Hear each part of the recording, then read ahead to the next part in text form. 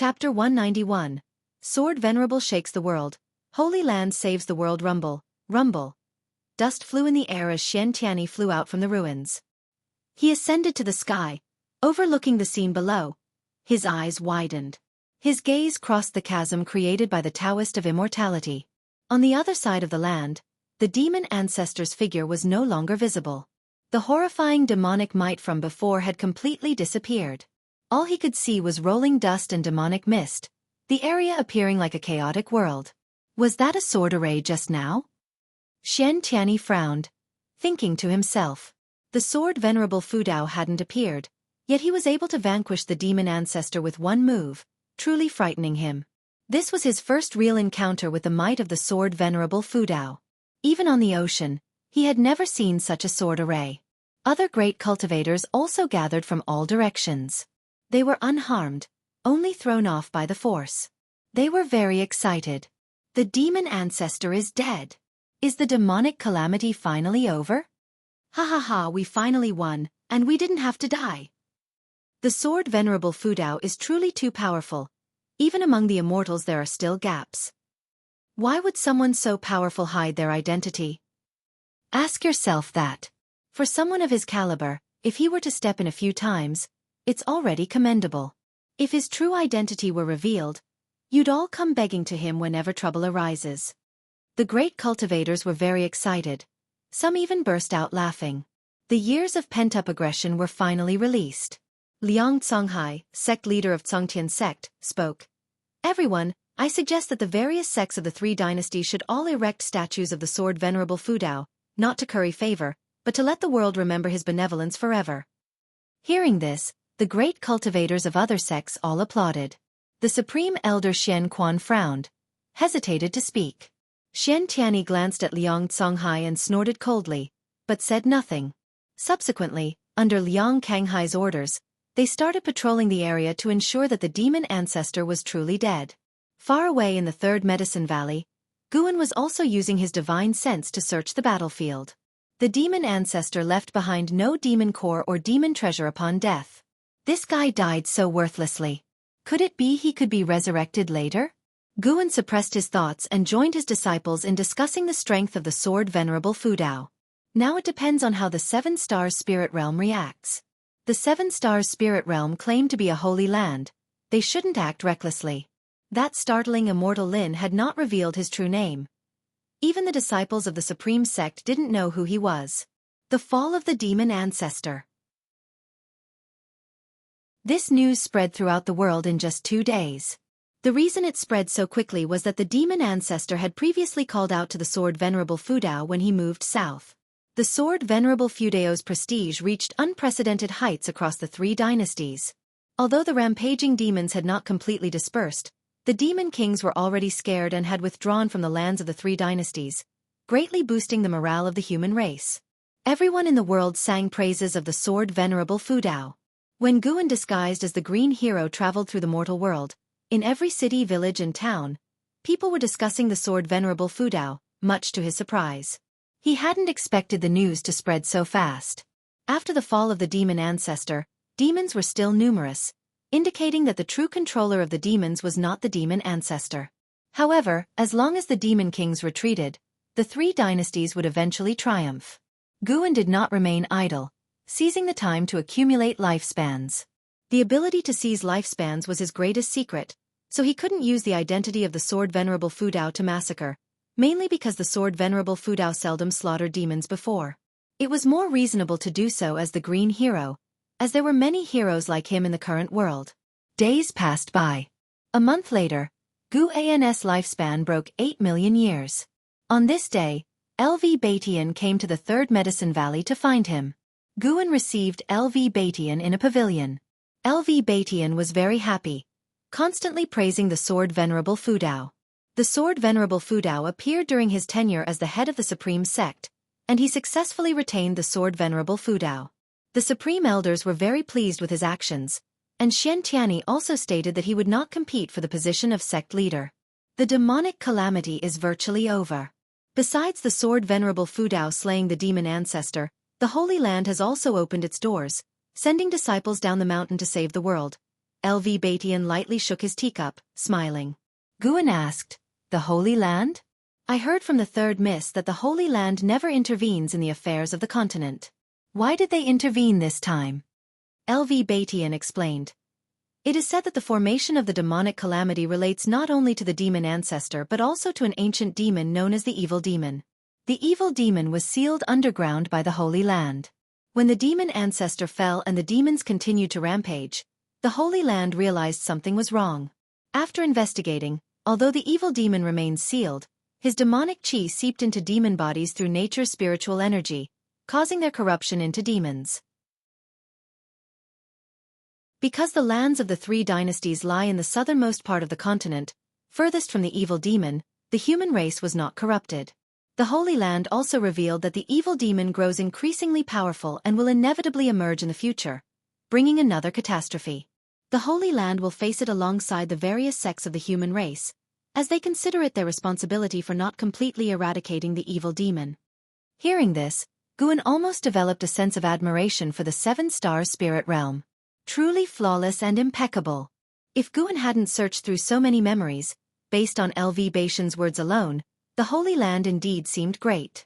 But he knew it was all orchestrated by the Holy Land themselves. It was also a good thing. The Holy Land sending disciples to save the world indicated that the seven-star spirit realm cared about its image and wouldn't act recklessly. It also meant that the seven-star spirit realm feared the sword Venerable Fudao, unwilling to confront him directly, giving Guan more time to grow. Still, Guan couldn't let his guard down. He had to watch out for the seven-star spirit realm investigating him in secret. Guan, feigning joy, asked, "That is indeed good news. The Holy Land must be really powerful. Do other sects know of this?" Yes, all sects received a message from the Holy Land's envoys. It's estimated that within 5 years, demons will be no more, and the three dynasties might even expand into the demon lands. For the Taitsong dynasty and the Supreme Sect, it could be a bit troublesome, LV Batian nodded. Guan was surprised and asked, "What kind of trouble?" With the Great Jiang dynasty and the Tianwei dynasty standing between the Taitsong dynasty and the demon lands, it makes it hard for us to mine spirit mines or seek opportunities in the demon lands. Over time, the Taitsong dynasty will be swallowed by the other two dynasties, weakening the Supreme Sect's influence in the immortal cultivation world. I'm planning to support Li Xiandao to accomplish this. LV Batian spoke worriedly, then began sipping tea. Guan wanted to say, "You guys are really persistent. The demonic calamity isn't over, and you're already thinking about dividing the demon lands?" But he couldn't interfere. The Supreme Sect indeed needed to grow stronger, which would help him to continue surviving. LV Batian started discussing the Supreme Sect's upcoming plans with a sincere attitude. Clearly, he still hadn't given up on recruiting Guan as a disciple. According to him, once the demonic calamity was resolved, the Supreme Elders would no longer travel south but lead the Supreme Sect's disciples to explore the demon lands, constantly enhancing the Supreme Sect's foundation. They even considered the Zongtian sect as a hypothetical enemy, and the Zongtian sect felt the same. LV Batian found the Zongtian sect's over-the-top praise of the sword Venerable Fudao nauseating. Do they want to align with the sword Venerable Fudao? Dream on. Guan, why don't you write a book with the sword Venerable Fudao as the protagonist, just like Pan An's works which spread throughout the world? LV Batian looked at Guan, seriously. Write about myself again? Guan wasn't so narcissistic. He immediately shook his head. No way, I don't want to write books for others anymore. Besides, the karma of the sword Venerable Fudao is too significant. If I write it and the book becomes famous, it attract endless trouble. Sect leader, do you want to get me killed? Not to mention, you wouldn't be able to defend against the enemies of the sword Venerable Fudao. LV Batian agreed, temporarily setting the idea aside. After chatting for a long time, LV Batian left regretfully. Guan didn't stay idle. He left the Third Medicine Valley, spent an hour in the Mystic Valley, and then disguised himself as the Green Hero again to descend the mountain. Time flew by, and another month passed. Guan celebrated his 95th birthday. He was getting closer to 100 years old. On this day, Shen Tianyi visited Guan. He pulled Guan, who was still sowing seeds in the garden, back to the pavilion, looking mysterious. What's the matter, so urgent? Guan asked, seeing Shen Tianyi set up restrictions inside the room. Tianyi turned to the desk and took a book from his storage bag, slamming it onto the table. Guan looked closely, his eyelids twitching. Sword Venerable Travelogue. Good heavens! He immediately said. Are you crazy? Daring to mess with the Sword Venerable Fudao? Aren't you afraid he'll come after you? Tianyi raised an eyebrow. I'm just writing a book. What trouble can it bring? Be careful, the Sword Venerable Fudao might tap your shoulder at midnight. Oh, that's a nice idea. Could add to the atmosphere. No, I'm serious, don't mess around. Guan became anxious. The Supreme Secret Records had already tainted his real name, and he didn't want his other identity to be tarnished too. LV Batian was such a beast, unable to find me, so he asked Tianyi to write? If he had known, Guan should have taken the task himself. Seeing Guan's anxiety, Tianyi felt moved. This brother was not a mistake. Don't worry, this time I changed the style. I'm imitating your books. Take a look first. Tianyi waved his hand. Assuredly. Guan immediately picked up the Sword Venerable Travelogue and seriously read through it. Tianyi walked to the bookshelf, wanting to see what books Guan usually read. A long while passed. Guan put down the Sword Venerable Travelogue, letting out a sigh of relief. He turned to Tianyi and said, It's not bad, indeed it doesn't have so many romantic affairs. The Sword Venerable Fudao is now revered by cultivators worldwide. You can mythologize him, but not degrade him. Tianyi turned around, glaring at him. What do you mean? You think the green hero is degrading? By the way, I've always been curious. Is the green hero travelogue made up or real experiences? Half true, half false. The anger in Tianyi's eyes dissipated significantly, replaced by embarrassment. Which half is true, and which half is false? Guan frowned. It turned out to be true. Do you think you're worthy of Ms. Z? That night in the abandoned temple. You two were so. Guan suddenly wanted to find a knife to poke Tianyi. Tianyi fake coughed. Let's talk about this book. Don't get distracted. Give me some advice. After all, Panin knows the cultivators of the world well. I heard other sects are also sending people to write books, imitating Panin, to win over the Sword Venerable Fudao. Our supreme sect can't lose in book writing.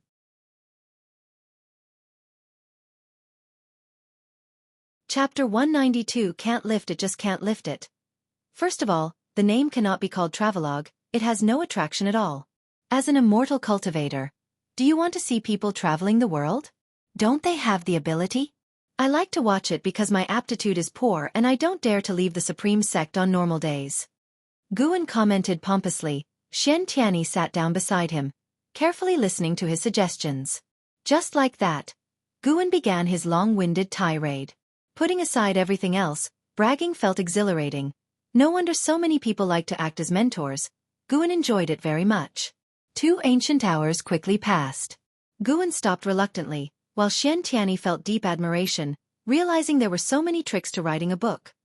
What to make enjoyable, relatable, create tension, and more, listening to him was utterly fascinating. Excitedly, Tianyi stood up to bid farewell.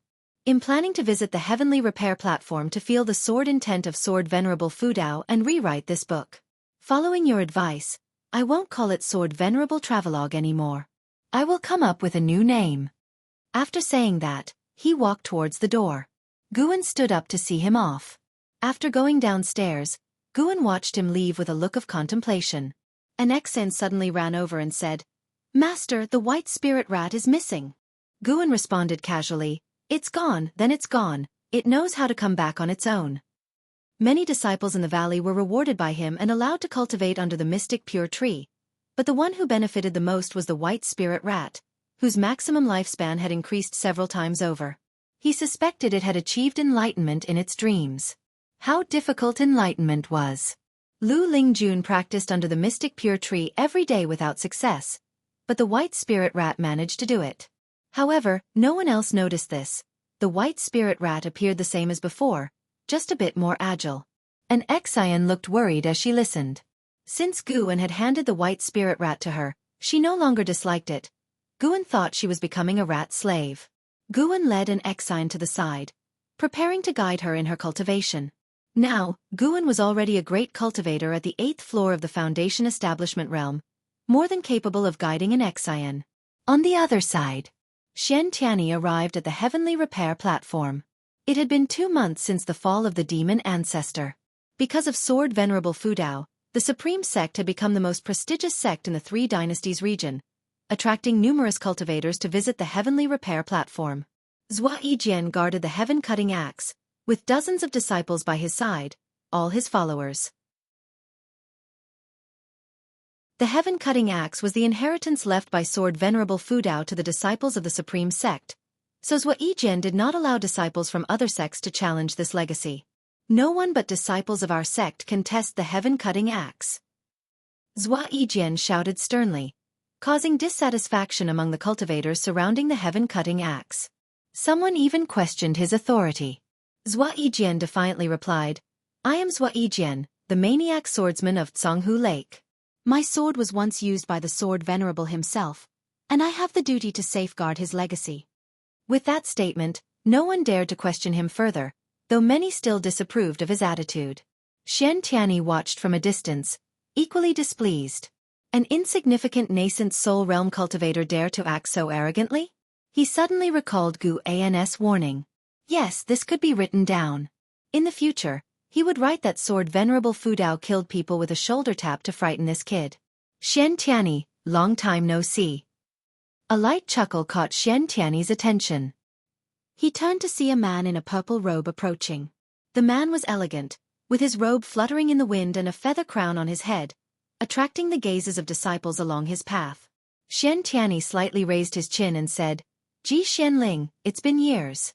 How come you've just now entered the Mahayana realm?" As soon as his words fell, the Heavenly Repair platform was abuzz. Even Zhua Yijian, standing beside the heaven-cutting axe, couldn't help but look toward the two. Very quickly, someone recognized Xian Tianyi, making them even more curious about Ji Xianling. Where did this Mahayana realm cultivator come from? Weren't there only 2 Mahayana realm cultivators in the Three Dynasties region? Ji Xianling walked up to Xian Tianyi, standing 5 steps apart, their heights nearly identical. Xian Tianyi was more arrogant, while Ji Xianling, though not as proud, was equally formidable. "Brother Xian, you made rapid progress after a trip to the ocean. Are you now a disciple of the Supreme Sect or the Star Sea congregations?" Ji Xianling asked with a smile. Xian Tianyi scoffed, "I can be a disciple of any sect I want, can you?" Ji Xianling chuckled and continued asking, "I wonder, Brother Xian, have you met Sword Venerable Fudao?" Xian Tianyi suddenly had an idea, smiling as he said, "Of course I have. If you want to meet Sword Venerable Fudao, you can. See the heaven-cutting axe over there? If you can move it even slightly, it'll take you to see Sword Venerable Fudao." "Really?" "Absolutely. It seems this axe is hard to move," Ji Xianling said thoughtfully. Xian Tianyi replied proudly, "Indeed, it is. Even with my cultivation, I could only make it shift a little." Many disciples of the Supreme Sect who had seen him lift the axe were hesitant to speak, not daring to contradict him in public. "Then let me try." Ji Xianling turned and walked toward the heaven-cutting axe, with Xian Tianyi following closely behind. Upon reaching the heaven-cutting axe, Zhua Yijian wanted to stop him but was instantly subdued by Xian Tianyi's divine sense, rendering him immobile. Zhua Yijian looked at Xian Tianyi in fear, feeling furious. Ji Xianling ignored Zhua Yijian's minor actions. He raised his hand to grasp the handle of the heaven-cutting axe. More and more cultivators gathered. On the Heavenly Repair platform one could find disciples from all sects of the Three Dynasties' immortal cultivation world, even including demon path disciples. In the face of the demon calamity, the righteous and demonic paths had ceased hostility to jointly resist demons, so the Supreme Sect did not prevent demon path disciples from coming, as long as they didn't cause trouble. Under the watchful eyes of Sword Venerable Fudao, who would dare to act recklessly? The moment Ji Xianling grasped it, he felt the same as Ji Xiaoyu. Unshakable. However, remembering that Xian Tianyi could make it shift with all his might, he felt slightly reassured and began cultivating energy. Boom! The aura of the Mahayana realm was fully unleashed, startling the surrounding cultivators to retreat. Xian Tianyi's eyes narrowed, He immediately isolated Ji Zuanling's aura with his own, directing it skyward to avoid harming others. Figures appeared out of thin air on the heavenly repair platform. LV Baitian, Gu Zong, Ji Hantian, and Lu Lingjun had all arrived and were watching Ji Xianling. Ji Zuanling's brows furrowed. He shifted his stance for better leverage, even emitting golden flames from his 7 orifices, causing the surrounding space to quake violently. The heavenly repair platform trembled, and LV Baitian and others cultivated energy to channel mana into the platform, preventing it from shattering. Despite using secret techniques, Ji Xianling found himself unable to budge the heaven-cutting axe, becoming increasingly agitated. He let out a low shout, veins bulging from his neck, his face flushed red, no longer composed or elegant. Xian Tiany's mouth twitched uncontrollably. Yes, just like that. The so-called prodigy of the 7-star spirit realm. Nothing more. Ji Zuanling's entire body ignited with golden flames, resembling a human torch, yet no matter how hard he tried, he couldn't move the heaven-cutting axe. How could this be? Ji Xianling was shocked, unable to accept this reality. He could accept not being able to lift it, but he couldn't accept being weaker than Xian Tiany. The harder he tried, the more he felt the heaven-cutting axe was immovable. How did Xian Tiany manage to do it? Could it be the Star Sea congregations had deeper foundations than the 7-star spirit realm? Enough. It's about time. If you can't move it, you can't move it. As a prodigy of the Holy Land, can you not accept this fact? Looks like the 7-star spirit realm's training is inadequate, only teaching cultivation, not character formation? Xian Tiany's voice rang out. This guy was incredibly annoying, broadcasting his voice for all to hear, as if afraid no one would know Ji Zuanling's identity. Ji Xianling cursed inwardly, withdrawing the flames around him. The terrifying pressure of the Mahayana realm vanished, allowing everyone to breathe a sigh of relief. Xian Tiany no longer suppressed Sui Yijian and began mocking Ji Xianling. Ji Xianling tried to keep smiling, praising the greatness of Sword Venerable Fudao. After all, he was a renowned great cultivator. Seeing Ji Zuanling's humility, Sui Yijian felt favorable towards him, speaking up, actually, Senior Xian failed before as well. He couldn't make the heaven-cutting axe budge. Upon hearing this, Ji Zuanling's smile froze. Xian Tiany wasn't angry. He became even more pleased. He decided he would definitely include the shoulder-tapping detail in his book to make Sui Yijian restless. On the other side, in the Third Medicine Valley, Guan pondered the purpose of Ji Zuanling's visit. It probably wasn't to investigate him. If so, would they come with such fanfare? Could it be the Holy Land was preparing to integrate into the immortal cultivation world? After the Mahayana realm pressure dissipated, an Xian relaxed and raised her sword again, saying, Master, Senior Xian said just now that the other party comes from the Holy Land. Does this mean the Holy Land intends to accept us? In her mind, the Holy Land was definitely more powerful than the Supreme Sect. Hearing this, Guan couldn't help but speculate if the 7-star spirit realm wanted to annex the Supreme Sect. Facing the unknown Sword Venerable Fudao, they couldn't continue to suppress openly, mainly because their previous actions were in secret and couldn't be publicly exposed. But the Lin family wouldn't let it rest. The Lin family was a major clan in the 7-star spirit realm. Guan was ready to bully the older and more powerful ones. He said, How would I know? Focus on practicing your sword skills. You're good in every way, but your mind isn't focused. Whenever there's a chance, you slack off. An Xian blushed and continued practicing her sword. Guan collected his thoughts, no longer thinking about the 7-star spirit realm.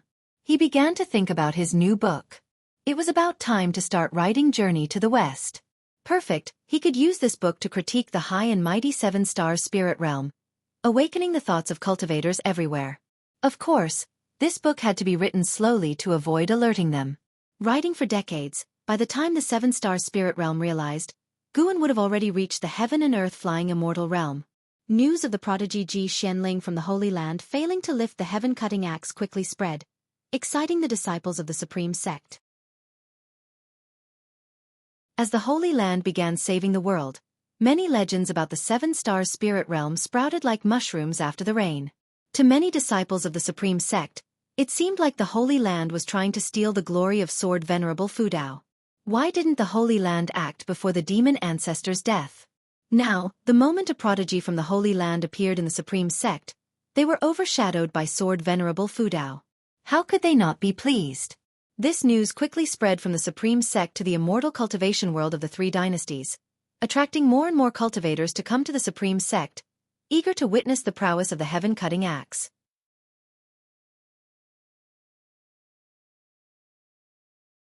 Chapter 193. Just Sparring. Not life-threatening. With the arrival of midsummer and under the scorching sun, Guan was picking medicinal herbs in Mystic Valley. As the number of demons and monsters in the world significantly decreased, the sky became bluer. Now, with the Three Dynasties, the Holy Land, and the Demon Emperor's forces actively eliminating demons, Guan's speed of harvesting lifespans also slowed down. However, everything gradually returned to peace, which was a good thing for him. Peace in the world, quietly farming and developing steadily, that was the true path. Lu Jiujia came to Guan's side and asked softly, "Senior brother, are you going to participate in the alchemy contest at the end of the year?" After the demon ancestor died, LV Batian became active again. First, he made Xian Tianyi write a book, and then he organized the first alchemy contest of the world. The various rich rewards attracted the attention of cultivators across the world, and disciples of the Supreme Sect could participate as well. In Lu Jiujia's view, Guan's alchemy skills were quite good. He had elevated batch after batch of servant disciples to outer disciples. Just in Mystic Valley alone, more than 20 disciples had achieved foundation establishment successfully, and new faces appeared in Medicine Valley almost every year. No need to join the excitement. Having my name on the golden list is enough for me to make a living. Guan casually replied. There would be many similar world contests in the future. If there were a calligraphy contest, he might participate since he liked practicing writing daily. Lu Jiujia sighed at the development of the Supreme Sect. Now, the Supreme Sect was vastly different from when he first joined, with a more upright atmosphere and a stronger sect. Previously, even seeing a nascent soul cultivator was difficult, but now there were numerous divinity transformation, void crossing, and unification cultivators on the heavenly repair platform, and he even heard of mystic heart realm affairs. The stronger the Supreme Sect, the more opportunities for the disciples. For example, even participating in organizing the first alchemy contest of the world could reap significant rewards, making it suitable for disciples with ample time but lacking cultivation resources. Guan continued to pick herbs while attentively listening. Listening more to the opinions of lower-level cultivators about the Supreme Sect revealed more about whether the Supreme Sect was on the right path. Wait, why do I have this sect leader's mindset again? Blame LV Batian. However, Guan was accustomed to acting as LV Batian's behind-the-scenes advisor. This feeling was actually quite satisfying, just speaking without doing, fulfilling his desire to command without exerting effort. LV Batian also enjoyed it. Over time, perhaps one day Guan would want to manage the sect personally. It had been several months since the demon ancestor's fall. The Supreme Sect dispatched inner disciples and outer disciples to eliminate demons, while inheriting disciples and true disciples were sent to the demon land for exploration. The demon land was vast, an unknown treasure trove for the sects of the Three Dynasties. Even great cultivators of the mystic heart realm could not resist going. Lu Lingjun had left the Third Medicine Valley as well, but her departure did not affect the Third Medicine Valley. When Lu Jiujia finished speaking, Guan finally said meaningfully, "You must cultivate the technique left by Wuxin seriously. The rise of the Supreme Sect shows that times have changed, and we both have opportunities." Lu Jiujia nodded, starting to imagine the future. Guan handed the picked herbs to Lu Jiujia, gave a few reminders, and then left Mystic Valley. Next was the picking in Tianya Valley, Mystic Heaven Cave Mansion, Mountain God Temple, and Yanchu Cave. In the evening, he had to go to the 8 scenic caves. It was busy but fulfilling. Although the number of demonized monsters was decreasing, Guan still gained a lot of lifespans by picking medicinal herbs. He was even preparing to expand Nianchu Cave Mansion, just as he needed to find 2 female demons for Tian Yaoer. At night, in Nianchu Cave Mansion, Guan sat at a stone table, sipping tea while watching Tian Yaoer and 2 little cat demons. The demon land lacked nothing but demons, and Guan sought out demons that were suffering. These 2 little cat demons were twins. Their parents were eaten by a demonized monster last month, and they barely escaped, suffering many injuries over the past month. Tian Yaoer was cleaning their wounds. Seeing her joyful yet distressed expression, Guan couldn't help but think of an Exian. Do women all like to keep pets? Guan extended his divine sense to the depths of the demon land. The legend of the evil demon spread continuously in the three dynasties, making the evil demon a dire threat to all, more terrifying than the demon ancestor. Even the ancient Holy Land could not shake it. The demonic qi of the evil demon was constantly spreading. Even Guan, in the 9th layer of the wandering immortal realm, needed to spend some time searching for it. Half an hour later, Guan's divine sense locked onto a mountain range deep within the continent, a place nearly 10 million miles away from heavenly Phoenix Mountain, with demonic qi covering a radius of over 1 million miles. Guan's divine sense penetrated the densest area of demonic qi. Along the way, he saw a group of mysterious cultivators, none of whom were weak, with the weakest at the Mahayana realm. They had set up camp in a mountain forest's temple, each cultivating alone without interacting. It seemed like the 7-star spirit realm wanted to guard against the evil demon breaking its seal. Soon, he felt a strong restriction, breakthrough only possible by someone at the wandering immortal realm. He felt he could break it, but he did not want to alarm the 7-star spirit realm or the evil demon, so he withdrew his divine sense. Take it slow, no rush. If he could reach a lifespan of 100 million years before the evil demon broke its seal, great. If not, he would break through early. Guan called up his attribute panel and saw that his lifespan was about to hit 9 million years, feeling calm inside. After a while, Guan asked, "Have you thought of what to name them?" The two little cat demons had low spiritual wisdom, still at the first order. Tian Yaoer thought for a while and said, "Master, why don't you name them? Speaking of which, I still don't know what Master's name is." Upon saying this, her tone turned wistful, her gaze at Guan filled with grievance. Ignoring her look, Guan said, "Let's call them Tianqing and Tianbai." Both cat demons were white. The names Tianqing and Tianbai came to Guan's mind because of his Qinghong sword and Yilan's white spirit sword. Tian Yaoer immediately flattered, "Sounds good, as expected of Master." Guan stood up and left with a parting word. "Remember, don't let them step on the herbs." Seeing him disappear into thin air, Tian Yaoer pouted, then picked up the two cat demons and brought them to the stone table. She suddenly noticed 2 books on the table. Sword Venerable Legend? Tian Yaoer became interested, placing the 2 cat demons on the table, then picked up one of the books and started reading. At the end of summer, the heat in the world persisted. In the 3rd Medicine Valley, Shen Tianyi sat on a chair, looking depressed. He couldn't help but ask, "Why doesn't my Sword Venerable Legend sell as much as your book?" Guan was writing, answering, "Maybe there are too many books of the same type, so it has a weaker effect." Not to mention other sects, just the Supreme Sect had produced dozens of books about Sword Venerable Fudao. Green Hero didn't have Pan-Ans appeal, so how could it be popular? Shen Tianyi sighed, feeling he was better suited to writing travelogues. He picked up a piece of paper Guan had just finished writing and read aloud. Chaos wasn't divided, and the world was in turmoil, vast and boundless, unseen by anyone. Since Pangu broke the primordial chaos, from then on, clear and turbid were distinguished. Just the opening poem captivated him. This must be an investiture of the gods type of book. He read on seriously, finding it fascinating. When he finished the first page, he wanted to find the second, but Guan hadn't written it yet.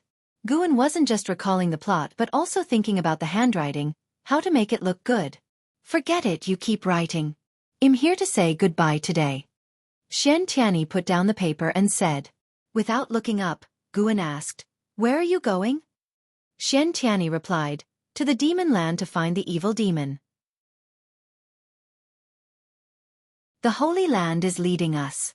Guan nodded and said, "Be very careful, don't be complacent because of your cultivation level." "You brat, how dare you lecture me? I've roamed the oceans, unlike you who stay in the Supreme Sect all day. Don't worry, I can't possibly die. I'm invincible below the immortal path." Shen Tianyi stood up, full of spirit, and said. Guan looked at him and asked, "What if you encounter an immortal path being?" "Then I'll die gloriously," Shen Tianyi said, turning to leave. At the door, he looked back and urged, "Write faster. I want to see if your book can surpass Investiture of the Gods." He pushed the door open and left. Guan did not get up to see him off. Surpass investiture of the gods? Guan chuckled, continuing to write. As dusk approached, he finally left the third medicine valley. Late at night, in the mountains and forests, wearing animal skins, Zhang Buku strolled forward, carrying a stone axe at his waist. His eyes were fixed on the firelight on the mountain, where there was a temple, illuminated by firelight and an inexplicably familiar aura. He had left the cave a month ago, heading north, seeking opportunities in the demon land. Along the way, he had hardly interacted with cultivators or demons, making him very nervous as he cautiously approached the mountain. Soon, he entered the temple. It was large, with Zhang Buku standing in the outer courtyard, hesitating. The firelight was just behind a wall. "Since you're here, come over and meet." A voice came from the other side of the courtyard wall. Hearing this, Zhang Buku breathed a sigh of relief and leaped over the wall. He landed in front of the fire, scrutinizing the black-clad man sitting opposite. The man had a stern face, and beside him was a noticeable heavy sword. While Zhang Buku observed Li Ya was also observing him. "My name is Zhang Buku. May I know your name, Taoist friend?" Zhang Buku cupped his fists and said. He could sense the person before him was very strong, but now he was no longer the same as before. He was only somewhat nervous, not afraid. Li Ya replied, "My name is Li Ya. Why do you have half-demon energy in you?" Zhang Buku answered, "My father is human, my mother is a demon. Are you the same as me?" Li Ya? That name sounded familiar. Upon hearing his question, Li Ya glared at him and snorted, "Of course not. I only consumed a demon treasure, having the power of demon blood." Zhang Buku felt a bit disappointed upon hearing this. Noticing the stone axe at Zhang Buku's waist, Li Ya stood up and smiled. "Kid, how about we spar a bit?" Since witnessing Sword Venerable Fudeo's vast star-suppressing heaven-boundless sword, he had understood the Taitsong Divine Shocking Sword better. He had been diligently practicing for half a year, eager to test it out. Zhang Buku instinctively touched the stone axe at his waist and asked, "Are we really just sparring?" Li Ya nodded, "Just sparring, no life-threatening moves. I've been practicing my swordsmanship for half a year and want to test it." Zhang Buku's eyes lit up, and he smiled. "To be honest, I've been practicing hard for some time too." "All right, let's go."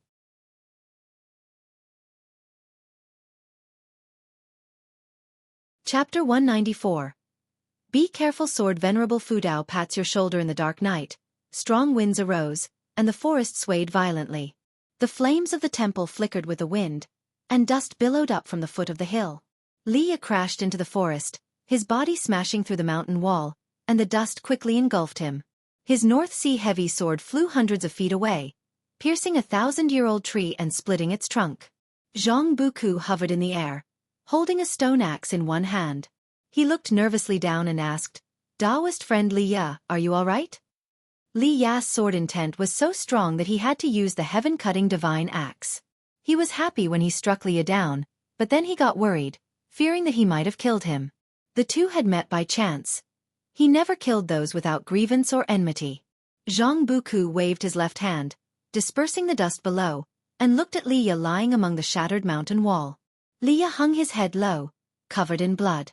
That blow from the axe had almost split his body apart. Fortunately, he had taken the dragon image divine primordial. Otherwise, he wouldn't have survived. Zhang Buku quickly flew to Li Ya's side, panicking and unsure of what to do. Li Ya struggled to raise his head, closing one eye and gritting his teeth. "What kind of monster are you?" "I'm sorry, I didn't do it on purpose. I really didn't mean to. It's just that you were too powerful. I had to give my all," Zhang Buku hurriedly explained. Hearing this, Li Ya felt slightly consoled. But he still felt miserable. Fortunately, the ancestor's soul remained at 3 Pure Ones Mountain. Otherwise, it would have been a complete disgrace. Afterwards, with Zhang Buku's assistance, Li Ya landed, sat cross-legged, and began cultivating energy to heal his injuries. Zhang Buku went to retrieve his North Sea heavy sword. An hour later, Li Ya opened his eyes, looking at the uneasy Zhang Buku beside him, feeling somewhat helpless. If Zhang Buku had been flaunting his victory, he could still be angry, but Zhang Buku's respectful attitude left him with nothing to blame.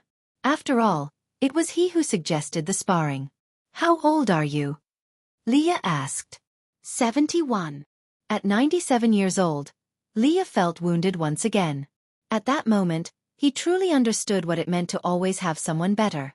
Losing to an Hao, he could accept, as an Hao was renowned.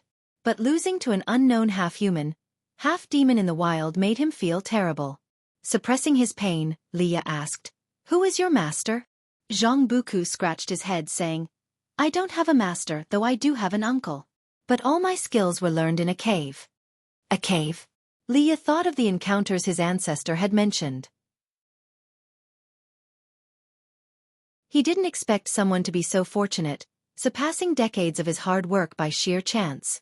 Seeing him puzzled, Zhang Buku began to recount his experiences, omitting Guan's existence, as he had promised not to cause trouble for Guan. Listening to Zhang Buku's story, Leah felt even more speechless. Where did this sparrow come from? Why hadn't he encountered it? Although he was known as the person of heavenly destiny in the Li family, blessed with great chi fortune, he felt vastly inferior compared to Zhang Buku. The two, now familiar through their fight, continued their conversation. Far away, tens of thousands of miles away, Guan, who was slaying demons, smiled and then turned to walk into the darkness. After staying in the temple for 2 days, Zhang Buku and Leah joined hands to head north, seeking opportunities in the demon land. During that period, Zhang Buku offered to teach his axe technique to Leah, which deeply touched him. However, determined to concentrate on swordsmanship, Leah declined, realizing that his loss wasn't due to his swordsmanship but because Zhang Buku's physique was far stronger. Leah began to wonder if accompanying Zhang Buku might lead to great opportunities. Sigh, if junior brother Gu knew he was seriously injured again, he would surely worry about him. Time flew by, and a year passed quickly. In early May of that year, Guan's total lifespan reached 10 million years, and the demons in the 3 dynasties had become scarce. He no longer descended the mountain, returning to his former farming life. Although the trend of seeking opportunities northward was rising, the number of new disciples recruited by the Supreme Sect each year continued to grow, keeping the sect lively. This year the number of servant disciples in the 3rd Medicine Valley exceeded 600, a quarter of whom were new. Those who left had been promoted thanks to the foundation establishment pills bestowed by Guan. As a result, Guan's network within the Supreme Sect grew wider. Now, whenever he went to Outer Gate City, disciples would always greet him. The number of servant disciples in the Mystic Valley also reached 50. When Guan wanted to expand the Medicine Valley, the Outer Sect Great Elder LV Songhan readily agreed. Guan's book Shattering Void had brought him many benefits, and combined with the LV family's backing, he would comply with most of Guan's requests. One day, Guan came to the North Sea Mountain, embodying the mountain god, to inspect Sage Shen Miao's progress over time. Sage Shen Miao had also recruited some minor demons to assist, giving him more time for cultivation. When the mountain god arrived, he immediately rose to welcome him and accompanied the mountain god to pick medicinal herbs. During this process, he mentioned some recent events in the North Sea Mountain. Though the demon disaster had ended, cultivators often fought over treasures and grudges. He saved many people in the name of the mountain god, hoping to spread the mountain god's name. Interestingly, although the mountain god's name was widely known, only Sage Shen Miao could sense Guan's presence.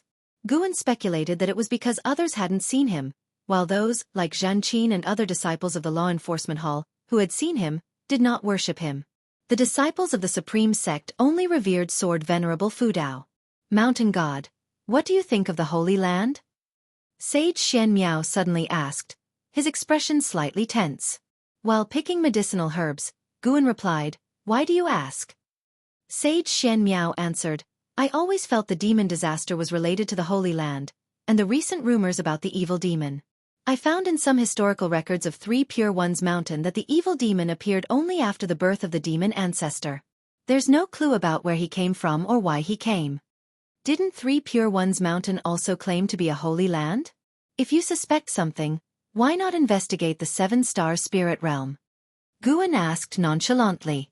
Did Sage Shen Miao want him to act against the 7-star spirit realm? That was impossible.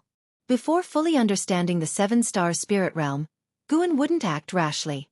Sage Shen Miao stepped forward and whispered, "We did investigate before, but it resulted in a near-catastrophic disaster. Since then, 3 Pure Ones Mountain no longer dares to mention the Holy Land. Even my master stays apprehensive about them. Guan wasn't surprised. The land of the 3 dynasties had undergone numerous dynastic changes and sect upheavals, yet only the 7 Stars spirit realm persisted. Surely, there were those who suspected it but didn't dare offend it. Be careful tonight, their people are coming for you, Guan suddenly said with a smile, catching Sage Xian Miao off guard. Guan's visit to gather medicinal herbs today was because he sensed 2 Mahayana realm presences approaching the North Sea Mountain, one of whom had set off from the Supreme Sect. Sage Xian Miao wanted to ask more, but Guan refused to say anything. After gathering the herbs, Guan took a portion, leaving the rest for him, and then disappeared into the forest. Sage Xian Miao became restless, anticipating an encounter with people from the 7 Stars spirit realm that night. At dusk, the North Sea shimmered. Ji Xianling stood at the shore, holding a book with the words, Sword Venerable Legend on its cover. Out of nowhere, a figure appeared beside him, a man dressed in a gold-threaded red robe, with a ruby-embedded headpiece burning with golden red flames. His right hand was placed behind his waist, and arrogance marked his brows. Why are you slower than me? Ji Xianling asked nonchalantly. Lin Chen stared at Ji Xianling and snorted, That's what I should be asking you. He shifted his tone and asked, After staying at the Supreme Sect for a year, any information on Sword Venerable Fudao? The information is in my hand. Do you want to see it? Ji Xianling raised the book in his hand, smiling.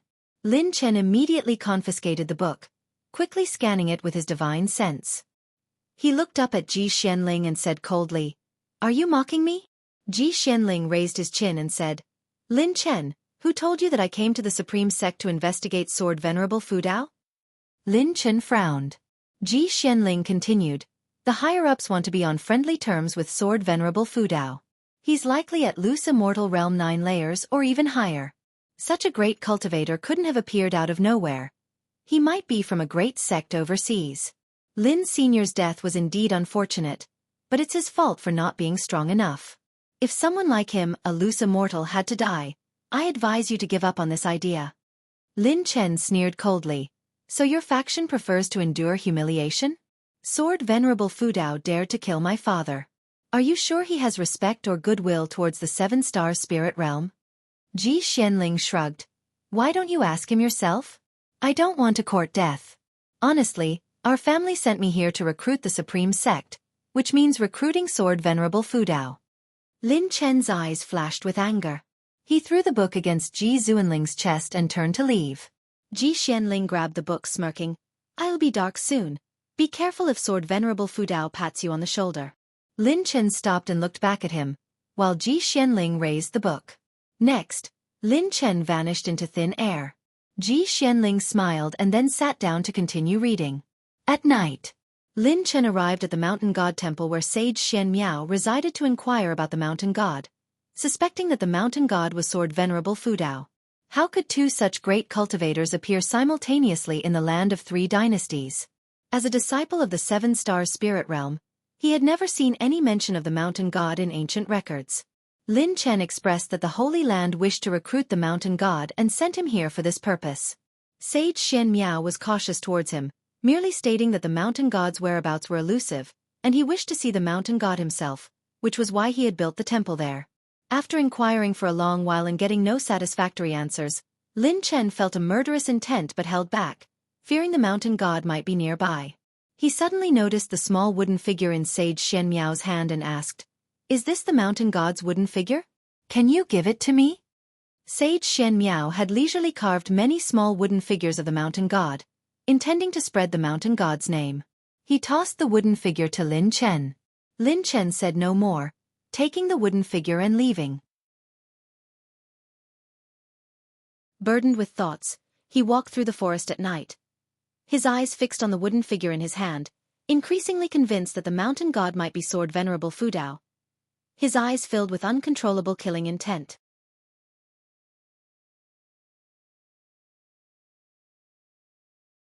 Chapter 195 I've spilled the beans. Lin Chen harbors hostility toward you and loathes you to the bone.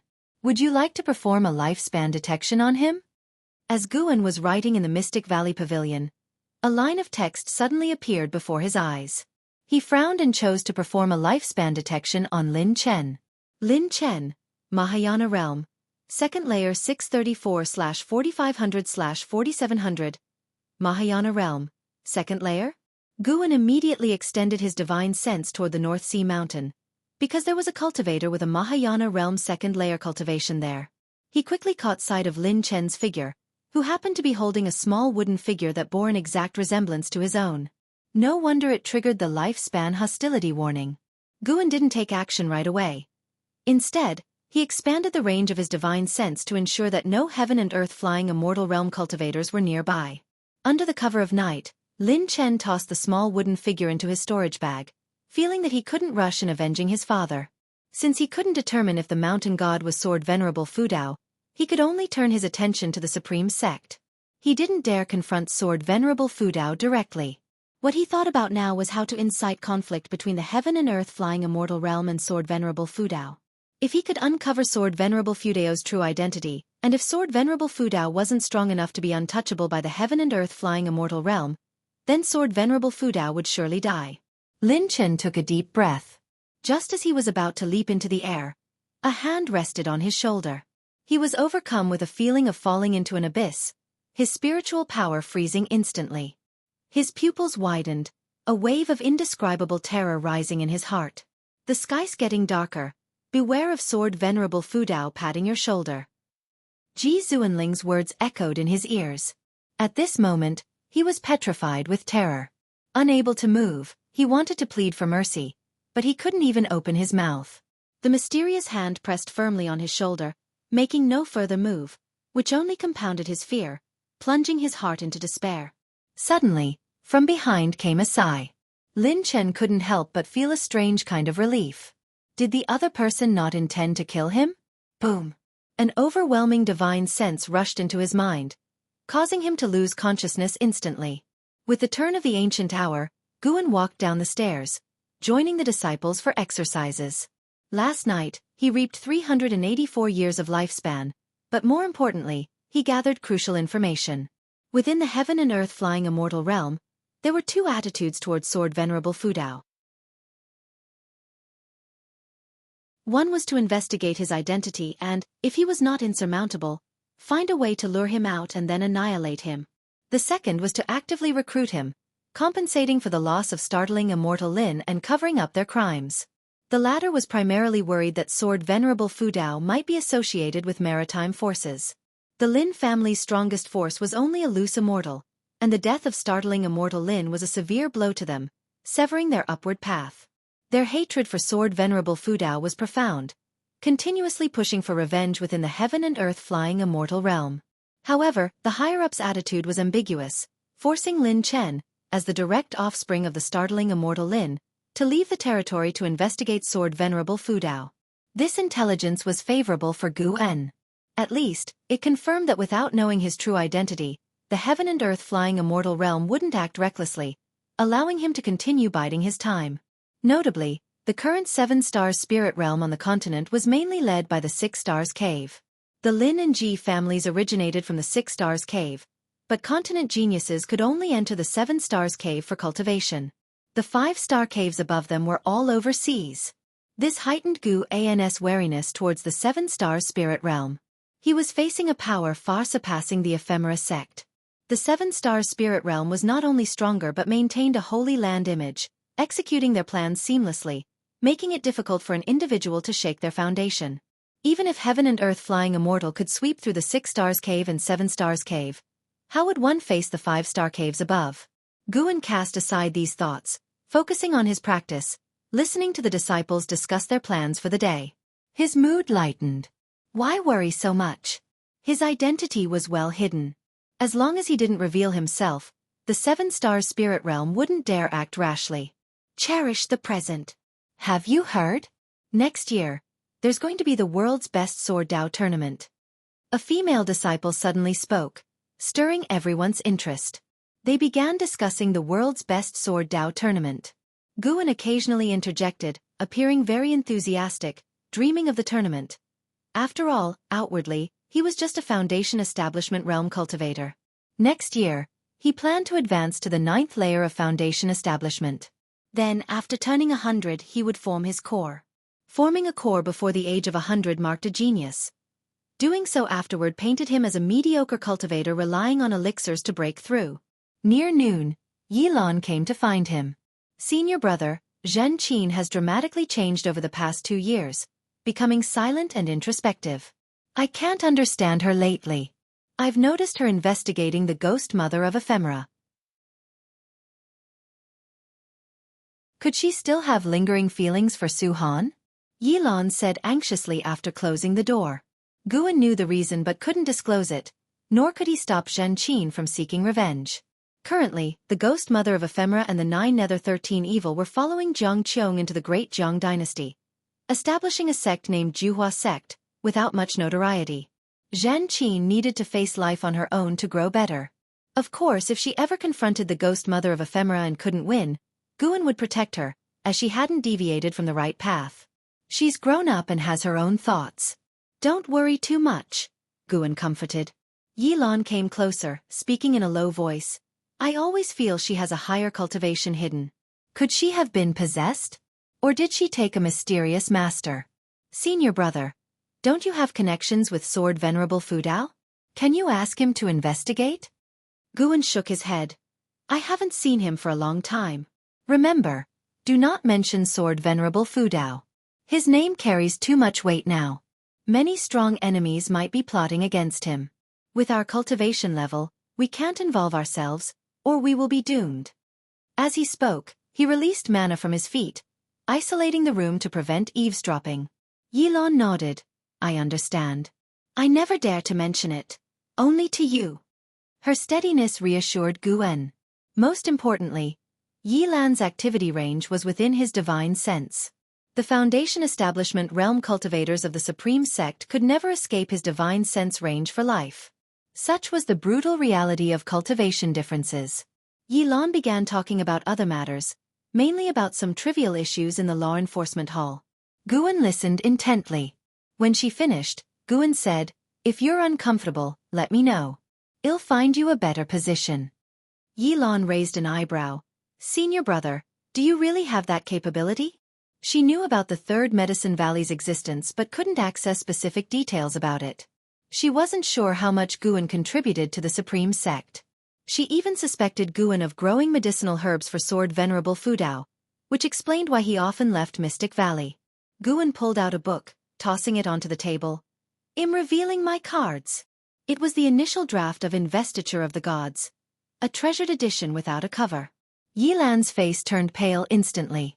She asked in a trembling voice, Senior brother, did you write that book? Guan crossed his arms, raising his chin arrogantly. Yilan glared at Guan angrily asking, Senior brother, if you had such great needs, why did you reject me? Is your heart set on someone in the valley?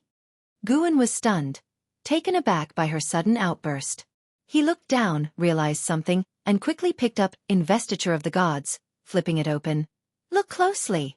Junior sister, what are you thinking all day? Senior brother must criticize you a bit. Yilan only needed to glance at a couple of lines to recognize the book. She widened her eyes in shock. You wrote Investiture of the Gods? Are you Panin? Guan shook his head, giving her a look that said he couldn't believe her misunderstanding. Her face turned red. She circled the table, grabbing his shoulders and gently shaking him. Senior brother, she said coquettishly. 2 ancient hours later, Yilan opened the door and walked downstairs. Lu Jiujia saw her and smiled, greeting her. Yilan kept a stern face, nodded slightly, and then flew away using her sword. Lu Jiujia was used to her demeanor. After all, staying in the law enforcement hall for a long time tended to make one serious. Days of leisure passed by. Guan wandered among the various medicine valleys, occasionally visiting the Outer Gate City and Inner Sect City, living a comfortable life. However, the increasing demonic chi from afar indicated the day when the evil demon would break the seal was approaching. Guan hesitated whether he should break through to the heaven and earth flying immortal realm early to avoid mishaps. After thinking it over, he decided to break through at sea by the end of the year. Better safe than sorry. Summer gave way to autumn. Because of the upcoming World's Best Sword Dao tournament, more sword cultivators started arriving at the Supreme Sect, causing sword competition signs to appear around Mystic Valley. Fortunately, Sword Venerable Fudao was hidden in the nearest outer gate city, deterring these sword cultivators from bullying the servant disciples. After noon in the Third Medicine Valley, Guan stood with his hands behind his back, watching the disciples sweeping the grounds. The white spirit rat was frolicking in a pile of fallen leaves, infuriating an Xian but always eluding her capture. Everything felt perfect. Guan's lips curved into a smile. As he was appreciating the beautiful scene, he suddenly sensed something and turned to look north. Beyond 3 dynasties, a strange heavenly aura appeared above a river that cut through the mountains. It resembled the celestial aura that appeared when Lu Lingjun ascended. Someone else was ascending? Guan thought to himself. He sensed this celestial aura was slightly stronger than when Lu Lingjun ascended but not strong enough to make him wary. He previously speculated Lu Lingjun's successful ascension was due to his presence nearby during his breakthrough. Would there be special circumstances around this ascender? Guan's divine sense began scanning the forests within a 1,000-mile radius, his gaze suddenly locking onto a stele hidden in the grass. The stele contained restrictions only breakable by Mahayana realm cultivators, concealed without any leakage of aura. Interesting. Guan had no intention of investigating further, as he already saw many great cultivators heading toward the place where the ascender would descend. Besides great cultivators, there were also low cultivation individuals, such as Li Ya and Zhang Buku. Seeing Li Ya's figure, Guan's expression turned peculiar. Why did he feel like Li Ya was going to get hurt again? Speaking of which, Zhang Buku was frequently injured in recent years. Eve.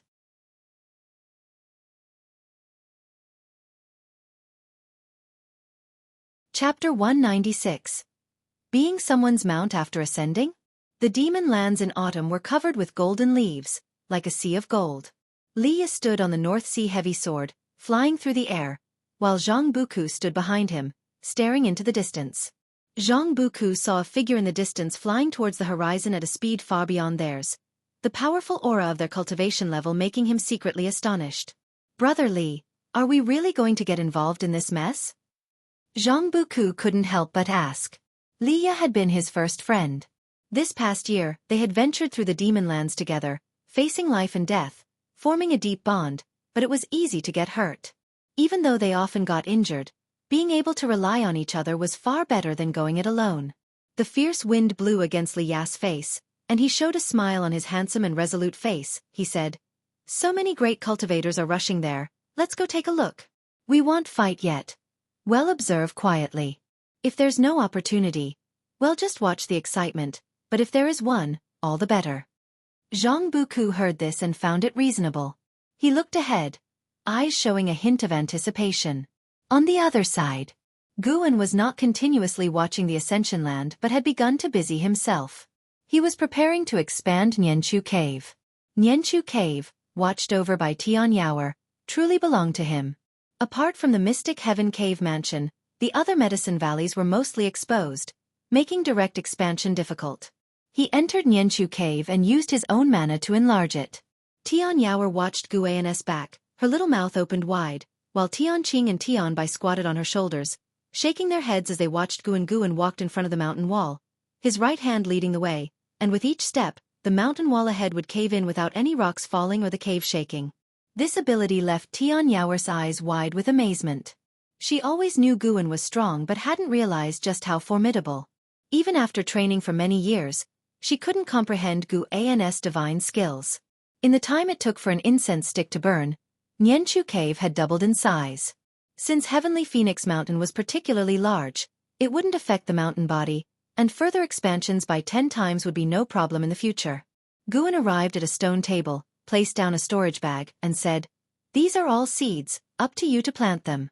Don't disappoint me." Without waiting for Tian Yaoer to respond, he vanished into thin air. Tian Yaoer didn't look at the storage bag but instead mimicked Guan's earlier posture, raising her right hand and carefully recalling his movements. The moon set and the sun rose, ushering in a new day. In the Third Medicine Valley, Guan put down his pen and stood by the window, looking at the demon lands. After the Ascenders arrived last night, that steel triggered a restriction, opening an entrance to a minor heaven and earth, where all the great cultivators swarmed in.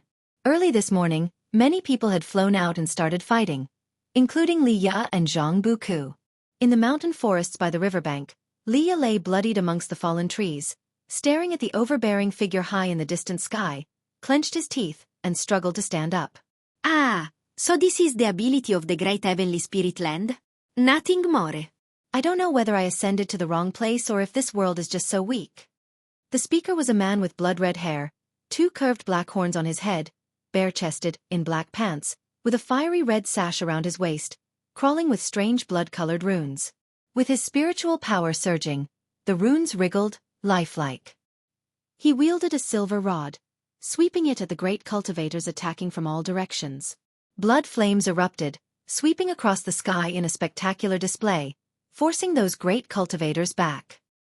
He vanished into thin air, appearing instantly behind a great cultivator of the mystic heart realm, and smashed down with his rod.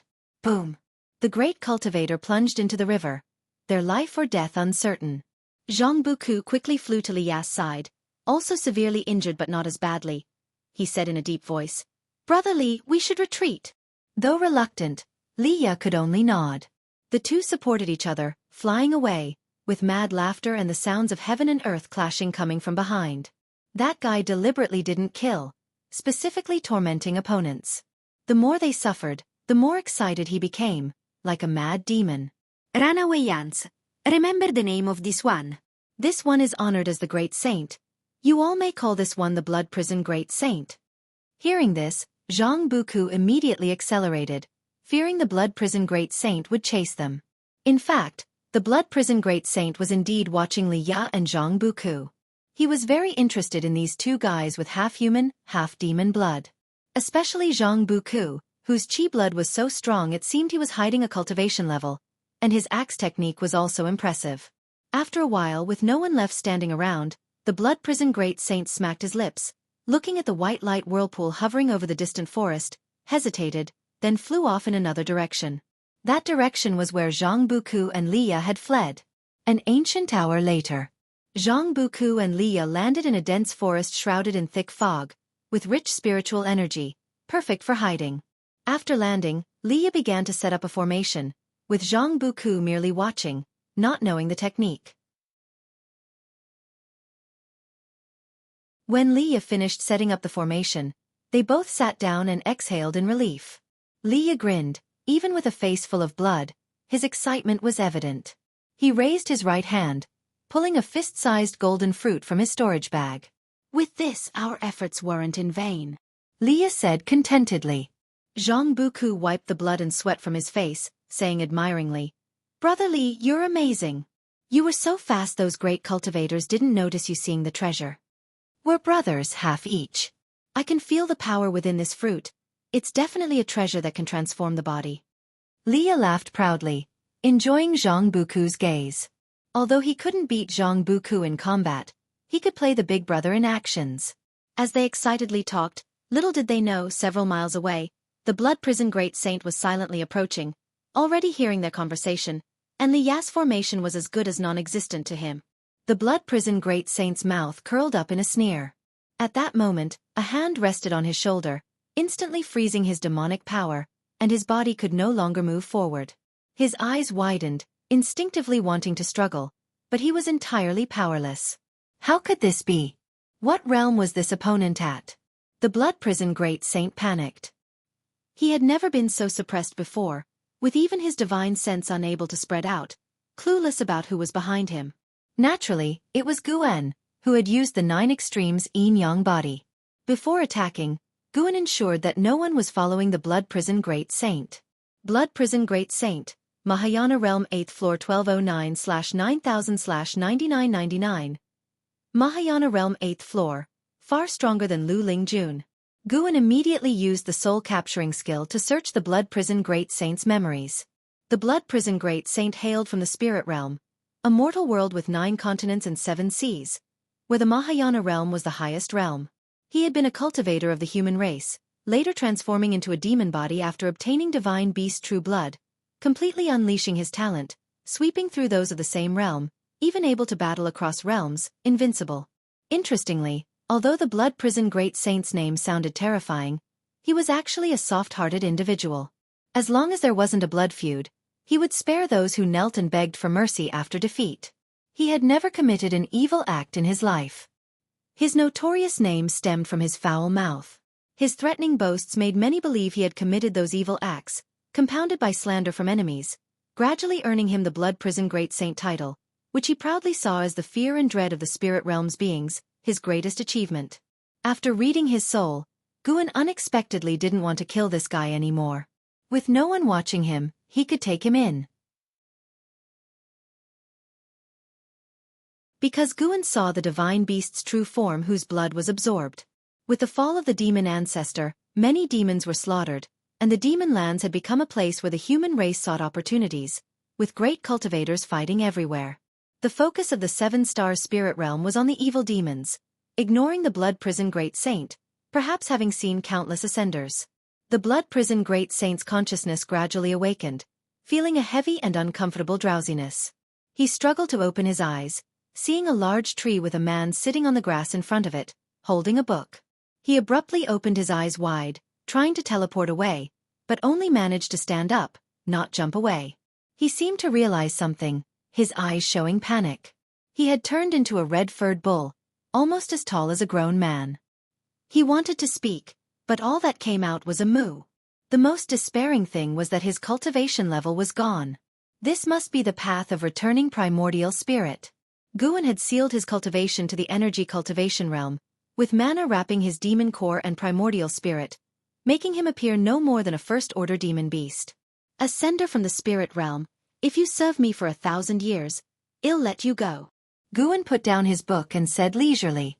Looking at his youthful face, the Blood Prison Great Saint felt only fear. Guan stood up and walked toward him, making him retreat in fear. Without his cultivation, how could he dare escape? Eventually, he was caught by Guan and humiliatingly ridden. Guan sat on his back, patting him, pointing in a direction. He could only move forward. By dusk, Guan had ridden the Blood Prison Great Saint back to the Mystic Valley. With his dark red fur and majestic body, he instantly drew the curiosity of numerous disciples, who gathered around, pointing. The Blood Prison Great Saint was dazed. With his divine sense sealed, he had worried all the way about which demon cave he would be taken to. Yet, these cultivators' chi blood was so weak, seemingly all in the energy cultivation realm? He felt like he had arrived in some small place in the spirit realm. As Guan introduced him to the disciples with a smile, this feeling of illusion became a mix of complex emotions. He was the Blood Prison Great Saint, the most outstanding genius of the spirit realm in 10,000 years, sweeping the 9 continents and 7 seas, reigning invincible, earning the title of Great Saint through his battles. Yet, after ascending, he had become a mount? The Blood Prison Great Saint sank into bewilderment.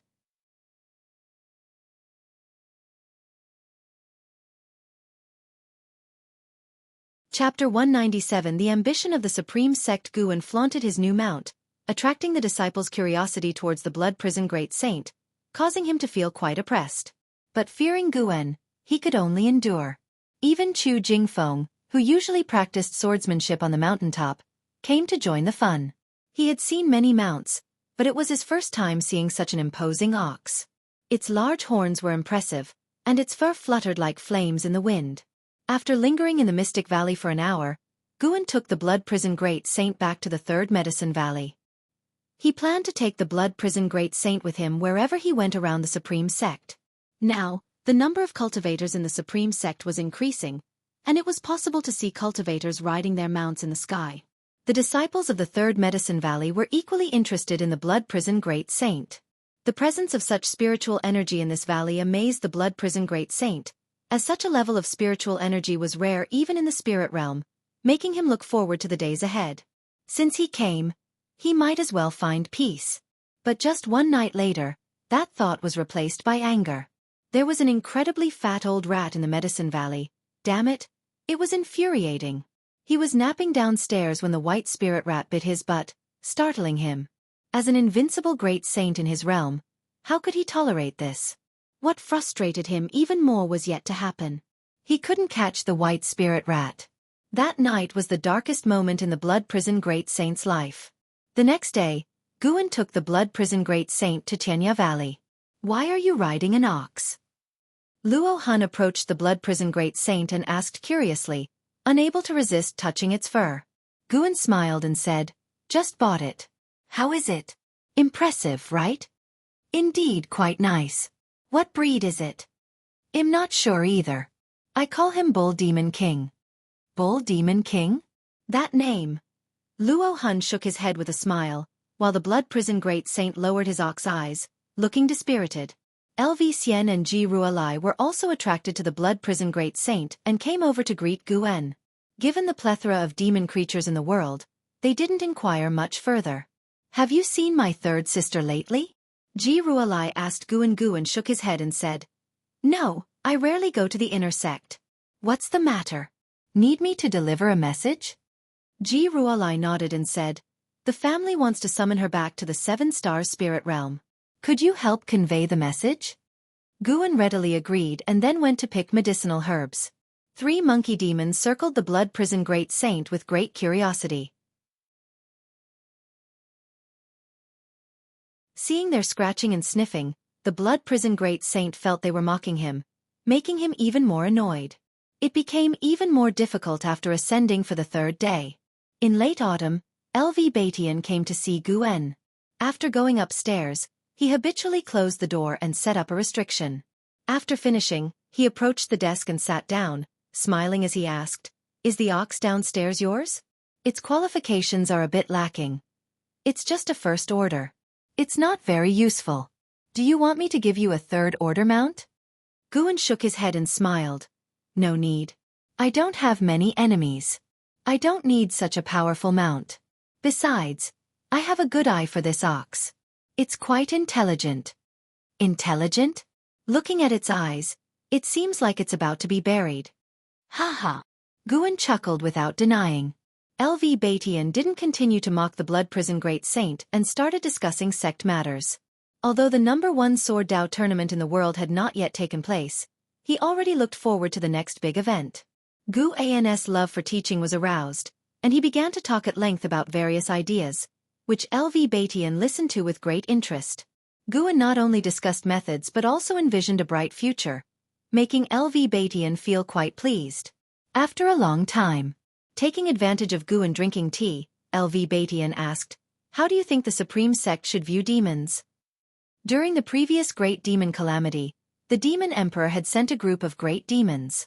This group of demons was now still staying in the Supreme Sect, following Di Xie's leadership. The Supreme Sect had not mistreated them, arranging caves for each. Guan responded, "Sometimes human hearts are worse than demon hearts.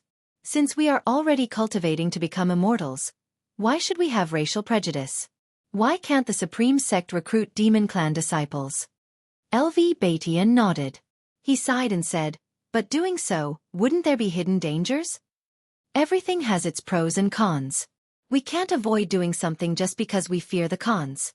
If successful, it can set an example, making the human and demon clans on the mainland no longer be at odds. If it fails, then treat it as a training exercise, suppress it if necessary. Isn't suppression what you were best at in the past?" Guan said calmly. With this, he aimed to accumulate strength for the Supreme Sect. The Supreme Sect eventually has to face the 7-star spirit realm. Ji Xianling represented the 7-star spirit realm in trying to win over the Supreme Sect, but the Supreme Sect only maintained good relations without bowing down, reflecting the attitude of the Hall of Elders. Now, the mentality of the upper echelons of the Supreme Sect had become inflated. They were already thinking about becoming the 2nd Holy Land in the mainland, or even surpassing the 7-star spirit realm. With Gu An's support, LV Batian felt much more confident, and the smile on his face became brighter. The two chatted for a long time before LV Batian left, satisfied. Downstairs, he looked at the Blood Prison Great Saint lying on the ground and became interested. He walked over, patted the Blood Prison Great Saint's head, and said with a laugh, "Little beast, cultivate well. One day, you might become a disciple of the Supreme Sect. Reaching the nascent soul realm is not impossible." The Blood Prison Great Saint glanced at him with a white eye, too lazy to respond. This made LV Batian pause, suspecting he had misseen. Forget it. What's the use of arguing with a beast? LV Batian stood up and left. The blood prison great saint watched his back, seething with inner rage. Old thing. Just you wait. Daring to insult me, in 1,000 years, I will make you kneel before me and beg for mercy. Snowflakes flew as Guan rode the blood prison great saint, wandering in the third medicine valley. It seemed like he was patrolling, but in reality, his divine sense was traveling overseas, looking for a place to break through. An Exian ran over curiously asking, Master, why do you ride it wherever you go? Don't you think it's slow? Guan lightly chuckled and said, I'm training its physique. Although it's my mount, I won't mistreat it. Sooner or later, I will release it. Hearing this, the blood prison great saint's eyes brightened, and his ox body became upright, no longer looking like an old dying ox. An Exian nodded. Just as she was about to speak, 2 figures suddenly flew in from the sky. It was Lu Lingjun and Shen Zhen. After landing, Shen Zhen enthusiastically greeted Guan. Lu Lingjun glanced at the blood prison great saint under Guan but didn't pay much attention. Shen Zhen talked excitedly about their opportunities over the years, making even an Exian listen with envy. Guan also pretended to be emotional, envious, satisfying Shen Zhen's sense of achievement. Now Shen Zhen was already at the 5th layer of the nascent soul realm, evidencing the great fortitude. After chatting for a while, Shen Zhen finally left. Before leaving, she mentioned preparing to publish a book next, which made Guan's heart skip a beat. After Shen Zhen left, an Exian also didn't disturb Guan and Lu Lingjun, finding an excuse to leave. Lu Lingjun lightly stomped her foot, forming a barrier with her spiritual power, isolating the 3-foot area, making the blood prison great saint look at her again. Guan, I heard there's an ascender appearing in the north. You are close to the sect leader. Did you find out anything? Lu Lingjun asked directly. Ascender. Upon hearing these words, the blood prison great saint couldn't help but lower his head. Such a disgrace. Guan thought for a moment and shook his head. I haven't heard of it. Why are you so concerned about the ascender? Lu Lingjun hesitated for a while and said, To be honest, I'm also an ascender, so I wanted you to write about the shattering void. Guan's eyes widened, showing a look of incredulity. The blood prison great saint looked up again, this time with tears in his eyes. Lu Lingjun had wanted to say this for a long time.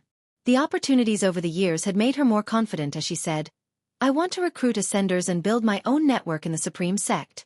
What do you think?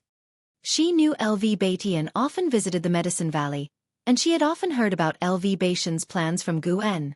She also wanted to convey her intentions to LV Batian through Guan. Guan excitedly said, Of course, it is a good thing. It will enhance the strength of the Supreme Sect.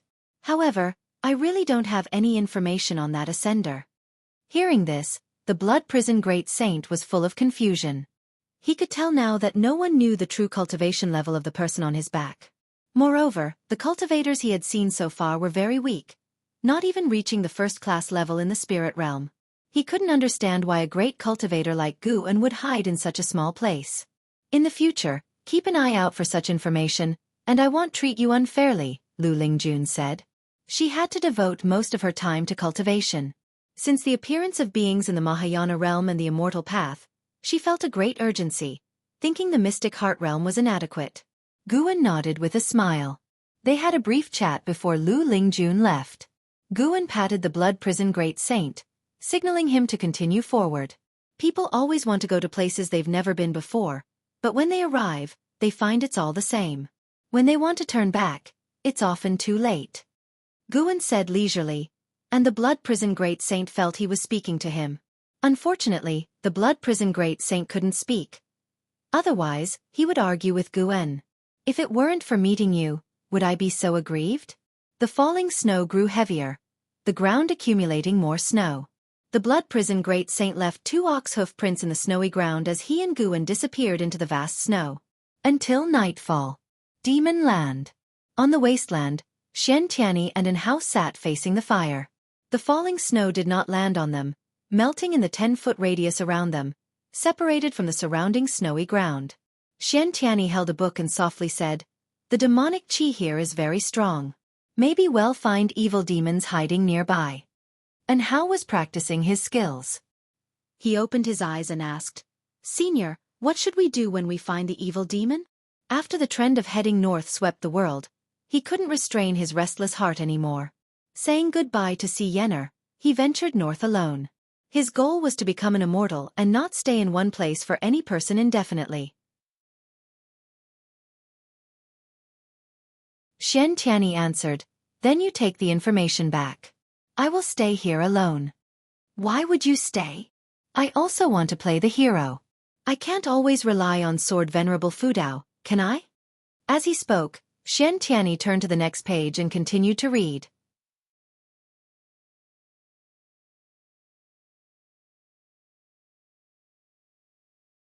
Chapter 198.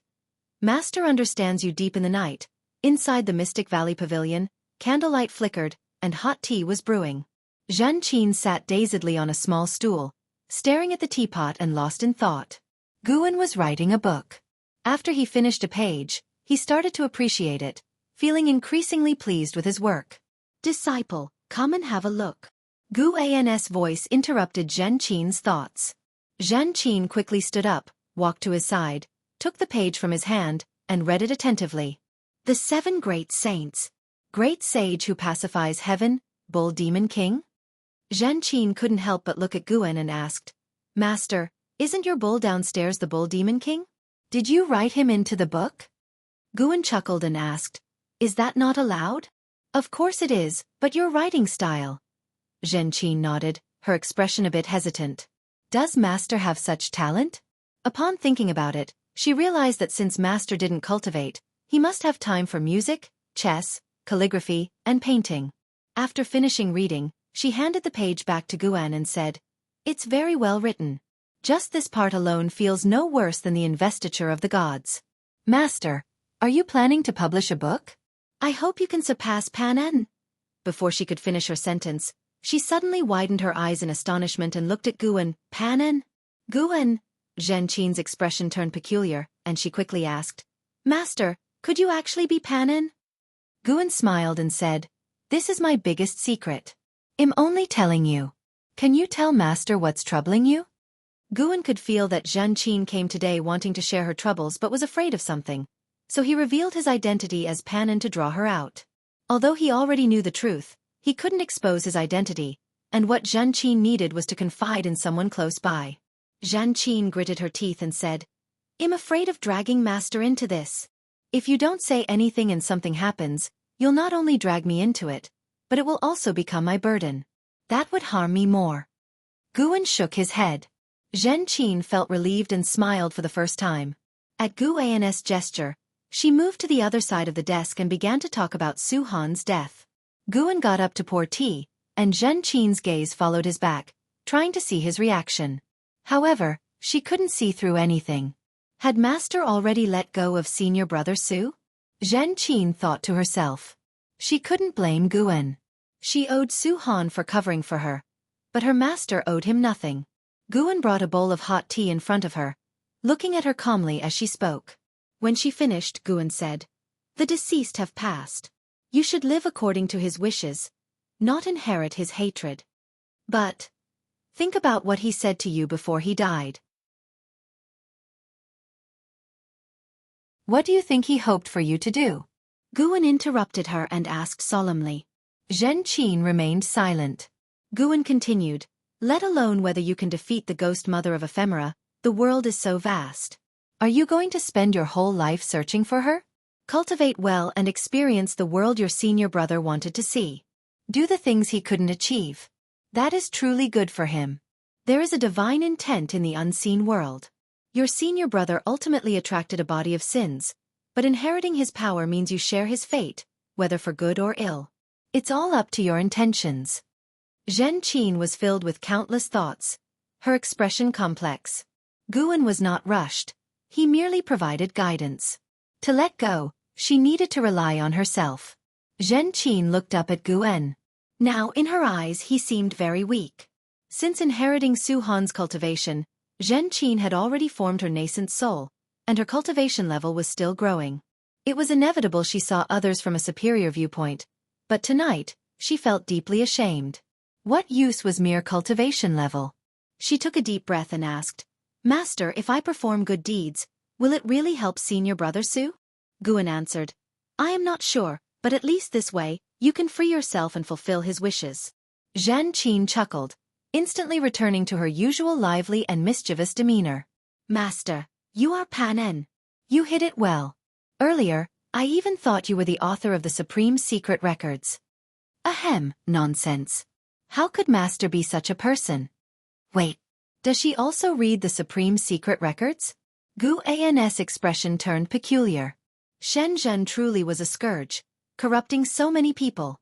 Zhen Qin snorted, who told Master to love reading Green Hero Travelogue? They are all rumors. Don't believe them. The master and disciple duo began to argue. A long while passed. Guan spoke, defying fate divine skill, Master knows. Someone wants to pass it on to me.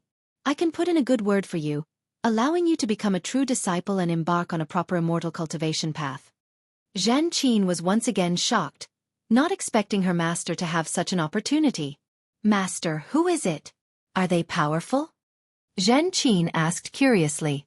Sect leader LV Batian, do you think he's powerful? Hiss. Does that mean, Master, you will become a great cultivator of the unification realm in the future?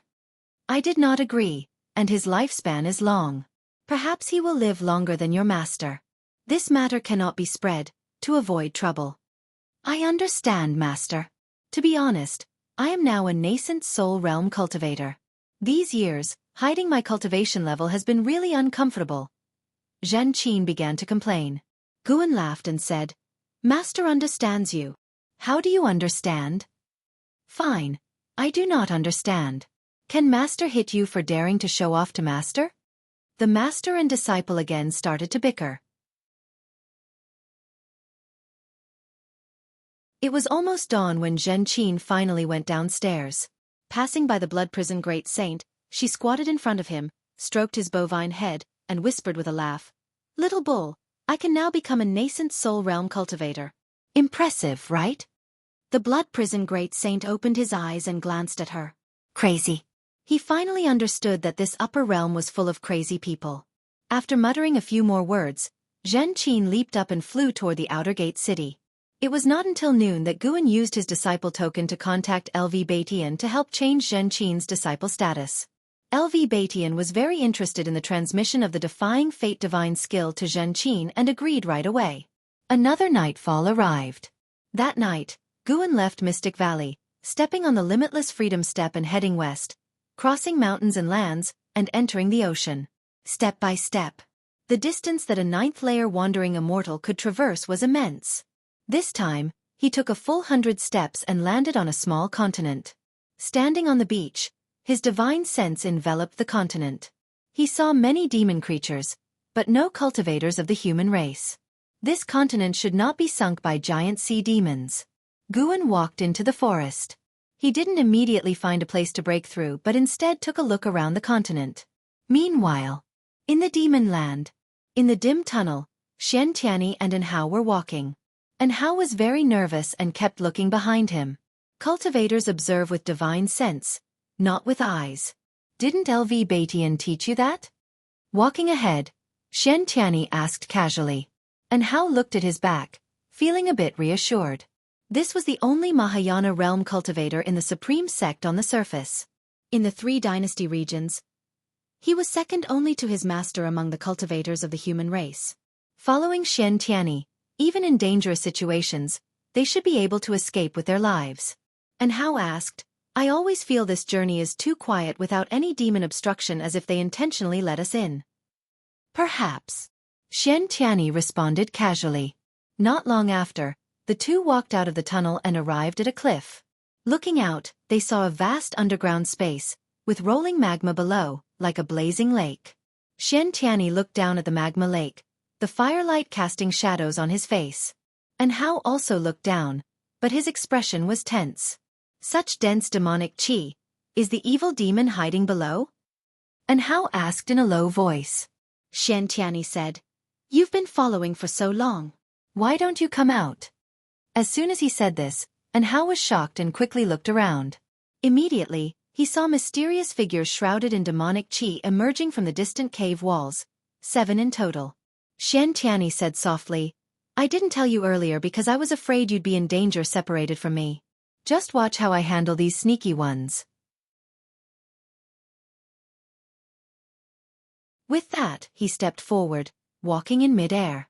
And Hao remained vigilant, drawing out his treasure sword and keeping an eye on his surroundings. Under the tree, Guan sat in meditation, leaning against the trunk. He had activated the lifespan barrier and looked up through the leaves at the crescent moon in the night sky. Tonight's weather was excellent. It was as if heaven and earth were celebrating for him. Guan's lips curled up as he opened the attribute panel. Name, Guan. Lifespan, 96/10376008. Physique, Mystic Holy Body. Cultivation level, Wandering Immortal Realm, 9th layer. 10,376,000 years of lifespan. Because of the failure to break through to the heaven and earth flying immortal realm from the 9th layer of the Wandering Immortal Realm, he needed to wait 20,000 years. So Guan chose to invest 1,000,000 years first. 50 attempts, gambling on a stroke of luck. What if he got lucky? The simulation began. You cultivated energy absorption for 20,000 years. Using the great accomplishment of the heaven and earth primordial skill, you forcibly attempted to break through to the heaven and earth flying immortal realm. You faced the heaven and earth divine intent heavenly tribulation but did not survive and failed the tribulation crossing. Failure. Failure. Guan remained calm, first playing with 200,000 years. Succeeding would be nice, but failure was acceptable. As expected, all attempts failed. He then invested another 100,000 years. One after another, lines of equally long prompts kept appearing. All failures again, 100 failed tribulation crossings. Another 50 attempts, surely he'd succeed now? More practically identical prompts popped up, and now Guan could no longer keep a straight face. 3,000,000 years of lifespan and still no breakthrough. He couldn't help but look again at the words heaven and earth divine intent heavenly tribulation. He truly wanted to see what this heavenly tribulation looked like. He hoped someone could show him in reality how to overcome the heaven and earth divine intent heavenly tribulation someday. Guan took a deep breath and chose to invest 50,000 years of lifespan. Failure. Failure. Consecutive failures struck at Guan's Taoist heart. Until a prompt suddenly grew longer. You cultivated energy absorption for 38,000 years. Using the great accomplishment of the heaven and earth primordial skill, you forcibly attempted to break through to the heaven and earth flying immortal realm. You faced the heaven and earth divine intent heavenly tribulation and survived, succeeding in the tribulation crossing. Your cultivation level has broken through to the first layer of the heaven and earth flying immortal realm.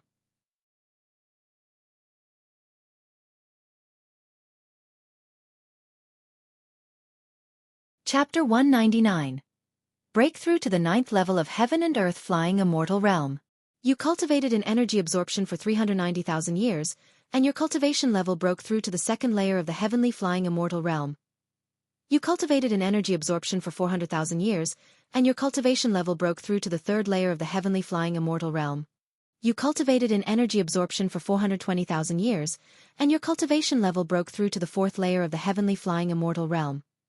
You cultivated an energy absorption for 500,000 years, and your cultivation level broke through to the 8th layer of the heavenly flying immortal realm.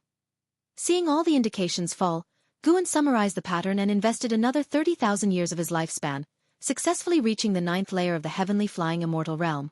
At the same time, nature's spiritual energy already bore into his body, symbolizing the start of his breakthrough. It felt so comfortable. Guan considered whether to spend another 30,000 years of lifespan to foresee the name of the next realm, but then thought it would be futile. For what use was knowing a name? The surrounding forest began to shake violently as the spiritual energy of heaven and earth descended. The ground beneath Guan showed signs of a qi sea, and the speed at which spiritual energy entered his body became faster. He began to imagine the heavenly flying immortal realm. What is the difference between a wandering immortal and a heavenly flying immortal? Guan looked at the sky. In the depths of his mind, he felt it was related to the heavens. After reaching the wandering immortal realm, he could sense a certain power from the heavens suppressing all beings, making it impossible to leave. Wandering immortals could break free from the constraints of heaven and earth rules but could not escape the suppression from the heavenly power above. Boom! The speed at which spiritual energy entered his body reached an unprecedented level, even making Guan somewhat alarmed. How wide a range of spiritual energy was needed for this? It didn't take long for the entire continent's living creatures to be startled, with birds flying chaotically, beasts fleeing wildly, and the earth trembling. Guan did not bother to worry about the commotion, as a large amount of immortal insights poured into his body. Heavenly flying immortal. One can leap beyond heaven and earth, roam the universe. One can peep into yin and yang, and control the 5 elements. Upon reaching this level, one must delve into the path of 5 elements to progress further. The heaven and earth primordial skill Guan practiced was precisely a 5 elements cultivation technique, so his breakthrough went smoothly. His primordial spirit underwent an unprecedented transformation, giving his soul a feeling of joy surpassing any form of pleasure. An hour later, Guan completely crossed into the heavenly flying immortal realm. The ocean surrounding the continent also erupted into monstrous waves, a scene formed by countless underwater demonic beasts surging, affecting unknowable miles. Guan opened his eyes, his primordial spirit leaping out of his body. He instinctively wanted to break free from the lifespan barrier, leap out of this heaven and earth, and peek into the higher world. However, he restrained himself. He gazed up at the night sky, his eyes penetrating millions of miles high, and he saw an invisible membrane enveloping the night sky, like a prison cage binding all beings of heaven and earth. He felt he could cross that invisible heavenly layer, but he didn't dare to at the moment. Having no understanding of the world beyond, he couldn't rush there. Suddenly, Guan spotted that invisible heavenly layer producing ripples. He looked towards the direction from which the ripples came and saw a figure descending from the sky, falling to the end of heaven and earth. Someone arriving from the outer heavens? He dared not look too closely, fearing to disturb the other. He suddenly realized that the world and the outer heavens weren't so isolated. Heavenly flying immortals of this heaven and earth would venture out but also return? He continued to enjoy the process of spiritual energy tempering his body. After the breakthrough, his primordial spirit had already transformed into a flying immortal primordial spirit, capable of slipping into yin and yang. By yin, it did not mean underground but another world contrary to this one. He could see the wandering souls in heaven and earth, and those souls about to enter reincarnation, flying into the sky, and disappearing less than 100,000 miles above, being pulled into the underworld by reincarnation. Guan could already sense the chilling aura of the underworld, so cold that he didn't wish to trespass. His cultivation level continued to rise. The speed of spiritual energy entering his body still increased, the chi sea on the ground resembling waves ready to engulf him at any moment. His primordial spirit continued to gaze at the sky. An hour later, he saw a heavenly flying immortal escaping into the outer heavens in the distance, confirming even more that this world had other heavenly flying immortals, and reaching the heavenly flying immortal realm did not mean one had to leave this realm. It suggested that the heavenly flying immortal realm might not be the highest realm in this world.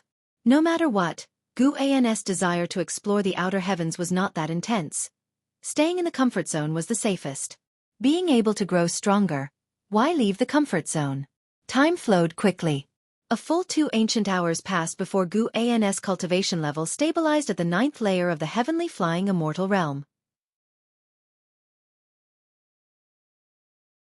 The lifespan barrier consumed nearly 700,000 years of lifespan. An exaggeration. The next breakthrough, to fully reinforce, would consume millions of years of lifespan just on the lifespan barrier? A heavy burden and a long path ahead. After the spiritual energy no longer entered his body, and the world returned to calm, Guan slowly stood up. He did not immediately remove the lifespan barrier but sensed his own strength. His mana and senses both underwent a transformation. The 9 heavens of the immortal path, and the gaps thereafter would only grow wider. Guan felt that a wandering immortal couldn't defeat a heavenly flying immortal across realms. Mastering any divine power would not suffice. Elsewhere, in the demon land, within a dark forest, a space rift suddenly appeared, and a severely injured Hao was tossed out from it. He immediately got up and flew south, constantly calling for his master in his heart, but unfortunately, as before, his master did not appear. Damn it, it's all because I'm too weak. And Hao gritted his teeth, his pride shattered that night. The scenes of Xian Tianyi using a mysterious scroll to send him away kept flashing in his mind, and his ears echoed with Xian Tianyi's ambitious words. Go back, I won't die here. Wait for me to return and find you. The more carefree Xian Tianyi appeared, the more worried and Hao became. As those 7 mysterious great cultivators were overwhelmingly powerful, Xian Tianyi was absolutely outmatched. Who exactly are they? What did Senior Xian leave on my back? And Hao thought anxiously and angrily, recalling how before parting, Xian Tianyi slapped him into the space rift. At the moment he was struck, he felt his back burn, and now it itched as though someone were using a small knife to carve words on his back. He felt Senior Xian detected something and left the information on his back, but now he could not use his divine sense to check. Whenever his divine sense approached his back, it was repelled by a mysterious power.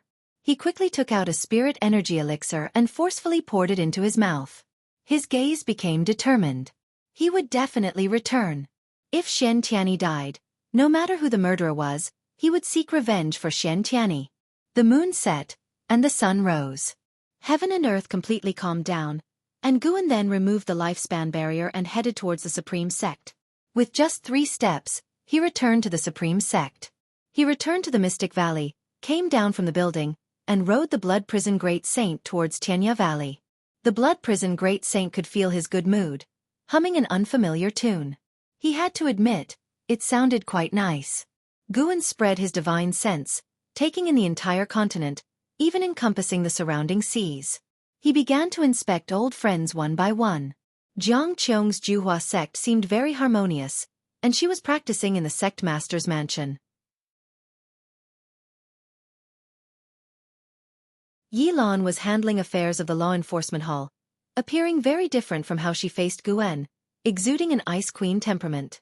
Li Ya and Zhang Buku were being chased by a great demon, appearing dangerous but likely to survive.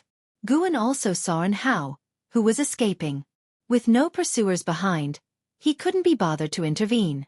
His divine sense swept over friends and disciples, and then glanced at the demonic energy-filled land still teeming with many 7-star spirit realm cultivators.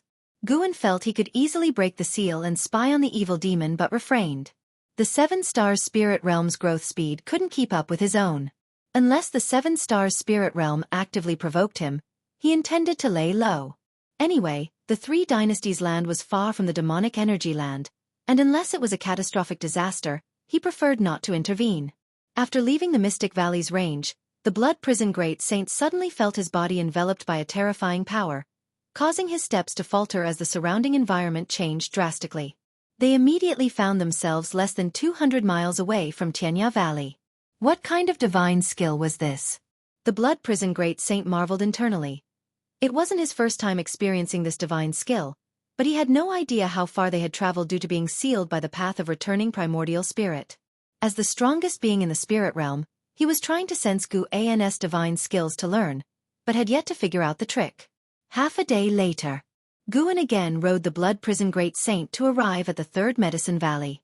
The disciples had grown accustomed to seeing him always riding a bull, and some even went to buy first-order mounts in the Outer Gate City to imitate him, though first-order demon beasts rarely had the presence of the Bull Demon King.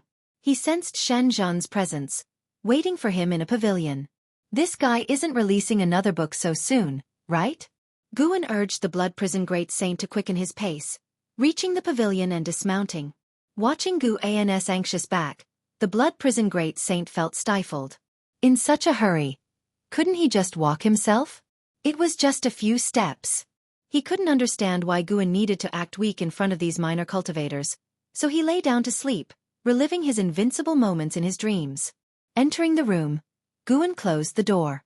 Shen Zhan sat on a chair, pointing to a jade scroll on the table with a mysterious smile. Guan approached the table and asked, "What is this?" Shen Zhan raised her white chin, proudly smiling. "This is my new work, guaranteed to shock the immortal cultivation world." Guan looked skeptical, picking up the jade scroll and probing it with his divine sense. His face instantly turned red and he immediately withdrew his divine sense, incredulously looking at Shen Zhan. You did this?" Guan asked, trembling. Could she be a genius? This creation could indeed shock the immortal cultivation world. It was incredible, damn it, it was outrageous. Shenzhen raised an eyebrow, smiling. How is it? Isn't the idea of making pictures move like real people amazing? Guan didn't know how to respond. Immortal cultivation world anime? But this anime was too lifelike, no different from real people. Using such design in the Supreme Secret Records plot was truly impactful. Guan resisted the tumult in his heart, asking, "Who is the male cultivator in it?" Shenzhen looked at him, blinking. "I didn't use your face, but thinking of other men was too uncomfortable for me, so I had him wear a mask." Guan fell silent. No wonder the mask.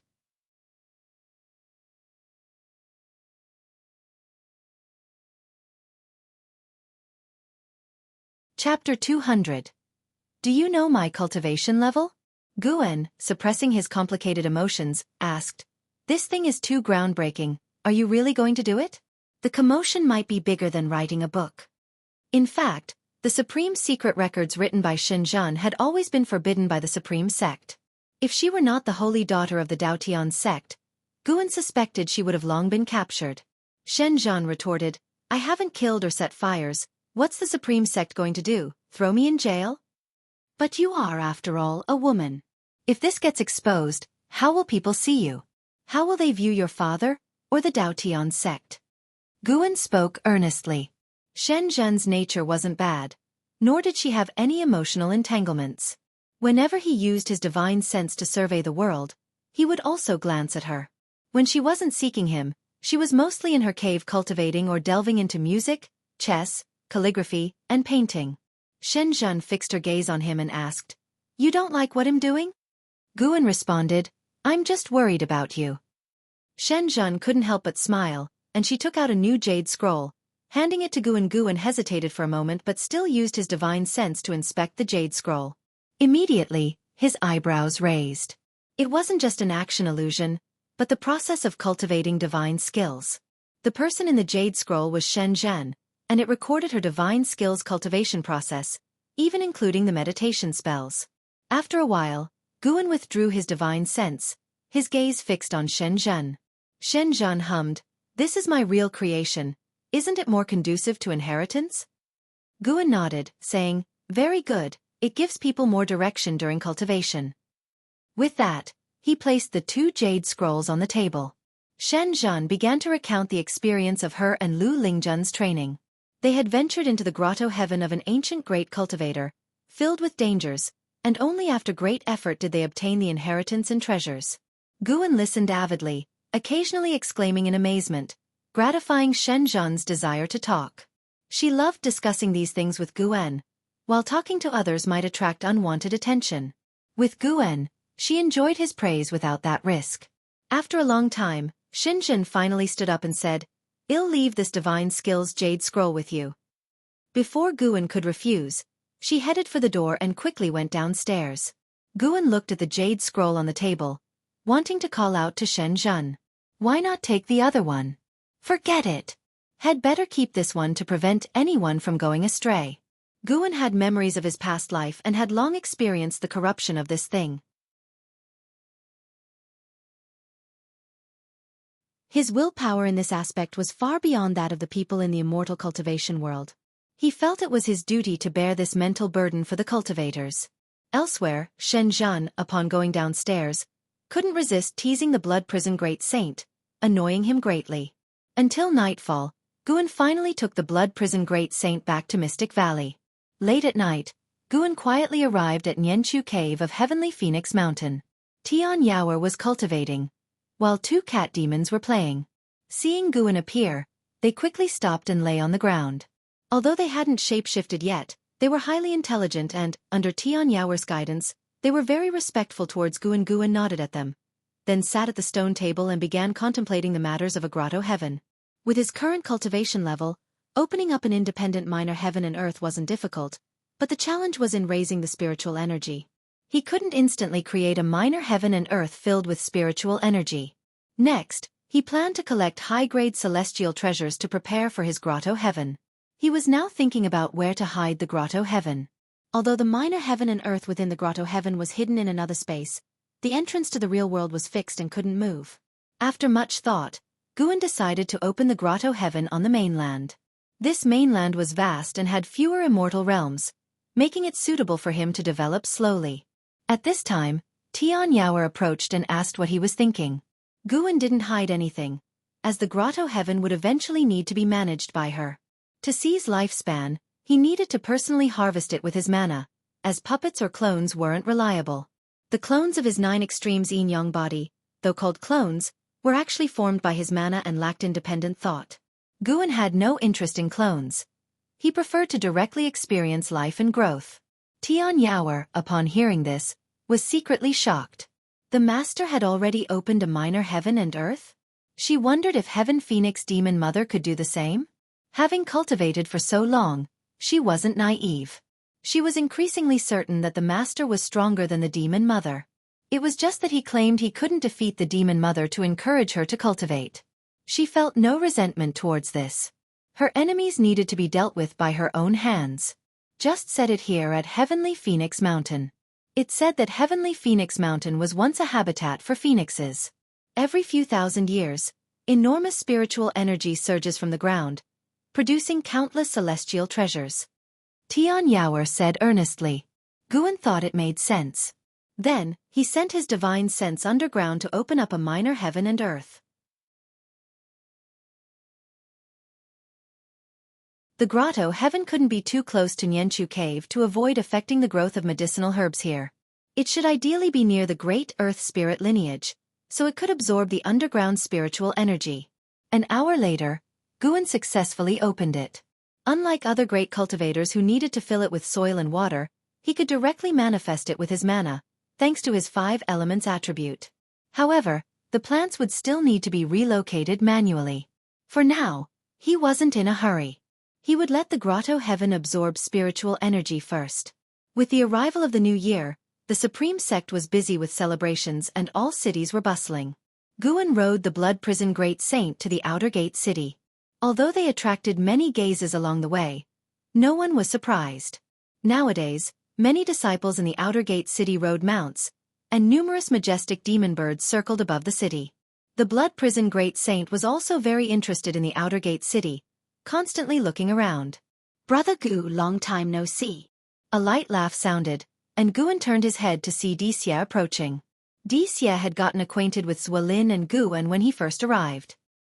He had always hidden his true identity, and now only the high levels of the Supreme Sect knew that he was the son of the Demon Emperor. Guan dismounted with a smile, raised his hand, and cupped his fists. Dixie looked at the Blood Prison Great Saint, examining it, and said, "Brother Gu, this mount of yours seems to have a unique bloodline?" Although the Blood Prison Great Saint's cultivation level was low, Dixie could still sense some unusual traits, but nothing more. Guan laughed. "He's quite good. I like him a lot, so I take him everywhere with me, but his speed is a bit slow." Dixie smiled and nodded, then invited Guan for a drink, which Guan didn't refuse. He led the Blood Prison Great Saint and followed Dixie. They chatted and laughed along the way, their relationship harmonious. After experiencing the demon catastrophe, Dixie cherished his friendship with Zuelin and Guan even more. The human and demon races shouldn't be forever locked in conflict. They could coexist peacefully, just like him and Guan. The two found an inn. Guan left the Blood Prison Great Saint by the inn's door and asked the innkeeper to keep an eye on him. The two went to the second floor by the window. The first sword competition in the world is about to start. "I'm planning to participate. You must come to watch then," Dixie said with a smile. Upon hearing this, Guan immediately agreed and wished him success in advance. "I've heard they're preparing to recruit some demon clan disciples. Brother Gu, what do you think about this?" Dixie asked curiously. He was pleased but also worried when he heard this. He knew well the nature of some demons. If they harmed someone in the Supreme Sect, would that not worsen the conflict? After all, the demon catastrophe had only ended recently, and there was still significant resentment towards demons among the human cultivators. It's a good thing. Didn't some demons help us fight off the evil demons during the catastrophe? Now that the demon ancestor has fallen, but evil demons remain, which are a greater calamity. The human and demon races should unite to overcome the tribulation," Guan said casually. Dixie observed his expression, trying to figure out his true thoughts, but his words made Dicia happy. They started drinking, passing cups back and forth, and soon, 2 jars were emptied. An hour later, sounds of a cow and the innkeeper's voice interrupted Guan and Dicia's conversation. "I need to go down and check," Guan said, standing up. Dicia nodded and followed him downstairs. In front of the inn's door, more and more disciples gathered. The innkeeper stood in front of the blood prison great saint, wearing a forced smile as he looked at the luxurious robed man in front of him, saying, "Sir, I really can't sell this cow. If you want to buy it, you should find the owner upstairs." The man in luxurious robes was arrogant, with 4 attendants behind him, all looking formidable. He looked down at the innkeeper and said, "Go call him down." Before the innkeeper could respond, Guan's voice came from behind. "Brother, sorry, but this cow is not for sale." Guan approached the blood prison great saint, patting its head, and gave the luxurious robed man a lifespan detection. This was his habitual action to see the other person's maximum lifespan. Zhou Yi, Divinity Transformation Stage 5th Level 402/880/1200. Surname Zhou? Guan thought to himself. After the Ji family left the Supreme Sect, the Zhou family also started leaving, reportedly to support the Congtian sect. Zhou Yi looked at Guan and said, 2 top-grade spirit stones, I'll take it." As soon as he said this, the surrounding disciples were in an uproar. A first-order demon beast worth that much? Listening to the discussions around, the blood prison great saint was infuriated, his eyes flaring up with rage. He accepted being Guan's steed, but who did this kid think he was? The blood prison great saint judged from the other's aura that he was just a low-level divinity transformation cultivator. Guan frowned, shaking his head in difficulty. Dicia suddenly stepped in front of him and said, "My brother said it's not for sale, stop pestering." Zhou Yi looked him up and down and sneered. "Do you know what my cultivation level is?" "What, being in the divinity transformation stage 5th level makes you arrogant?" Dicia retorted coldly. The crowd was in an uproar again, and the innkeeper stepped back in fear, with Guan also pretending to be shocked. Zhou Yi asked, frowning, "Who are you?" Dicia said calmly, "I am Dicia, Mystic Heart Realm 3rd Layer." Bang! The whole street exploded into chaos. Zhou Yi and the 4 behind him all retreated together. Dicia glanced at Guan, giving an apologetic look. The blood prison great saint, at the Mahayana realm 8th layer, felt humiliated. Was the Mystic Heart Realm that prestigious? After he ascended, he shouldn't have been so arrogant. Guan, at the Heaven and Earth Flying Immortal Realm 9th level, feigned tension, continuously stroking the cow's head.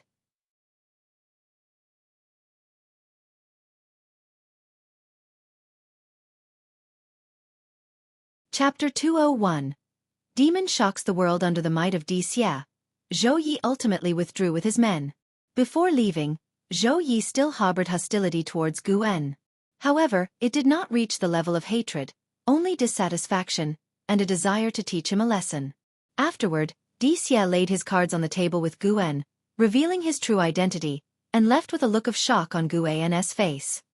He turned his back to Guan, sighed slightly under the gaze of many disciples on both sides of the street. From now on, it would be challenging for him to befriend Guan, as the difference in status and cultivation level was clear.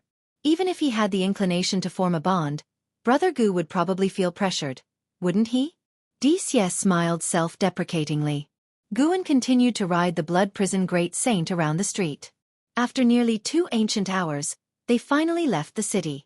On the way to the 3rd Medicine Valley, Guan introduced the Supreme Sect and those noble families to the blood prison great saint. The blood prison great saint listened intently, for Guan had said that he would let him go after 1,000 years. Once free, he would still need to understand this great heaven and earth, so it was best to accumulate knowledge now. "Do you know why I captured you?" Guan asked nonchalantly. The blood prison great saint was no fool and thought it must be related to those 2 half-human, half-demon individuals.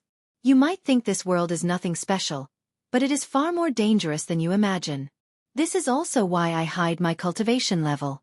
Serving me for 1,000 years, first to atone for your sins, and second to temper your character. I hope you cherish it." Guan spoke softly. If the blood prison great saint performed well, he wouldn't mind teaching him the primordial reincarnation skill. The primordial reincarnation skill and the path of returning primordial spirit were, in a sense, a perfect match. It was just right to use the Blood Prison Great Saint to experiment and see if it was effective. Moo! The Blood Prison Great Saint responded. Although he could not speak human words, Guan understood his submissive intention. In fact, the mindset of the Blood Prison Great Saint had already changed. He had thought before that following Guan might be an opportunity. At least Guan could be his protector. If it hadn't been Guan who took action against him back then, but another immortal cultivator of similar cultivation level, he might have already died and vanished. Putting himself in someone else's shoes, if someone attacked his disciple or junior, he wouldn't show mercy either. Within the circle of great cultivators in the spirit realm, there was a saying, "It is better to provoke the Blood Prison Great Saint himself than to suppress his juniors." The Blood Prison Great Saint's pace wasn't fast, and Guan didn't rush him. During the ride, it seemed as if he was talking to himself, while the Blood Prison Great Saint didn't feel annoyed. For some reason, he always felt that Guan had changed recently.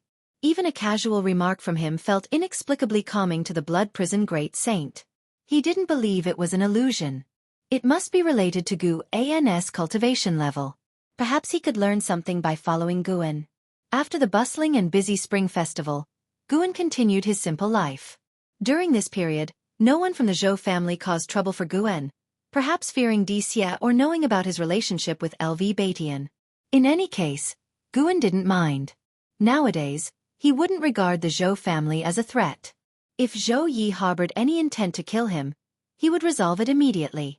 In the days that followed, he would go to the inner sect city once a month to sell his medicinal herbs and accumulate spirit stones. He had already spotted a more prosperous cultivation city overseas, planning to go there in the future to purchase a large number of high-rank medical herbs and plant them in his grotto heaven. The days were busy yet purposeful and not at all dull for him. In the blink of an eye, over half a year had passed, and Guan turned 97 years old. The demonic qi in the north grew thicker, and in a few more years, the so-called evil demon might break the seal. The first Sword Dao tournament in the world was in full swing, and Guan was also watching the excitement. In the distant demon land, in the underground space wherein Hao parted ways with Xian Tianyi, Ji Xianling stood at the edge of a cliff, looking down at the magma with a frown. He saw several skeletons floating and sinking. Behind him stood a group of 7-star spirit realm cultivators. Below should be the sealed place of the evil demon, right? The demonic qi here is truly terrifying. We must have the seniors of our realm come to handle it. A message has already been sent. We shall hold our ground here first to prevent other cultivators from entering and ruining the plan. You never know when the evil demon will break the seal. If it suddenly happens, we won't be able to hold out. Ji Xianling ignored their chatter, his gaze lingering on the distant cave wall. He saw numerous shocking cracks, indicating a great battle had occurred there before. One of the cracks made him frown. Could it be him? Ji Xianling thought of Xian Tianyi. He had fought with Xian Tianyi countless times and was well aware of his combat methods. The thought of Xian Tianyi possibly dying here made him inexplicably uneasy. Wait, the seal hasn't been broken yet, so why would someone be fighting here? Could someone have tried to stop Xian Tianyi? Who could have arrived here before the 7-star spirit realm?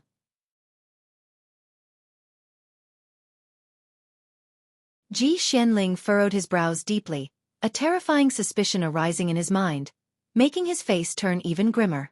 Meanwhile, in the main hall of the Supreme Sect's main city, and Hao stared intently at LV Batian sitting at the head seat, while LV Batian frowned deeply.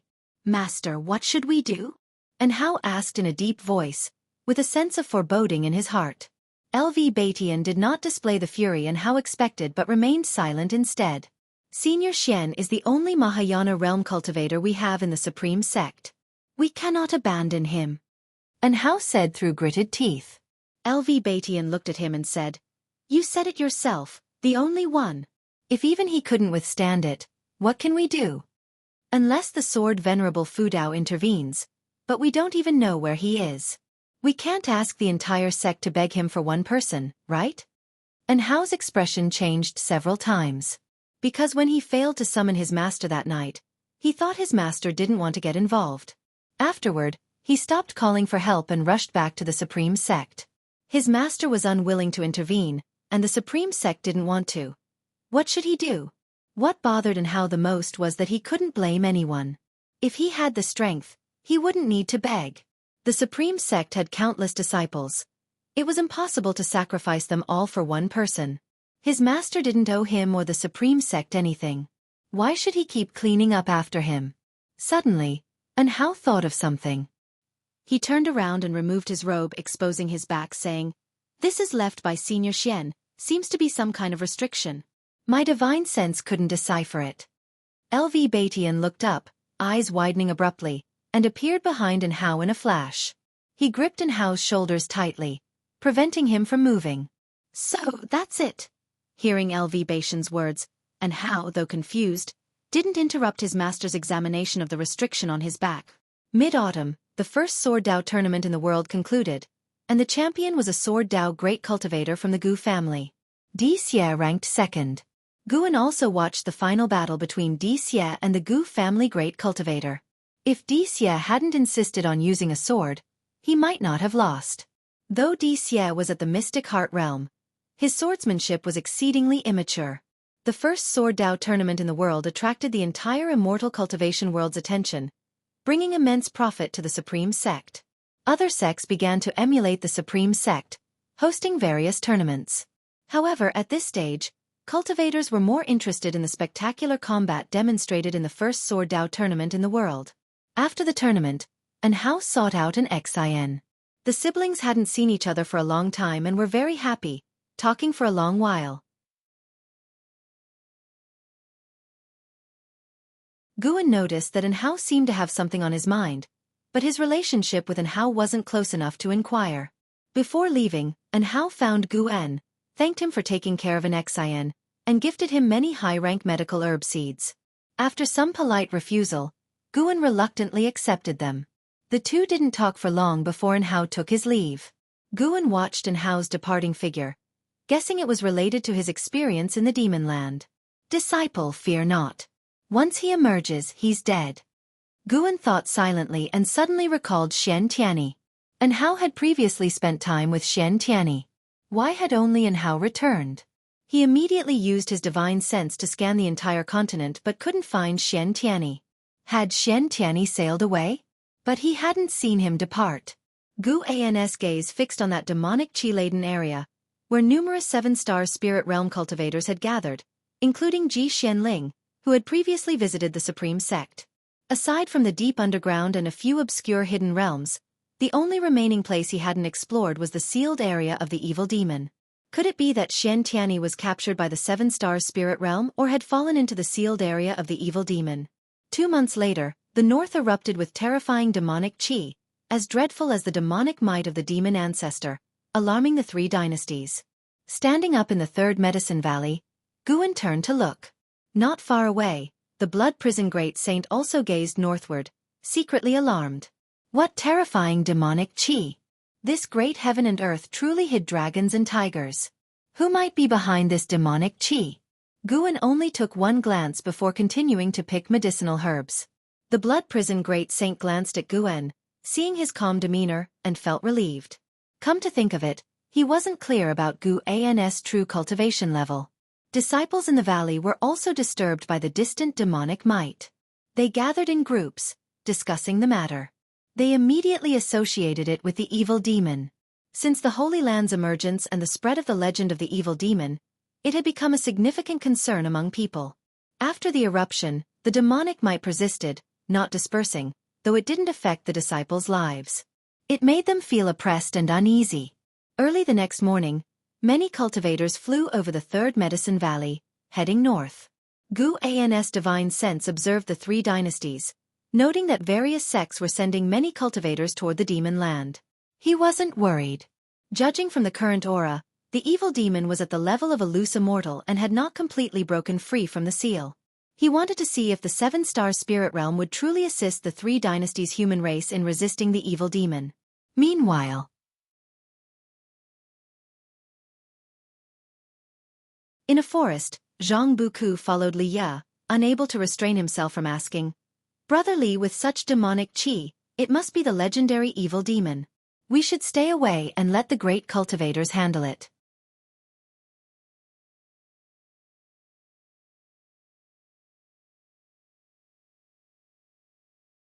Chapter 202. The elder uncle is called Gu-en, do you know him? The world is in distress. How can we cultivators sit idly by? This has nothing to do with cultivation level. It's about spirit. Li said without turning his head, his tone resolute and powerful, causing Zhang Buku to feel somewhat ashamed. In terms of awareness, he was indeed not as good as Brother Li. Of course, if we get an opportunity, that's even better. Let's try it. The more people there are, the easier it is to blend in, at least we won't be easy targets. Li shifted his tone and continued. Zhang Buku twitched his mouth but did not refute. He twisted his arm and said, Brother Li, it seems my old injury is acting up. Hold it in. Is your injury more serious than mine? As men, even if we die, it's just a scar as big as a bowl. What are you afraid of? If you're scared, you'll lose for a lifetime. Li snorted, his gaze penetrating the gaps in the leaves, looking at the rolling demonic clouds in the sky, his thoughts drifting. Zhang Buku pouted, secretly thinking that he was just good at talking big.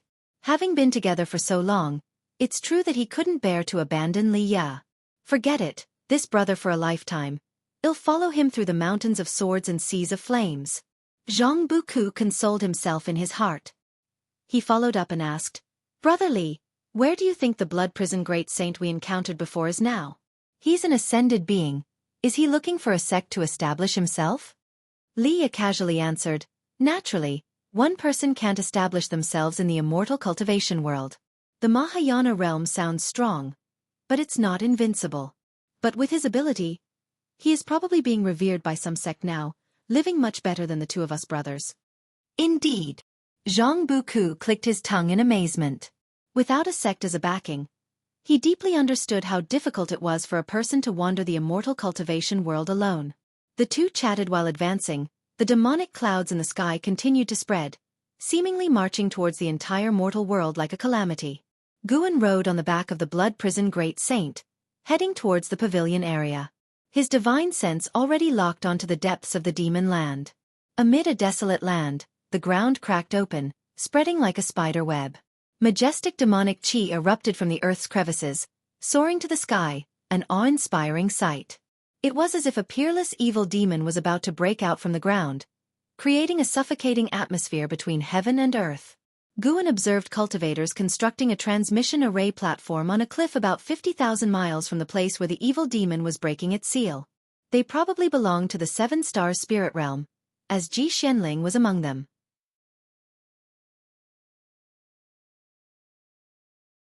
At this moment, Ji Xianling stood at the edge of the cliff, his brows furrowed. A woman in white walked up to him, smilingly asked, What's the matter? Are you afraid? Ji Xianling glanced at her indifferently. No matter how strong the evil demon is, can it be stronger than Sword Venerable Fudao? I've been to the Supreme Sect. It's different. These two haven't fought. Besides, you represented the seven-star spirit realm going to the Supreme Sect. Why would Sword Venerable Fudao attack you? The woman in white shook her head. Ji Xianling continued to look ahead, ignoring the woman in white. The woman in white added, Elder Lin is here too. He is a loose immortal. With his intervention, we should get through this tribulation. Elder Lin. Ji Xuanling's brows furrowed again, his doubts growing stronger. The terrible conjecture seemed to be about to be confirmed.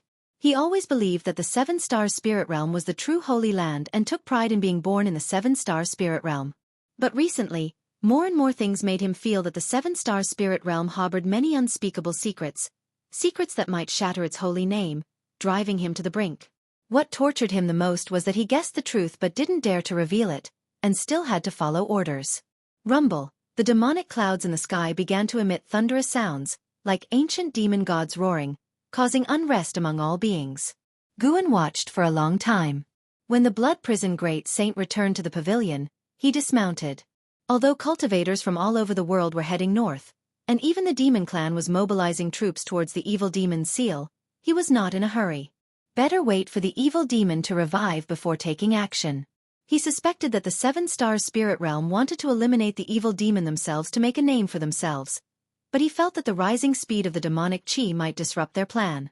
Unless the seven-star spirit realm dispatched a wandering immortal. Just right to use the evil demon to test the strength of the 7-star spirit realm on the continent. In the days following, news of the imminent revival of the evil demon spread wildly within the Supreme Sect, even reaching the disciples in Mystic Valley and the Third Medicine Valley. Guan could feel that the evil demon was about to break its seal ahead of time for some unknown reason. He didn't bother to speculate on the reason, as long as the evil demon didn't grow strong enough to exceed his control. Judging by the current pace of its qi rising, it would take another 100 years to pose a threat to Guan. The difference between heaven and earth flying immortal and wandering immortal was like the gap between mortals and immortals.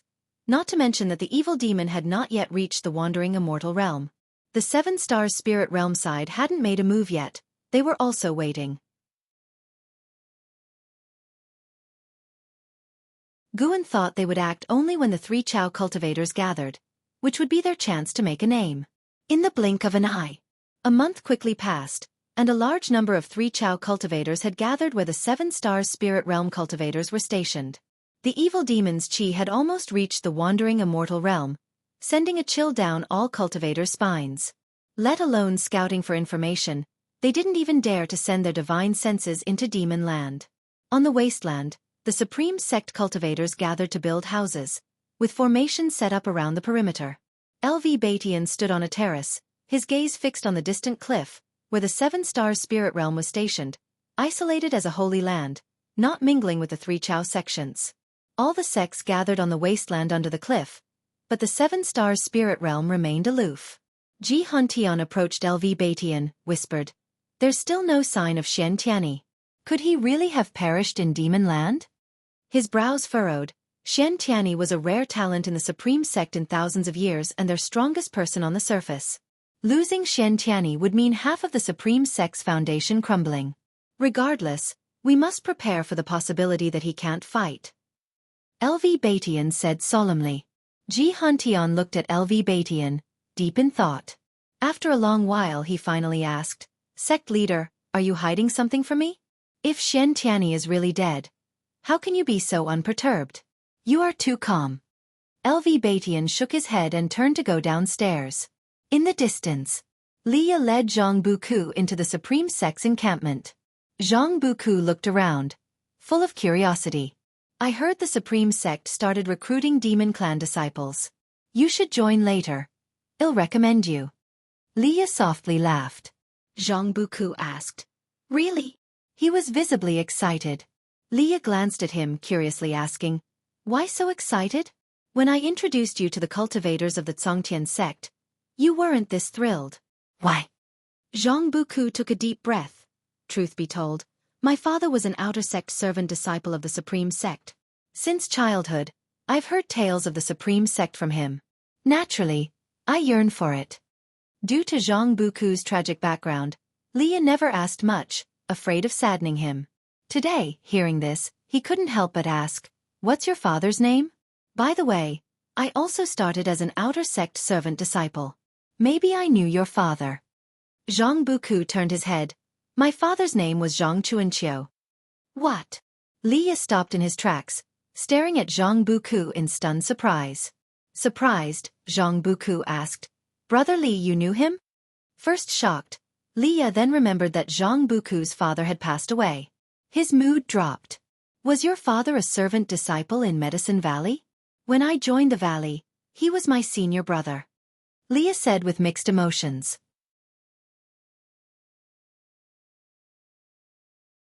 Zhang Buku was excited again.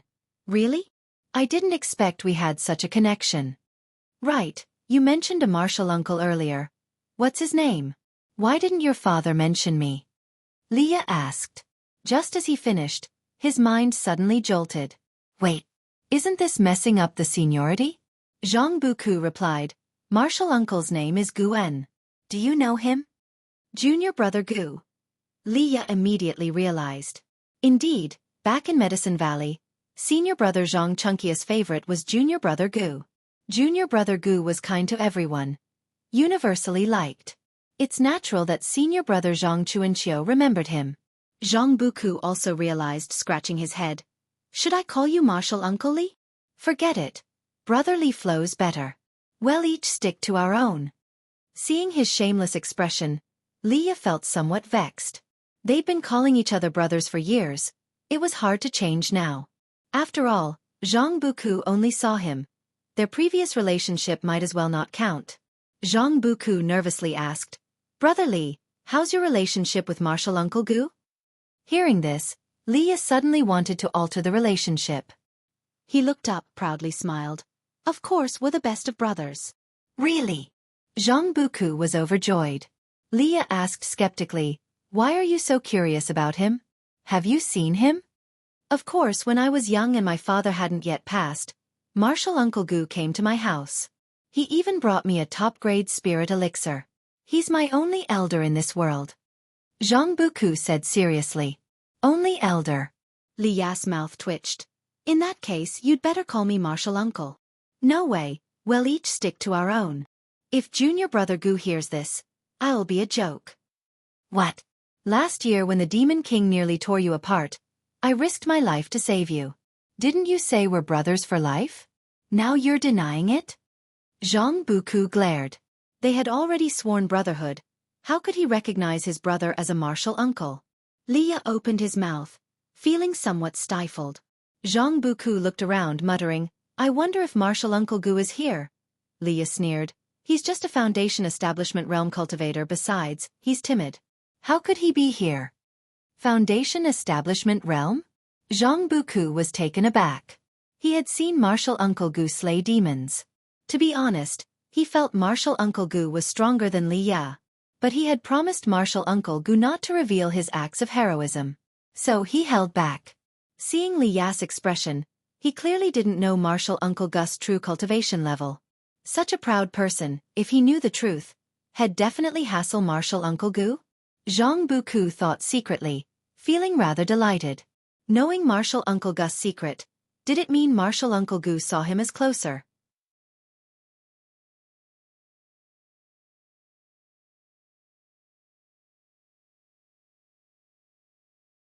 Chapter 203. The Evil Demon Breaks the Seal. It seemed Zhang Buku could not find Guan within the Supreme Sect's camp, as Guan was still busy planting seeds. He had come to the grotto heaven he had cultivated beforehand, scattering ordinary herb seeds to improve the soil. Once the matter with the evil demon was resolved, he planned to go overseas to buy a large number of high-rank medicinal herb seeds. Decades had passed, and Guan had accumulated a vast fortune, enough for him to spend lavishly. The demonic power from the north persisted, affecting all life. Wherever Guan went, he heard people worrying about it. Simultaneously, Guan overheard another discourse. Some were constantly advocating for the Holy Land, claiming that this calamity would not spread to the human realm with the Holy Land's intervention. Using his divine sense to cover the land of 3 dynasties, Guan saw many people specifically spreading this news. From the karma around them, he deduced they were entrusted by 7-star spirit realm cultivators. Indeed, the Holy Land's means were far beyond the Supreme Sects. After witnessing how difficult it was to control the sword Venerable Fudao, the 7-star spirit realm acted swiftly. Moreover, Guan noticed batches of cultivators landing from the sea, some among them even Nirvana realm great cultivators. They infiltrated the 3 dynasties to gather information. Some were investigating the sword Venerable Fudao, others the 7-star spirit realm. Guan did not pay too much attention, as long as they didn't appear before him. Time continued to pass. About half a month later, as autumn drew to a close, Guan was riding the Blood Prison Great Saint, wandering around the 3rd Medicine Valley when his divine sense turned northward. The 7-star spirit realm had begun to take action. Guan saw among them appearing a loose immortal, whose aura was no weaker than startling immortal Lin's, even without releasing his pressure. In the depths of the Demon Land, at the edge of the Demon Land, all disciples, prepare for battle. A bold voice resounded throughout the Supreme Sect's encampment, prompting all disciples to begin mobilizing. Not only the Supreme Sect but other sects were the same.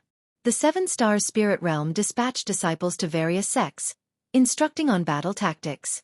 Even powerful sects like the Tsongtian sect did not dare refuse, only complying, as the 7-star spirit realm had great cultivators at the realm of Immortal Path.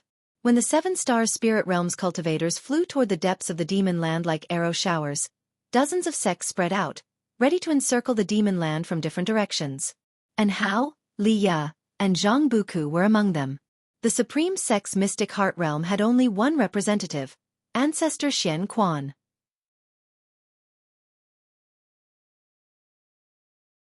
Other sects were the same, with even the strongest Songtian sect only sending a Taoist lord, not even bringing any mystic heart realm great cultivators. They all knew the battle's key lay with the Holy Land. And Hao gazed at the backs of the 7-star spirit realm cultivators, frowning deeply in thought. Over 10,000 supreme sect cultivators followed LV Batian in flight, everyone tense. Even with the Holy Land at the forefront, they still felt anxious, as the Holy Land had stated that the evil demon could not be completely eradicated by them. In the 7-star spirit realm faction, Ji Zuanling's eyes held complex emotions as he looked at the elder at the very front. That elder was the Lin family's loose immortal, named Ancestor Lin Lu, holding a high position within the 6 Stars Cave. Not only was his cultivation profound, but he himself had lived for nearly 10,000 years. Ancestor Lin Lu wore a large purple robe, his white hair bound beneath a coronet, and his weathered face exuded vitality with bright eyes, making him appear imposing. Suddenly his eyes squinted, and in the direction he gazed upon, the barren earth ahead was riddled with fissures, black demonic chi seeping out, as if something extremely evil was breeding. Thunderclouds churned above, lightning flashing, casting a heavy atmosphere over everything. Ancestor Lin Lu raised his right hand, a golden umbrella appearing in his palm. He lifted it, and the golden umbrella flew over his head, swiftly shooting forward. In the blink of an eye, the golden umbrella flew to the most densely concentrated area of demonic chi, hovering 10,000 feet above the ground, near the thunderclouds. Boom!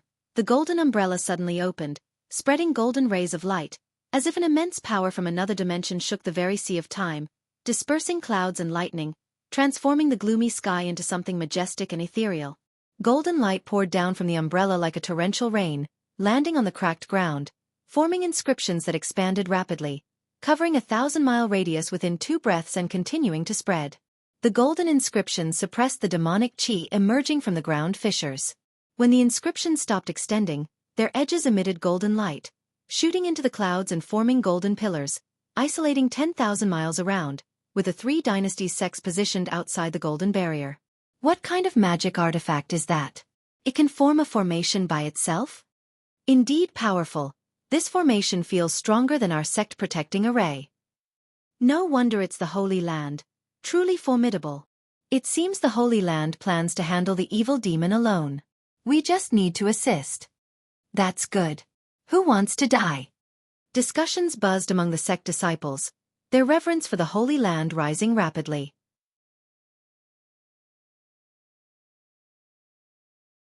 Ji Xianling looked up at the golden umbrella in the sky, uttering 4 words, "Loose immortal Dharma treasure." Ancestor Lin Lu accelerated alone, quickly arriving above a massive black hole. Looking down, he saw it was bottomless, with all the ground fissures extending from this pit. The demonic chi inside pushed against the golden mana, threatening to break through at any moment. 7 Stars Spirit Realm, heh. A chilling voice echoed through the world, heard clearly by all cultivators outside the formation. On the Supreme Sect's side, numerous great cultivators' faces changed dramatically, including LV Batian, Ji Hantian, and Ancestor Xian Quan. And Hao's eyes widened, his expression incredulous. Senior Xian. Impossible. The voice was precisely that of Xian Tianyi. And Hao subconsciously looked toward LV Batian. Ever since LV Batian discovered the restriction on his back, he had strictly forbidden him from revealing it. LV Batian had also promised to handle the matter and never wrong Xian Tianyi. At this moment, LV Batian's face was dark. Ignoring in Hao's gaze, he stared intently at the depths of the demon land. Evil demon, after 10,000 years, you still haven't repented? Ancestor Lin Lu's voice rang out, calm yet pressing. Evil demon.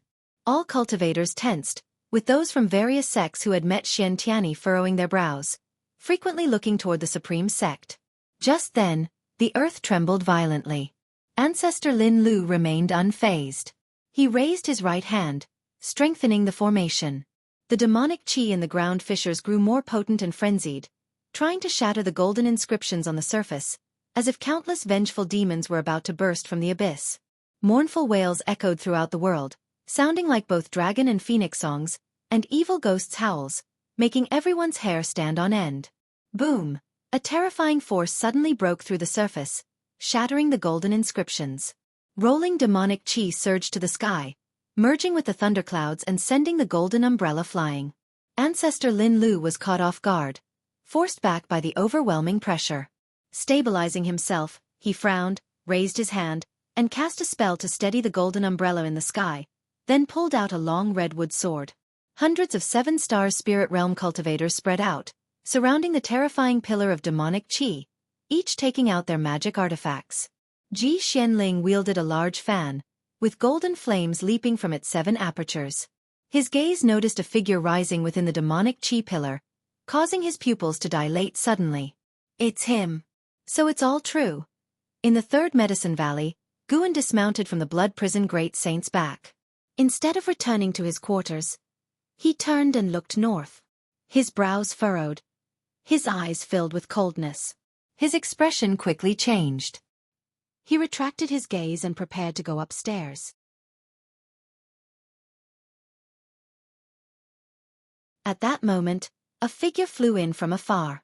He stopped, turned, and saw Ji Xiaoyu swiftly approaching like a fairy descending from the sky before him. Guan saluted her, smilingly asking, "Third Miss, what brings you here?" Ji Xiaoyu raised her hand, revealing a jade pendant. "Leave this with you. Don't mention it to anyone. I will come back for it later." She tossed it to Guan and then turned to leave, as quickly as she came.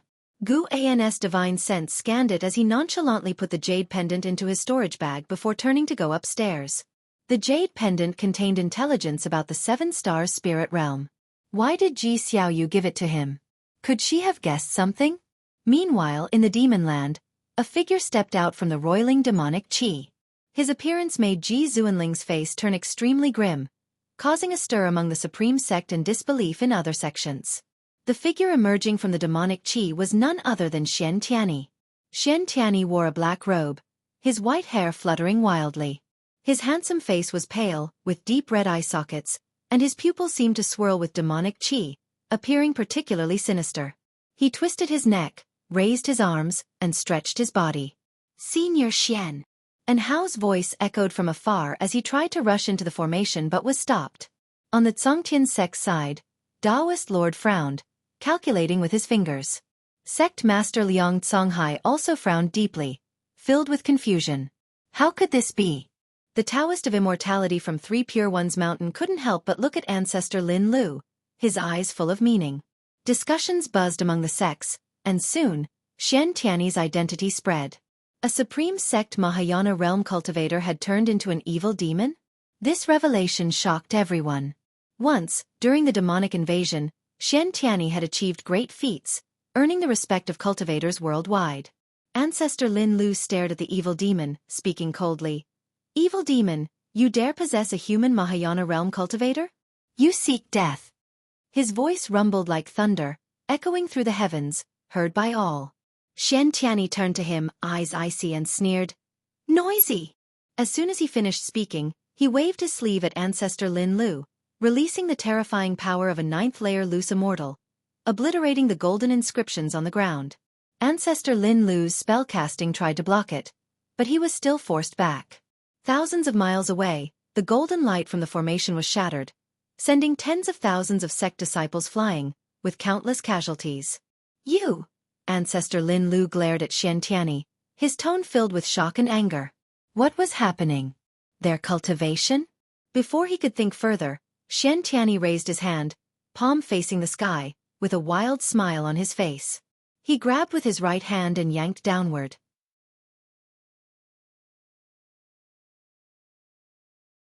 The thunderclouds in the sky collapsed instantly, the terrifying pressure causing all cultivators outside the formation to plummet to the ground, and the earth trembled.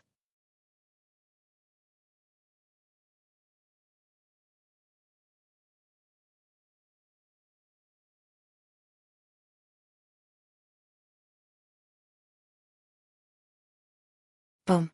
Countless sword shadows bombarded the ground, causing the entire earth to tremble violently. The ones casting the spells were dozens of 7-star spirit realm sword cultivators.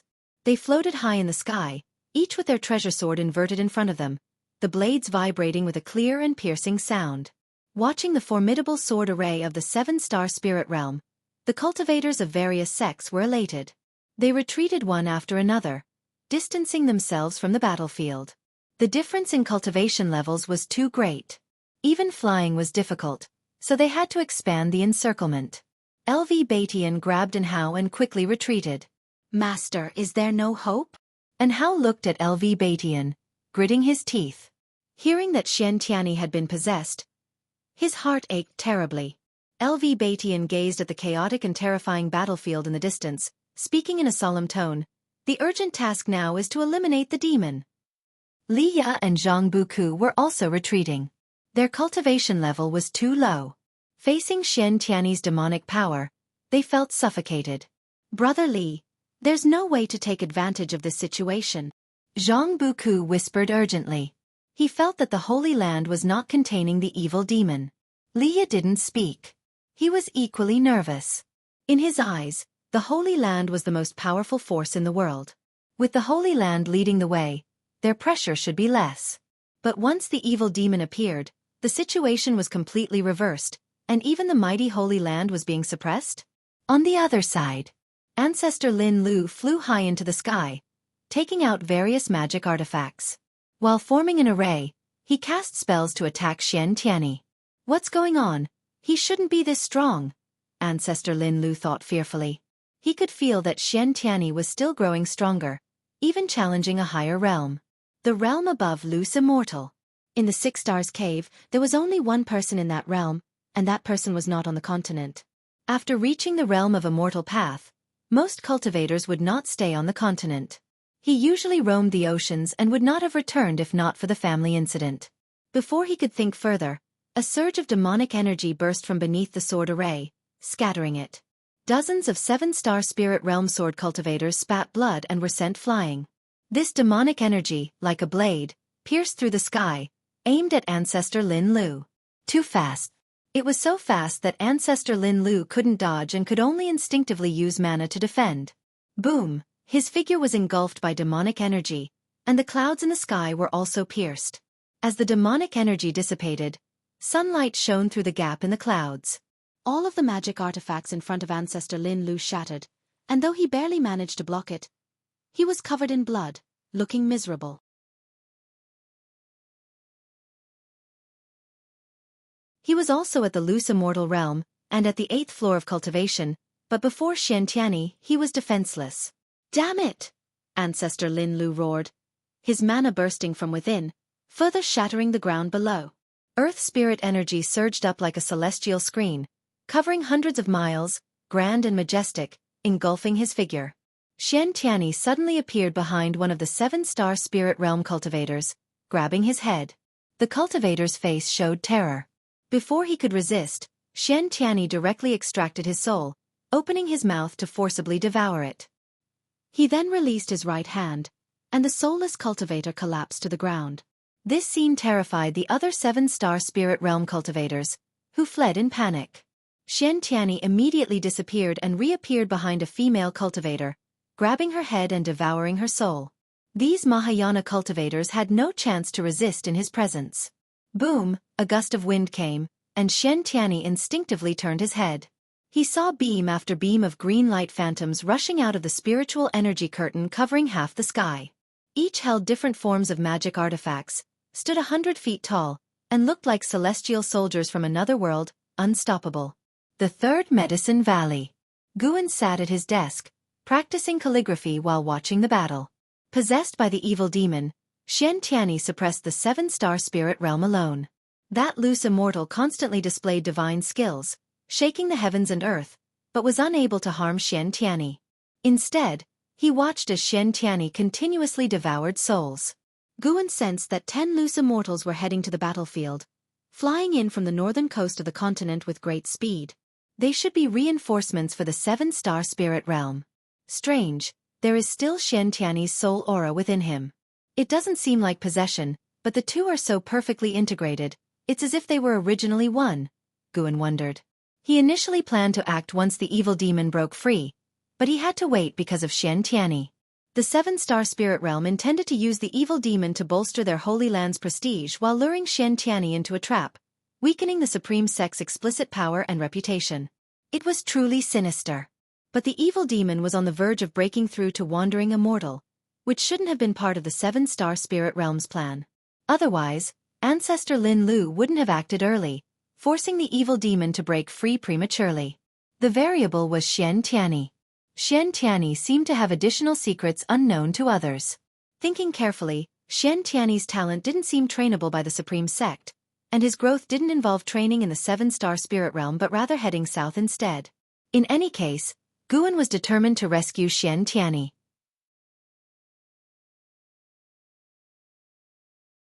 Now the 7-star Spirit Realm found itself in a difficult situation, and it was perfect to use the evil demon to weaken the realm's power and prestige. At the very least, let the other sects know that the 7-star Spirit Realm was not invincible. Gu An's eyes turned subtle when he saw Xian Tianyi spared Ji Xianling. Besides Ancestor Lin Lu and Ji Xianling, all the other 7-star Spirit Realm cultivators had their souls devoured, leaving only their shells. Without anyone to restrain him, Ancestor Lin Lu was no match for Xian Tianyi either. Being in the same realm, it would be difficult for Xian Tianyi to completely kill Ancestor Lin Lu in a short time. Suddenly, Xian Tianyi drilled deep into the ground. As soon as he disappeared, the 10 loose immortals arrived. In the battlefield of the Demon Land, the world turned dark, and the land was buried in overwhelming dust, resembling the early chaos of creation. Ancestor Lin Lu looked around at his fellow disciples and said solemnly, "He's about to break through to Wandering Immortal." Upon hearing these words, the 10 loose immortals' faces changed dramatically. Without needing further orders, they all plunged into the ground fissures, chasing after Xian Tianyi. Ancestor Lin Lu took out an elixir and swallowed it, then began cultivating energy mid-air to heal. His face was grim, filled with fear. The Lin family had already lost startling Immortal Lin, the most talented family member in history, and their plans involving the 7-star Spirit Realm were nearly exposed. He came this time to redeem himself, but hadn't expected the evil demon to be so powerful. 10,000 years ago, the evil demon had just reached the loose immortal realm. How was he so strong now? Was there another's influence behind the evil demon? His first thought was Sword Venerable Fudao. Sword Venerable Fudao could easily kill a loose immortal and was likely a wandering immortal. The 6 Stars Cave had only one wandering immortal, and without knowing Sword Venerable Fudao's true identity, they did not dare act rashly. Could Sword Venerable Fudao be someone from a great sect at sea, specifically targeting the 7-star Spirit Realm? 300 years ago, we shouldn't have let the ephemera sect in. Ancestor Lin Lu hated bitterly. The 6 Stars Cave had numerous factions and his family couldn't dominate. But now, the main loss fell on the Lin family. The disciples just devoured, most came from the Lin family. How could he not hate? At the same time, the Supreme Sect and other sects had retreated 10,000 miles away, sensing only 2 auras of 7-star Spirit Realm cultivators, making them even more afraid. Even the Holy Land can't suppress the evil demon? Without the Holy Land, we would have been dead already. The Holy Land does live up to its name, but its foundation is... Could we ultimately rely on Sword Venerable Fudao? I suspect he'll only act when the evil demon reaches the 3 dynasties border.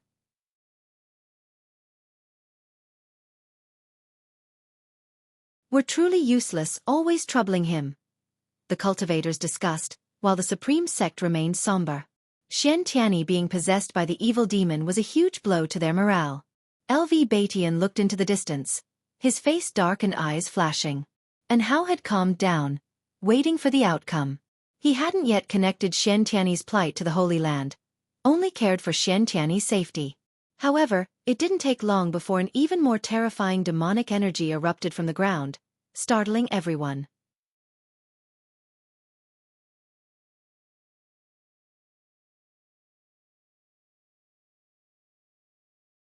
Chapter 205, Majestic Divine Might, Wandering Immortal Arrives Rumble. The sky above the Supreme Sect was covered by rolling thunderclouds, as if a storm was about to break. The sky changed so quickly that the disciples who were still busy in the 3rd Medicine Valley hurried their tasks. Guan descended from the pavilion, feeling that Xian Tianyi had already half-stepped into the wandering immortal realm, which made him very interested in the sealing ground of the evil demon. What exactly was hidden below? It could actually allow the evil demon to break through in one fell swoop. There must be a secret down below. Could it be that the evil demon also had the ability to evolve lifespan cultivation? Gu An's mind wandered, and he was already prepared to take action. Once Shen Tianyi dealt with the 11 loose immortals of the 7-star spirit realm, he would make his move. He could feel the heavenly might condensing in the sky above the battlefield, signifying that Shen Tianyi was about to face the tribulation. TSSK. Is the tribulation range of a loose immortal this large? Guan looked at the thunderclouds in the sky and thought silently. This gave him a clearer concept of the celestial tribulation of the immortal path. The tribulation of the evil demon had covered the entire continent, showing just how exaggerated the power of the tribulation was. If the tribulation from loose immortal to wandering immortal was already like this, then what kind of power would the tribulation from wandering immortal to heaven and earth flying immortal be? The aura of a distant loose immortal suddenly disappeared. It seemed he had died at Shen Tianyi's hands. With the first there would be a second. The successive deaths of 2 loose immortals made ancestor Lin Lu, who was healing, unable to remain calm. He immediately rushed into the underground to support.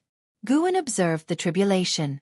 He could feel the spiritual power of the 5 elements in the heaven and earth gathering toward the thunderclouds above, rushing toward the crossing site at an extremely fast speed after entering the clouds. The spiritual power of the 5 elements in heaven and earth thus gathered together to accumulate heavenly might. The 3rd loose immortal fell. After devouring the souls of the loose immortals, Shen Tianyi's momentum soared. Vaguely, Guan felt 2 strands of demonic qi surging within one body. Could it be that Shen Tianyi and the evil demon were vying for control of the body? Guan silently thought, keeping a cautious attitude. If Shen Tianyi's soul was about to collapse, he would immediately take action. For mortals, the distance from the supreme sect to the demon land was a lifelong journey that could never be covered. But for Guan, it only took one step. The disciples in the valley began to gather, discussing what the thunderclouds in the sky portended.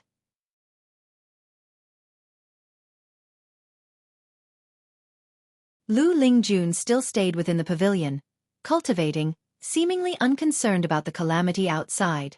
Since returning, she had been in closed cultivation and had not left the room. Rumble, watching the lightning and thunder in the sky, the cultivators of the supreme sect were extremely tense because they felt they were also within the scope of the celestial tribulation and might be affected. Liang Songhai was decisive and immediately ordered the disciples to retreat. After all, they couldn't help the 7-star spirit realm. It was better to preserve themselves. Their presence here was at the call of the 7-star spirit realm. Otherwise, the safest option would be to guard the borders of the 3 dynasties, where they could gather more strength. LV Baitian also led the disciples in retreat, and at that moment, Ji Huntian approached him. I suddenly remembered that Shen Tianyi had gone demonic in his youth, Ji Huntian whispered. LV Baitian glanced at him, his gaze cold, scaring him into immediate silence. Ji Huntian spoke with some grievance. I thought you two were at odds. So all these years have been an act for me? LV Baitian was the sect leader, and he was the vice sect leader. He also had the ambition to be sect leader, but above them was Shen Tianyi, who many elders supported for the position of sect leader. As such, he naturally harbored no good feelings toward Shen Tianyi. It so happened that LV Baitian once found him, complaining about Shen Tianyi, which quickly won his favor. Because of Shen Tianyi, the two formed a better bond. Whenever LV Baitian shirked his duties, he would work hard because LV Baitian promised that if he stepped down, he would choose him. Of course, all this was about vying for power. On a day-to-day basis, the 3 of them, as fellow disciples, greeted each other amicably. Talking nonsense. Is now the time to discuss this? LV Baitian said in a deep voice, cutting off Ji Huntian. Boom! A deafening sound came from behind, startling the 2 into turning their heads. The distance was too far for them to see what had happened, but the horrifying demonic might of the evil demon made them tremble in fear. At that moment a disciple cried out, "Look at the sky!" Everyone looked up, astonished to find that the thunderclouds in the sky had reflected a scene of the demon land. Figures moved as swiftly as lightning, dazzling everyone. Those exaggerated spells and divine skills were even more shocking to every cultivator's eyes. Various factions began to slow down, retreating while watching the battle unfold. And Hao, Li Ya, and Zhang Buku did the same. Zhang Buku's eyes were full of longing. Could he reach such a realm in his lifetime? And Hao's eyes were full of concern and worry. He always believed that there was still hope for Xian Tianyi to break free from the evil demon.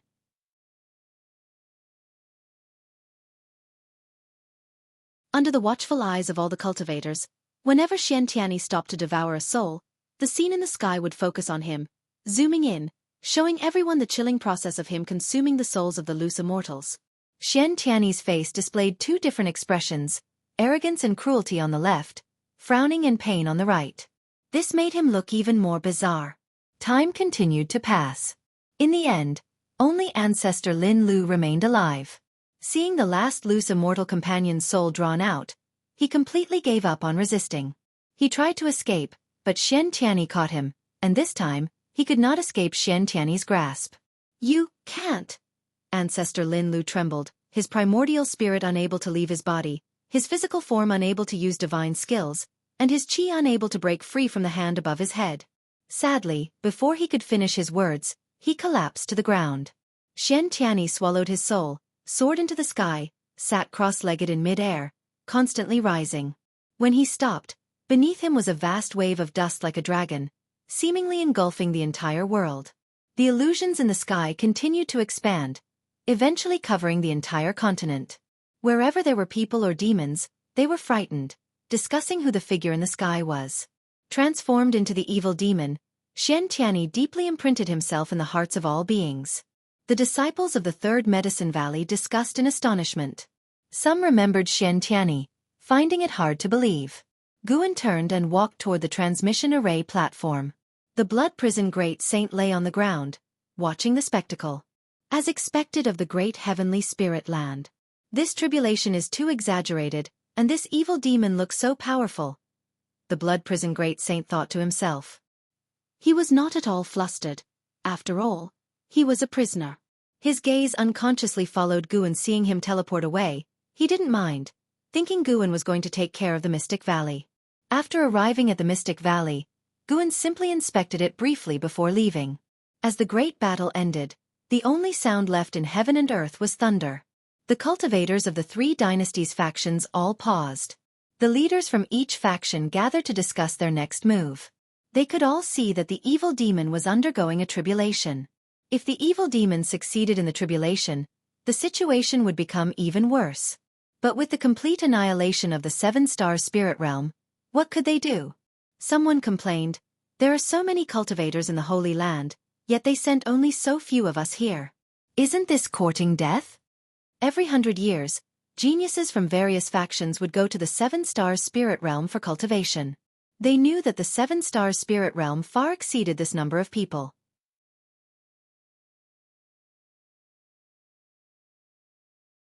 Not only was the seven-star spirit realm sparsely populated, but they even called them to die here. It wasn't just one person. Others also resented the seven-star spirit realm.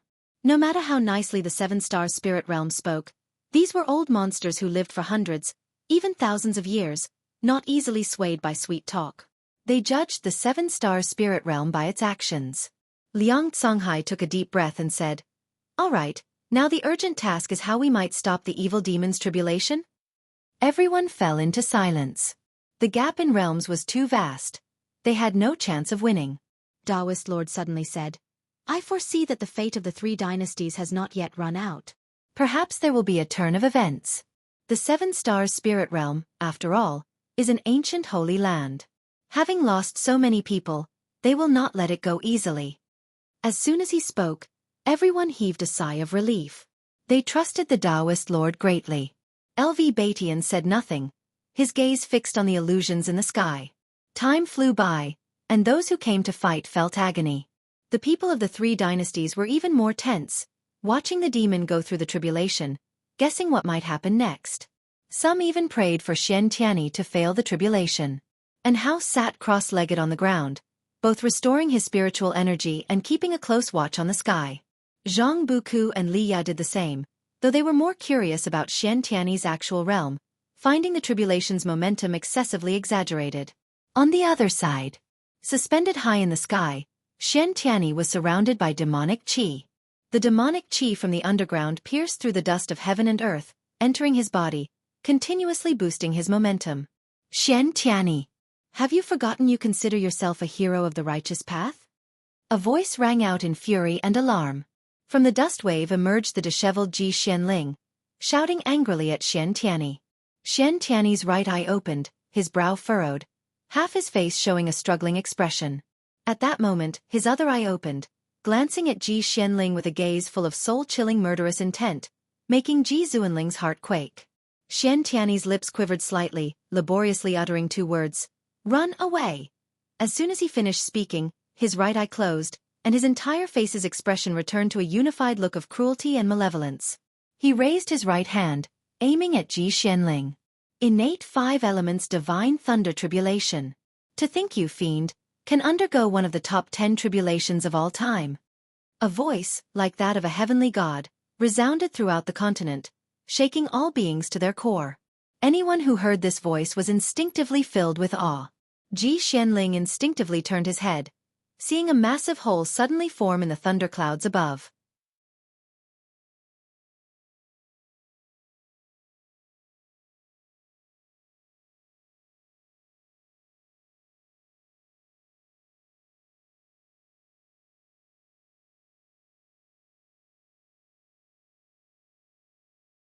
Xian Tianyi also saw someone suddenly appear behind the divine soul true lord, his expression changing dramatically as he struggled visibly. Ji Xianling gaped in shock, staring at the person behind the divine soul true lord. At this moment, all living beings saw the person behind the divine soul true lord in the sky. In the third Medicine Valley, Lu Lingjun pushed open the door, just in time to see the illusion in the sky, her expression changing accordingly. Outer Gate City. Heavenly Repair Platform. Standing beside the heaven-cutting axe, Zhuo Yijian looked up at the sky and murmured, "Sword Venerable Fudao." In the distance, Di Xia also recognized the mysterious figure, growing nervous immediately. Sword Venerable Fudao was going to confront the 7-star Spirit Realms expert? And how, upon seeing Sword Venerable Fudao's figure, became excited, clenching his fists tightly. He thought it was his master who finally came to help him out of reluctance. Liya also became excited. The patriarch had actually come. Zhang Buku was simply curious about who had suddenly arrived. LV Batian, looking at the sky, visibly sighed in relief. The leaders of other sects were stunned, not understanding why Sword Venerable Fudao had intervened. In the illusion in the sky, the divine soul true lord slowly lowered his right hand, glancing back and asking, "Could it be that you are the Sword Venerable Fudao who recently made a name for himself throughout the land?" Behind him stood a demonic shadow, shrouded in dark purple demonic qi, mysterious and ominous. Guan suddenly pulled him behind and then stepped forward. The divine soul true lord's expression changed dramatically, and his body involuntarily recoiled. Guan stepped forward to stand before Xian Tianyi, extending his right hand, pointing 2 fingers at Xian Tianyi's forehead. The magic of heaven and earth flying immortal erupted, forcibly expelling the demon soul from Xian Tianyi's body, dispersing the demonic qi, making Xian Tianyi grimace in pain. This scene shocked everyone in the world. This wasn't the evil demon? Everyone saw a demonic shadow emerge from Xian Tianyi, identical to his form. Before the evil demon could resist, Gu An's right hand opened, swiftly grabbing it and capturing it in his palm. The demonic pressure that shrouded the continent disappeared instantly, leaving everyone feeling inexplicably relieved, as if a heavy burden had been lifted from their hearts. "You!" The divine soul true lord was enraged.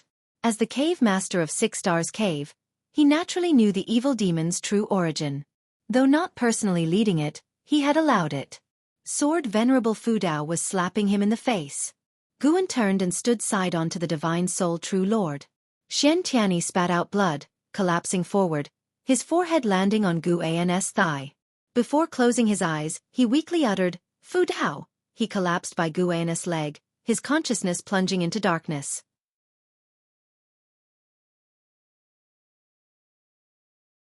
Sword Venerable Fudao made no sound, allowing him to lie there, calmly staring at the divine soul true lord. The people of the world held their breaths. Everyone could feel the standoff between the divine soul true lord and Sword Venerable Fudao, recognizing that Sword Venerable Fudao had come to save the one possessed by the evil demon. No. More accurately, to save the one possessed by the evil demon. The world fell silent. Even the great cultivators near Demonland were incredibly tense, not daring to breathe loudly. Blood Prison Great Saint, lying on the ground, looked at Guan's figure, eyes full of admiration. Such domination. Without saying a word, everyone could feel his strong intent. Blood Prison Great Saint suddenly felt his past self was incredibly weak. Always boasting, but compared to the great cultivator of the upper realm, his spirit fell short by miles. Not just him, everyone else felt the divine soul true lord had fallen to a lower position. This mysterious figure effortlessly pulled the divine soul true lord away and scared him into inaction.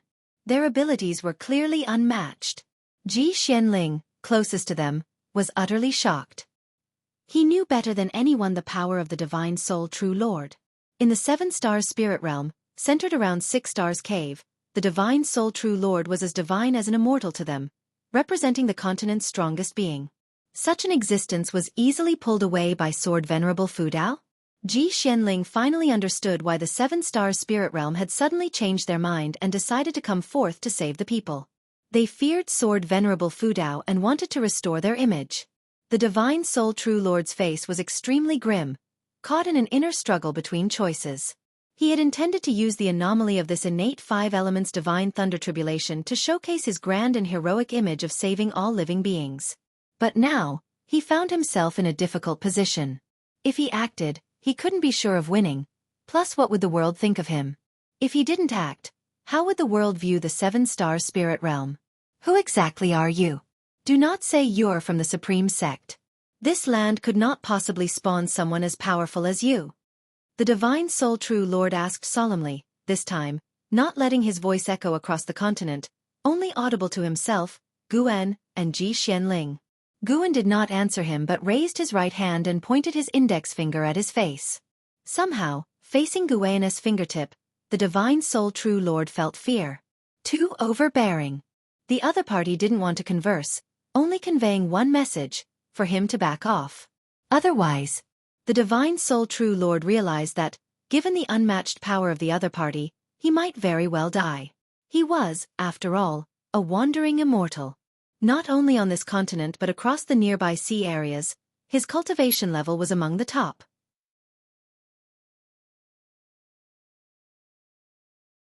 In an instant, many thoughts crossed the divine soul true lord's mind. Finally he coldly snorted, flicked his sleeves, and disappeared within a few steps. He left gracefully, yet in the people's eyes, it was a stance of fear, no matter how upright his posture was. The reason Guan didn't kill the divine soul true lord was that the world was watching, and a public execution would not be good. Firstly, because the 7-star spirit realm was a holy land here to save the world, and secondly, to avoid drawing other great cultivators from the star caves. However, sometimes, not killing had a greater deterrent effect than killing. Not killing could both instill fear and leave room for the opponent to fantasize. Killing meant a never-ending vendetta. Guan looked up. The celestial might was dispersing. With the evil demon gone and unable to cross the tribulation, the heavenly tribulation naturally couldn't continue. He then vanished from the spot. Xian Tianyi, leaning against Guan's leg, fell forward, and Ji Xianling appeared out of thin air, catching him before his forehead hit the ground. Seeing this, LV Batian immediately called for Supreme Sect disciples to follow him to rescue. Over 10,000 Supreme Sect cultivators flew up all at once, fearless, every one of them with excitement written on their faces. With Sword Venerable Fu Dao present, what did they have to fear? Leaders from other sects exchanged glances. The situation had exceeded their expectations, too much information challenging their understanding. Liang Songhai took a deep breath and said, "The 3 dynasties advance and retreat together." With that, he immediately flew towards Tsongtian's sect. Other sect leaders snapped out of it and went to give orders. Winning over Sword Venerable Fu Dao had become their most important task in years. The recent confrontation only solidified this belief. Sword Venerable Fu Dao turned out to be stronger than the Holy Land. In the 3rd Medicine Valley, Lu Lingjun watched as the illusions in the sky gradually dispersed, pulling her thoughts back to reality. Instinctively, she wanted to find Guan to discuss her observations from the battle, but realized his presence was not in the valley. She unconsciously scanned Mystic Valley with her divine sense, finding Guan among the mountain woods nearby, inspecting medicinal herbs, and she breathed a sigh of relief. She showed a helpless smile. Such a great spectacle ignored, all he worried about were his plants. Truly hopeless. Elsewhere. In the inner sect city, Ji Xiaoyu stood on the eaves, glancing up at the sky. Even as the illusion started to fade, she did not avert her gaze. She hadn't seen the Divine Soul True Lord before but could feel his high status within the 7 Stars spirit realm. Such a powerful being was forced to retreat by Sword Venerable Fudao. Her eyes filled with complexity. Sword Venerable Fudao, who exactly are you?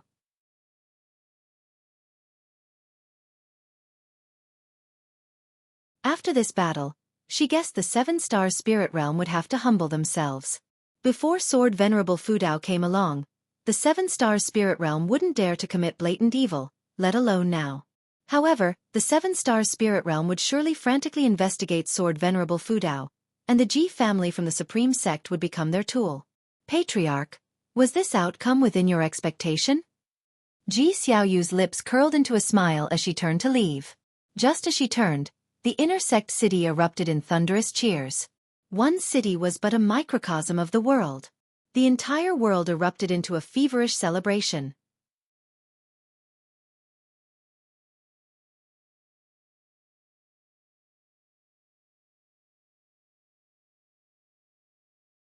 Chapter 207. Like Panon over the ocean, Divine Soul True Lord sat on a huge gourd, his arms crossed in front of his chest as the sea breeze blew his hair. He closed his eyes, frowning deeply. The more he thought, the angrier and more restless he became. After this battle, the prestige of the Holy Land would surely plummet. How could he not be angry? He just couldn't judge Sword Venerable Fudao's attitude towards the 7 Star spiritual realm. For now, Sword Venerable Fudao did not seem hostile towards the 7 Star spiritual realm. The previous Lin Jingxian killed himself, and Ji Xianling went to the Supreme Sect without incident. This time was no different. Sword Venerable Fudao only pushed him back and did not strike a killing blow. He couldn't tell if Sword Venerable Fudao feared the 7 Star spiritual realm or had no killing intent from the start. In fact, when the evil demon attacked the wandering immortal realm, Divine Soul True Lord had sensed it but deliberately did not intervene. He allowed the Lin family loose immortal and disciples to be devoured by the evil demon to create a more terrifying image of the evil demon. The stronger the evil demon, the more prestige he would gain by exterminating it. Secondly, he wanted to use this opportunity to eliminate the Lin family, thus removing the cause and effect of offending Sword Venerable Fudao. Had he succeeded, the 7 Star spiritual realm would have maintained the prestige of the Holy Land while resolving any grudges with Sword Venerable Fudao, achieving a perfect outcome. But things went wrong. Sword Venerable Fudao acted ahead of schedule. It seems Sword Venerable Fudao is related to Xian Tianyi. Could he be from the Star Sea congregations? The more he thought about it, the more likely Divine Soul True Lord found this possibility. Before Xian Tianyi joined the Star Sea congregations, the Supreme Sect did not have such a great cultivator. He speculated that Xian Tianyi, knowing the demon disaster was imminent, had asked Sword Venerable Fudao for support in advance. That's right. It must be so. Divine Soul True Lord had heard that Xian Tianyi wrote a book entitled The Legend of Sword Venerable. He raised his right hand and took out a token, hesitating for a moment before probing it with his divine sense. Soon, he sensed a wave of divine sense from the token, and began to relay what had happened, along with his speculations. After a while, his face turned grim as he was obviously reprimanded. In the forest of Mystic Valley, Guan silently pondered. Ever since Divine Soul True Lord had left, his divine sense had been following him, preventing any unforeseen events. Seeing Divine Soul True Lord take out the token, Guan could guess he was contacting someone more powerful from the 7 Star spiritual realm.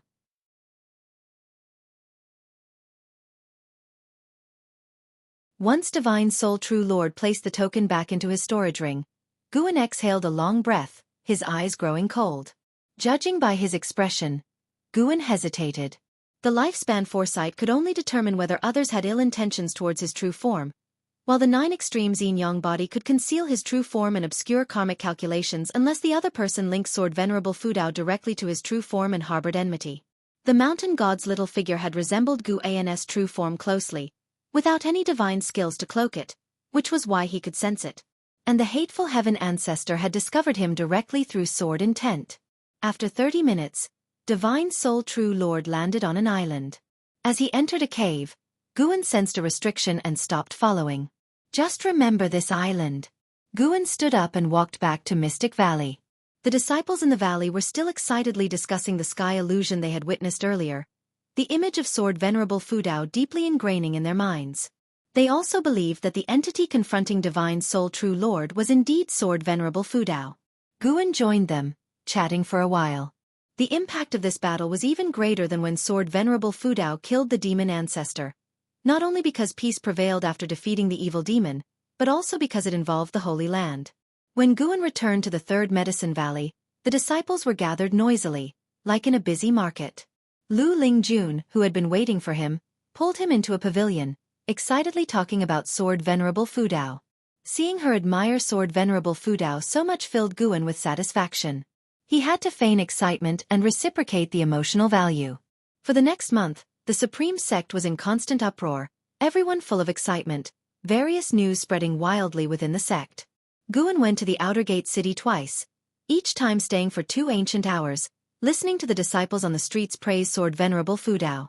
It was worth noting that within this month, Guan noticed more cultivators arriving from the sea, some even in the realm of Immortal Path, spreading throughout the immortal cultivation world, gathering intelligence on the 7-star spiritual realm and Sword Venerable Fudao. Guan suspected they might be from another great power. He thought of Hateful Heaven ancestors foes from the Star Sea congregations. The Star Sea congregations was a colossal power at sea. At least in Hateful Heaven ancestors' mind, the Star Sea congregations were on par with the 7-star spiritual realm. Could the Star Sea congregations be preparing to strike at the 7-star spiritual realm? Although Guan let his imagination run wild, he remained calm, continuing his peaceful farming life. After all, no one knew that he was Sword Venerable Fudao.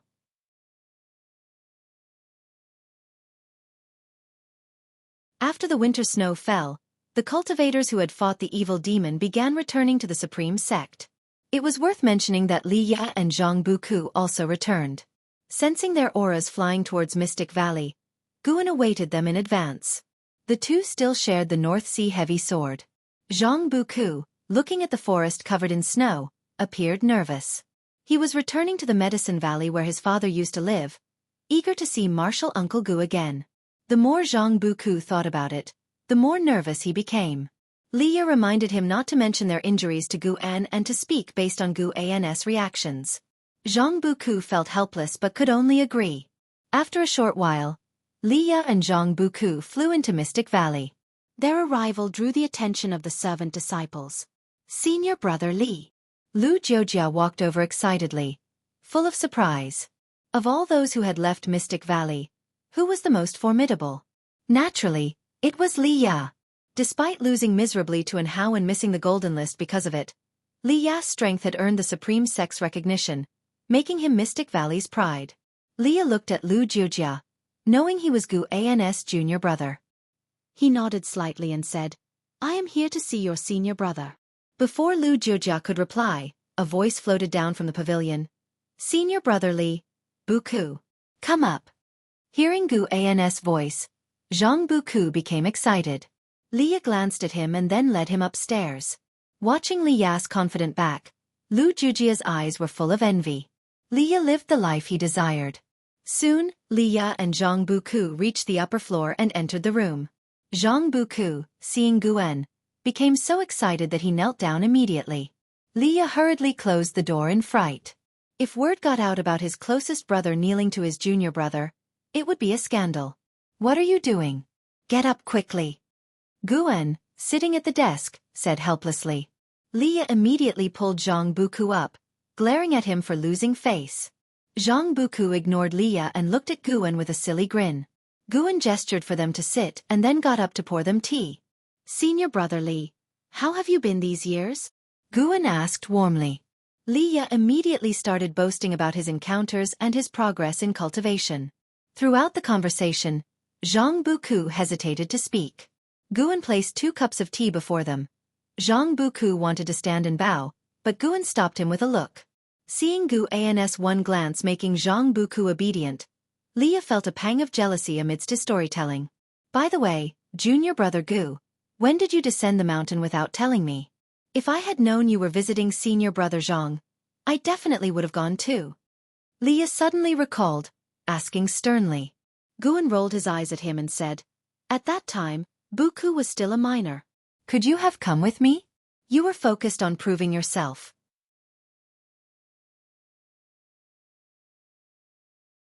Liya heard this and gave an embarrassed smile. His relationship with Zhang Chuanqiu was average. Even if he had free time, he wouldn't have gone unless Guan insisted.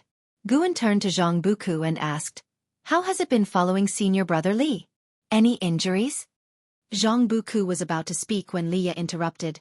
"How could you get injured following me? These years, we've been a great team, having everything we wanted, and our cultivation has advanced rapidly." Seeing this, Zhang Buku could only nod. Then Liya shifted the topic to Sword Venerable Fudao, instantly changing the subject. Zhang Buku, who admired Sword Venerable Fudao, couldn't stop talking. Guan smiled at them, occasionally chiming in. Did Liya really take him for the primordial ancestor? The proud look on his face made Guan want to laugh. As for Zhang Buku, although excited, he wasn't as exaggerated as Liya. Hearing Guan praise Sword Venerable Fudao made Liya feel greatly satisfied. He wanted to tell Guan that Sword Venerable Fudao was their Li family primordial ancestor. But recalling the primordial ancestor's instructions, he could only hold back. He hadn't encountered the primordial ancestor in a long time. What was the primordial ancestor doing? Was he busy teaching Enhao? On the way back, Liya had communicated with Enhao, and compared to Enhao's progress, his achievements over the years were negligible. Once again he felt sour. The primordial ancestor favored Enhao for his talent, but guided him out of blood and kinship. Guan didn't know what Liya was thinking but felt his mood suddenly drop. He didn't want to inquire and took the chance to focus on Zhang Buku, feeling slightly irritated by Liya's hogging of the conversation earlier. "Bullying my nephew? I'm fine. Brother Li treats me well, really." One sentence from Zhang Buku caused Liya's blood pressure to soar. Guan, smirking, asked, "Brother Li?" "Yes, we are sworn brothers, promising to live and die together." Zhang Buku said stoutly. He could help Liya hide some things, but not let him gain seniority. Liya's expression turned awkward. His gaze fell on the paper in front of Guan, seizing the moment.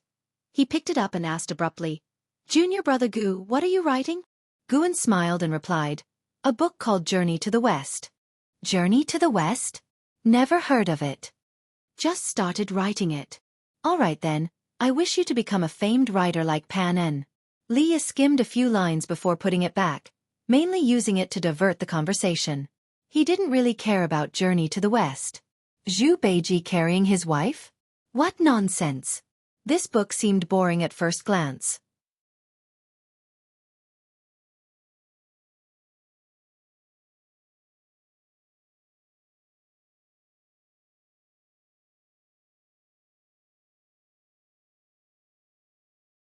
First vanquish the demon ancestor, then eliminate the evil demon. Sword Venerable Fudao's prestige had reached its peak. Even disciples from other sects would come to the heavenly repair platform to worship the words, righteous path. The entire immortal cultivation world was discussing Sword Venerable Fudao, and it was worth mentioning that the Sword Venerable legend written by Xiantiani had become a hit. In the book, Sword Venerable Fudao liked to tap his enemies on the shoulder at night, which corresponded perfectly with the earlier scene where he pressed down on Divine Soul True Lord's shoulder, making people wonder if Green Hero knew Sword Venerable Fudao. Guan just watched from below the platform. There were many like him, mostly Foundation Establishment Realm and Qi Cultivation Realm, content to watch the excitement from afar. Then, Guan patted the Blood Prison Great Saint, guiding it. With the festival coming, he had to prepare gifts for the disciples. This year's Spring Festival held a different meaning, as the Supreme Sect was ready for rapid development. The previous Golden List Conference, Alchemy Meeting, and the world's first Sword Dao Conference had accumulated enormous wealth for the Supreme Sect, and now with the world in peace, it was time to make great strides. Guan also needed to gather high-rank medical herbs for the Grotto Heaven. Suddenly, a prompt appeared before Guan's eyes. Divine Soul True Lord has developed hostility towards you and formed the intention to kill. Would you like to perform lifespan detection on him? A prompt suddenly appeared before Guan's eyes, making him frown. Well then. Guan took a deep breath and chose to perform lifespan detection. He had looked before and wanted to see again because this time it was about his own life. Divine Soul True Lord, Wandering Immortal Realm 3rd Layer 28098/13000/180000. Currently, he had around 10,000 years of life left. He should be able to seize 10,000 years of life. Guan changed his mind and had the Blood Prison Great Saint leave the Outer Gate City, heading outside instead of towards the inner sect, finding an uninhabited forest to stay for a while. Within a secluded palace, the floor reflected a luminous glow, with many spirit stones embedded in the stone pillars on both sides. It was these spirit stones that illuminated the hall. At the end of the hall, Divine Soul True Lord sat at the head seat, holding a scroll. He slowly opened his eyes and looked at the black-clad man kneeling in the hall, saying, "You may leave." The black-clad man immediately turned and left. Once the door closed again, Divine Soul True Lord frowned, with his left hand supporting his cheek and his right hand holding the scroll, deep in thought. His gaze occasionally glanced at the scroll in his hand. "Xiantiani," Divine Soul True Lord muttered to himself. Since leaving the continent, although he feared Sword Venerable Fudao, he had not given up.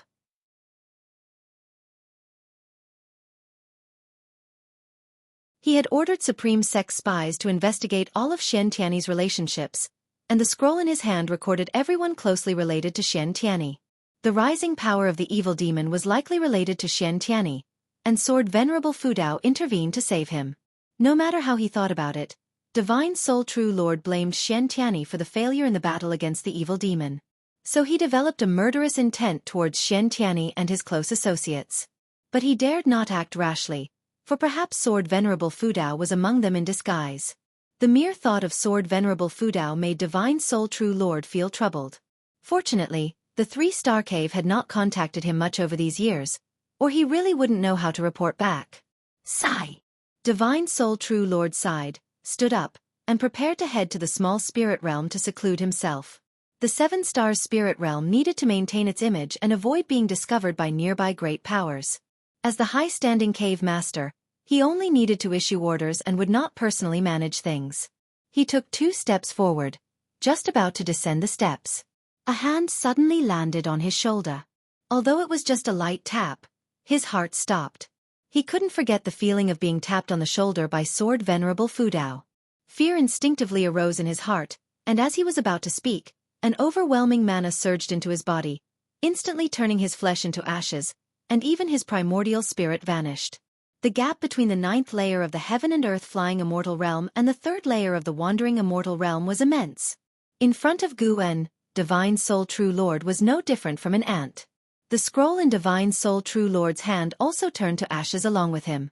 Guan, who had performed the 9 extremes yin-yang body technique, vanished as if he had never appeared. He quickly returned to the Supreme Sect, emerging from the bushes and walking towards the Blood Prison Great Saint. He had been out of the Blood Prison Great Saint's sight for less than 10 breaths. With its cultivation sealed, the Blood Prison Great Saint had no idea what he had done and immediately stood up after seeing him return. Guan hung the wildflowers he had casually picked on the Blood Prison Great Saint's horns and directed it towards Mystic Valley. The Blood Prison Great Saint did not think much and carried Guan away. At this moment, Guan appeared calm, but his heart was far from at peace. He looked again at the prompt. Killing Divine Soul True Lord had given him 10,500 years of life. The Wandering Immortal Realm was indeed formidable, no longer akin to weeds. When he killed Divine Soul True Lord, Guan did not even dare to perform a soul search as Divine Soul True Lord surely knew many high realm immortals, and he feared that soul searching might alert those powerful beings.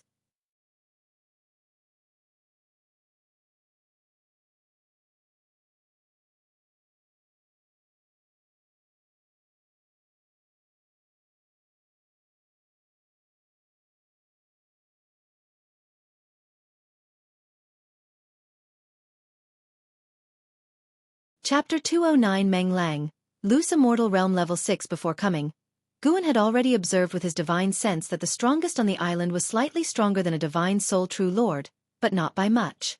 If there was a Heaven and Earth Flying Immortal, he would not have dared to come.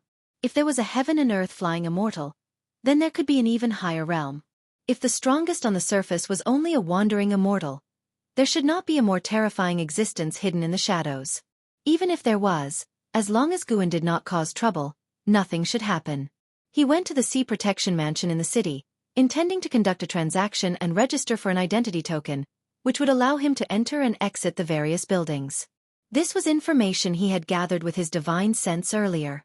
The Sea Protection Mansion was very large, with many cultivators coming and going, covering an area of 100 miles. As soon as Guan entered, a servant greeted him. "Senior, may I ask what you are here for?" "To register for an identity token." "All right, let me take you there. This way, please." The servant's demeanor was very respectful and enthusiastic. Guan followed him. There were many servants like him. Although their attire was not luxurious, it was clean and respectful. From the color of their clothes, their status in the Sea Protection Mansion could be judged. The clothes of this servant were the most common. After asking Guan if he was a newcomer, the servant began to introduce the Sea Protection Mansion and the island to him. This island was called Immortal Seeking Island, a famous neutral island in the ocean. Transactions could be conducted here safely. If something went wrong, the island master would ensure justice. Moreover, connections could be made with great sects such as the Star Sea Congregations, Seven Stars Spirit Realm, and Deep Sea Spirit Palace.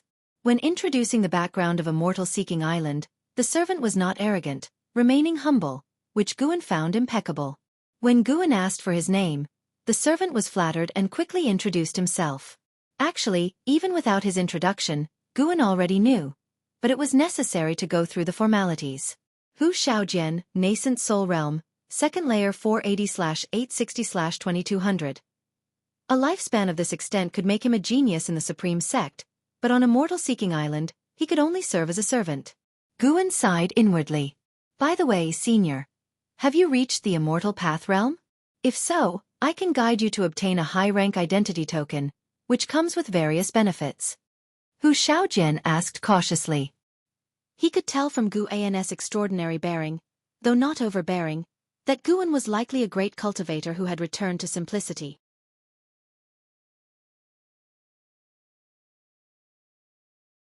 Guan responded affirmatively, making Hu Xiaojian even more excited.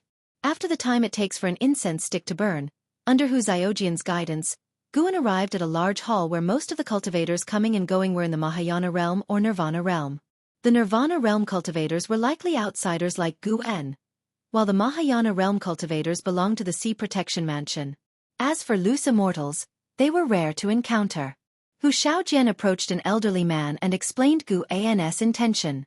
The elder immediately stood up and led the two to a side hall. Chu Feng, Nirvana realm, 5th layer 3860/15,000/17,000. Guan silently noted this information, then followed Chu Feng. Chu Feng took a white jade token, uninscribed, from a redwood cabinet, handed it to Guan, and said, "Inject your mana into this, then silently recite your name to register." Guan took the white jade token, adjusted his cultivation level, and injected his mana. After a few breaths, he raised the identity token to show Chu Feng. Meng Lang, Loose Immortal Realm, 6th layer. Chu Feng read aloud, then quickly raised his hand in salute, respectfully addressing him as senior. Hu Xiaojian was even more excited, also saluting. Guan put away the identity token and casually asked, "I heard there are many benefits to a high-rank identity token?" Chu Feng nodded and respectfully introduced the benefits of a high-rank identity token. Tax transaction discounts, permanent cave residence, allocation of 5 servants, and more. Guan was very pleased with what he heard and ultimately decided to have Hu Xiaojian lead the way, making Hu Xiaojian feel flattered while Chu Feng smiled and encouraged Hu Xiaojian. Thus, Guan began his procurement journey on Immortal Seeking Island. First, he had to exchange for spirit stones. It was worth mentioning that on Immortal Seeking Island, the basic currency was a top-grade spirit stone. Low-grade and mid-grade spirit stones were not allowed here. Low-rank cultivators did not even have the qualification to enter the island, a harsh reality. But on second thought, who below the nascent soul realm could cross the ocean to reach Immortal Seeking Island? Immortal Seeking Island was surrounded by millions of miles of sea, with no other islands around. As for the mainland, it was even farther away.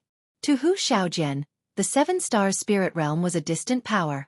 He had heard most about the Star Sea Congregations, the overlords of the ocean. In the evening, Guan returned to Mystic Valley. Purchasing medicinal herbs took time.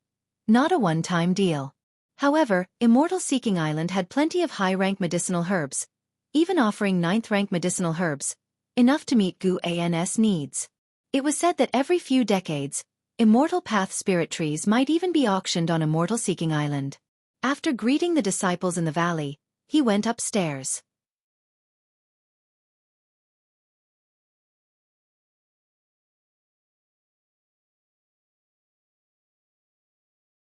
His surface cultivation level needed to be improved. One day at noon, Shen Tianyi came to visit Guan. As they entered the house to chat, Shen Tianyi cast many restrictions first. He was now the strongest cultivator in the Supreme Sect but still deployed many restrictions, indicating his awareness of several great cultivators infiltrating the Supreme Sect. Did you see the celestial phenomenon from that battle? Shen Tianyi turned to Guan and asked solemnly. Guan nodded, then motioned for him to sit and talk. Bam! Shen Tianyi slammed the table in fury, cursing. I was schemed against by the 7 Stars Spirit Realm. A bunch of bastards. This isn't over. Guan's eyelids twitched. Why are you telling me this? He suddenly suspected that the Divine Soul True Lord's hostility towards him a few months ago was due to investigating Shen Tianyi's connections.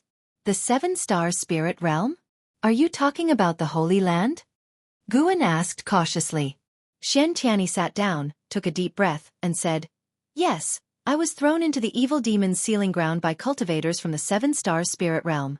If not for Sword Venerable Fudeo's intervention, they would have wanted to eliminate me completely.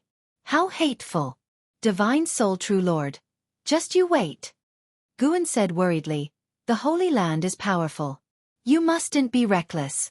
Even the entire Supreme Sect wouldn't be enough. Shen Tianyi looked at him and snorted, I know that, but I'm not just a disciple of the Supreme Sect. I'm also a disciple of the Star Sea congregations. My peers have already infiltrated the Supreme Sect. I'm planning to head south and inform my master about this. The Star Sea congregations and the 7 Stars Spirit Realm both follow the righteous path and do not harm the common people. I will ensure the 7 Stars Spirit Realm doesn't have it easy. How bold. You have a backer, and you didn't say so earlier? Forcing me to take risks? Guan complained inwardly, feeling helpless. Shen Tianyi, seeing through his thoughts, said with a hint of regret, After all, it is the 7 Stars Spirit Realm. Without a legitimate reason, the Star Sea congregations would not act. I don't have that kind of influence, but if I had evidence, it would be different. Anyway, the 7 Stars Spirit Realm won't have a good time coming. Guan cautioned him, though I don't know how powerful the Star Sea congregations are, be careful.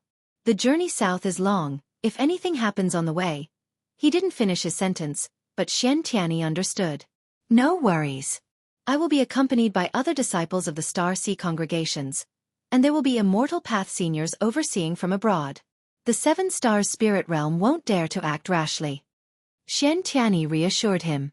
Guan felt relieved. Shen Tianyi then said, You focus on your cultivation.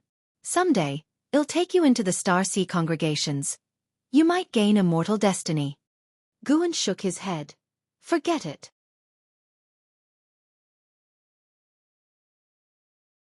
The ocean is a place for the high and mighty. As a mere mortal, I'll stay in the Supreme Sect. I don't want to be a burden. Shen Tianyi tried to persuade him further but was diverted by Guan, who asked him when he would return. Shen Tianyi said it depended on the situation, ranging from a few years to several decades. But he would definitely return, as his next goal was to help develop the Supreme Sect. Although he was angry, he saw this as an opportunity. If the Star Sea congregations pressured the 7 Stars Spirit Realm, the Supreme Sect could develop. Even though he now belonged to the Star Sea congregations, he wanted to help the Supreme Sect. In any case, he believed that no matter how the Supreme Sect developed, it could never catch up to the Star Sea congregations.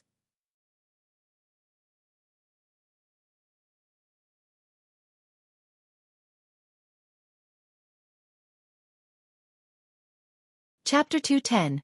Journey to the West emerges. Shocking the world. Guan chatted with Shen Tianyi for a full 2 ancient hours. Before leaving, Guan even gave him half a set of Journey to the West. So many years had passed, he had already written Journey to the West, but he wanted to release it later and kept refining his calligraphy, so he had rewritten Journey to the West many times.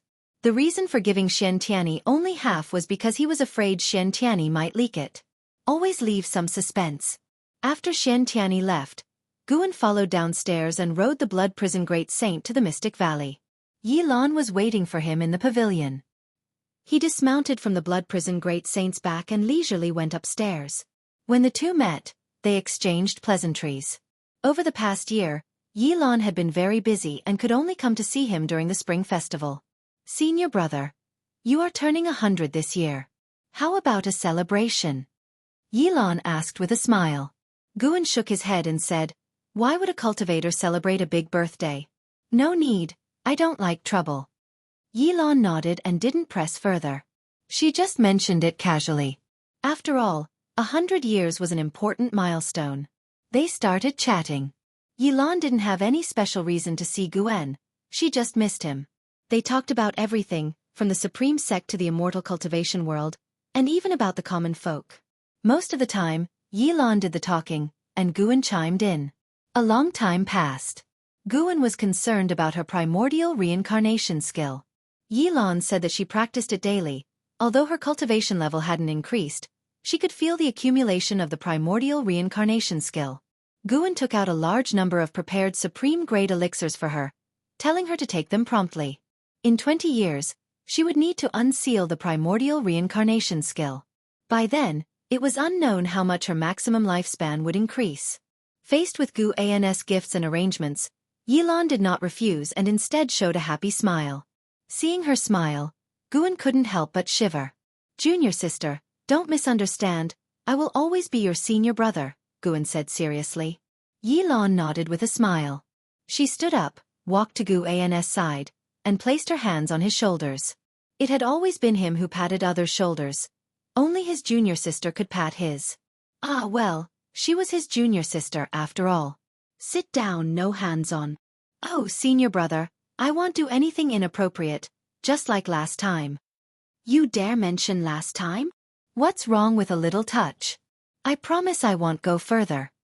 Don't speak such bold words, sit down, I have something to tell you. Say it, I'll just stand by your side.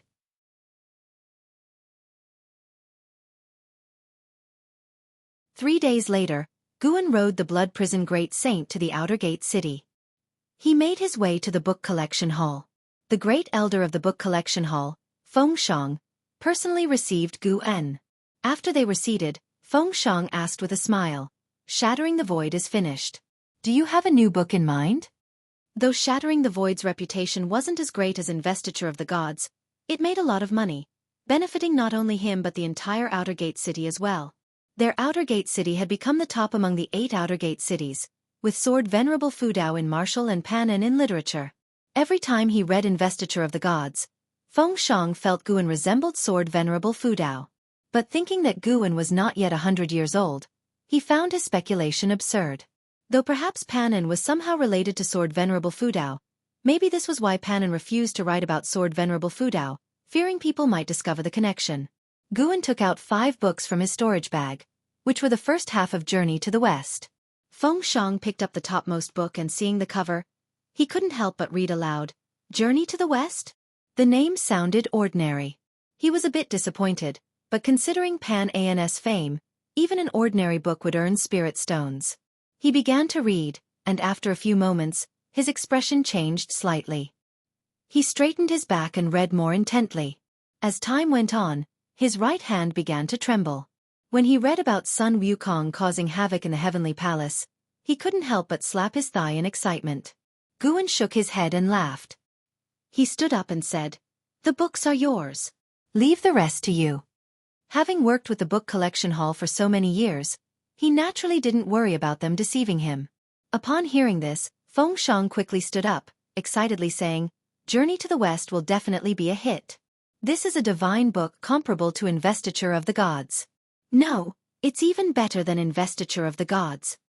Journey to the West had a stronger narrative ability and the plot was highly engaging. Watching Sun Wukong's birth, his struggle for kingship, and his journey to the sea to seek immortality, he felt it resonated well with the cultivators in the immortal cultivation world. Furthermore, when the heavenly court appointed Sun Wukong as the horse's fortune, and he endured humiliation in heaven, he couldn't help but anticipate Sun Wukong's rebellion. He hadn't expected Sun Wukong to actually cause havoc in the Heavenly Palace. It was truly powerful. Feng Shang genuinely admired Guwen, who could think of anything. Moreover, the spells, Dharma treasures, and powers in Journey to the West felt real, as he had heard similar legends before. There were stories of a dragon palace under the sea, immortals in the heavens, and sages overseas, among others.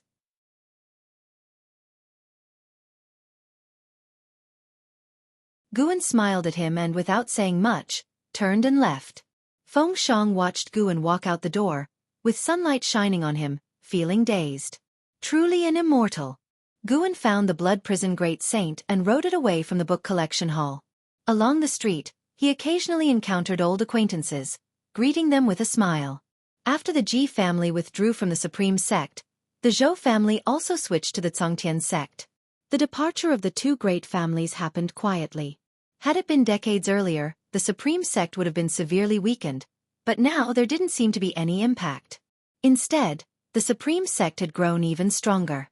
However, Guwen heard other family names from the passing cultivators. This was the Supreme Sect. When some left, others would take their place. This was a sign of continuous prosperity. Who knew when the Supreme Sect would reach the levels of the Seven-Star Spirit Realm and the Star Sea congregations? At that time, how many of his old acquaintances would still be around? Guwen's thoughts drifted with the bumping of the ox's back, fantasizing about scenes thousands or even tens of thousands of years in the future. A blink of an eye. Another year passed. This year, the Supreme Sect's first Under Heaven's Cultivation level tournament was about to commence, but the hottest topic was a book. Journey to the West. With the release of Pan's Journey to the West, the entire immortal cultivation world was shaken. Initially thought to be another mediocre book like Supreme Immortal Venerable or Shattering the Void, it turned out to be a classical type like Investiture of the Gods. Great Sage equaling Heaven's Sun Wukong became the most popular name in the Three Dynasties immortal cultivation world. Panin was once again elevated to a godlike status.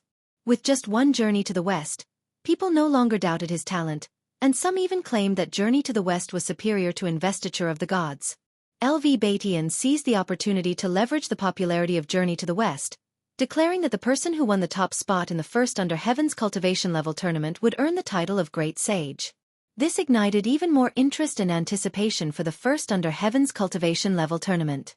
Because of Journey to the West, Pan's fame within the Supreme Sect even overshadowed Sword Venerable Fudao for a while. Panin had initiated a trend of book chasing in the immortal cultivation world. Now, he once again outshone Sword Venerable Fudao through his literary work. In fact, many immortal cultivation stories had emerged after Pan, but most cultivators still felt Pan's writings were the best. Guwen thought this was due to the initial euphoria of the first read, as the immortal cultivation world certainly had many literary talented cultivators. One day, Guwen rode the Blood Prison Great Saint once again to the Outer Gate City.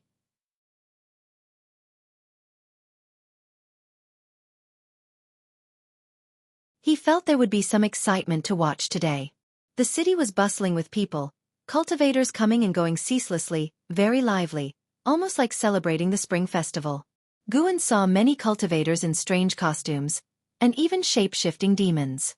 Now, the Supreme Sect had begun recruiting Demon Clan disciples, with great results. Each year, around 10,000 shape-shifting demons would come to apprentice. The main character in Journey to the West being a demon had made the entire demon community more favorable towards the Supreme Sect. Arriving at the surroundings of the Heavenly Repair platform, the Blood Prison Great Saint halted. He heard people around talking. Have you read Journey to the West? The book collection hall put up another batch yesterday, and I managed to get a copy. Then lend it to me. I read an unofficial version that doesn't contain Pan's handwriting. Recently, more and more people have been challenging the heaven-cutting axe. They say that whoever can lift the heaven-cutting axe can secure the top spot in the first Under Heaven's Cultivation level tournament. You're joking. Even the champion can't possibly lift the heaven-cutting axe. Some were talking about Journey to the West, some about Sword Venerable Fudao, but most were discussing the first Under Heaven's Cultivation level tournament. Guwen silently counted down. After a while, he thought to himself, here it comes. A dominating aura enveloped the Heavenly Repair platform, followed by a loud voice that echoed throughout the city. I am the foremost cultivator of Lingxia, Qiao Dai. All of you move aside. I want to challenge the heaven-cutting axe. Boom. The entire city trembled. Everyone looked towards the sky above the heavenly repair platform and saw a majestic figure floating in the air. It was a man in a yellow robe, wearing a golden crown and a python belt, with an aura like a swirling dragon around him. Guan cast a lifespan detection spell on him. Qiao Dai, Mahayana Realm 9th Layer 898/8900/8900. An extreme lifespan of 8,900 years. Among Nirvana dead, he was second only to An Hao in the Blood Prison Great Saint, even surpassing Xian Tianyi. Guan could feel that this person contained qi blood beyond the Mahayana realm. Of course, it was only beyond. Reaching the Nirvana realm was impossible. The weakest in the Nirvana realm was stronger than the strongest in the Mahayana realm. This was the barrier between the mortal and the immortal. People around the heaven-cutting axe gave way, and Qiao Dai descended. Many were discussing where Lingxia was. Guan knew about Lingxia. It was the dynasty in the far north of the continent, created by the Seven Stars Spirit Realm. Everyone in that dynasty was a descendant of the Seven Stars Spirit Realm cultivators. But the territories of the three dynasties hadn't interacted with Lingxia yet. Zhua Yijian stood beside the heaven-cutting axe, eyeing Qiao Dai.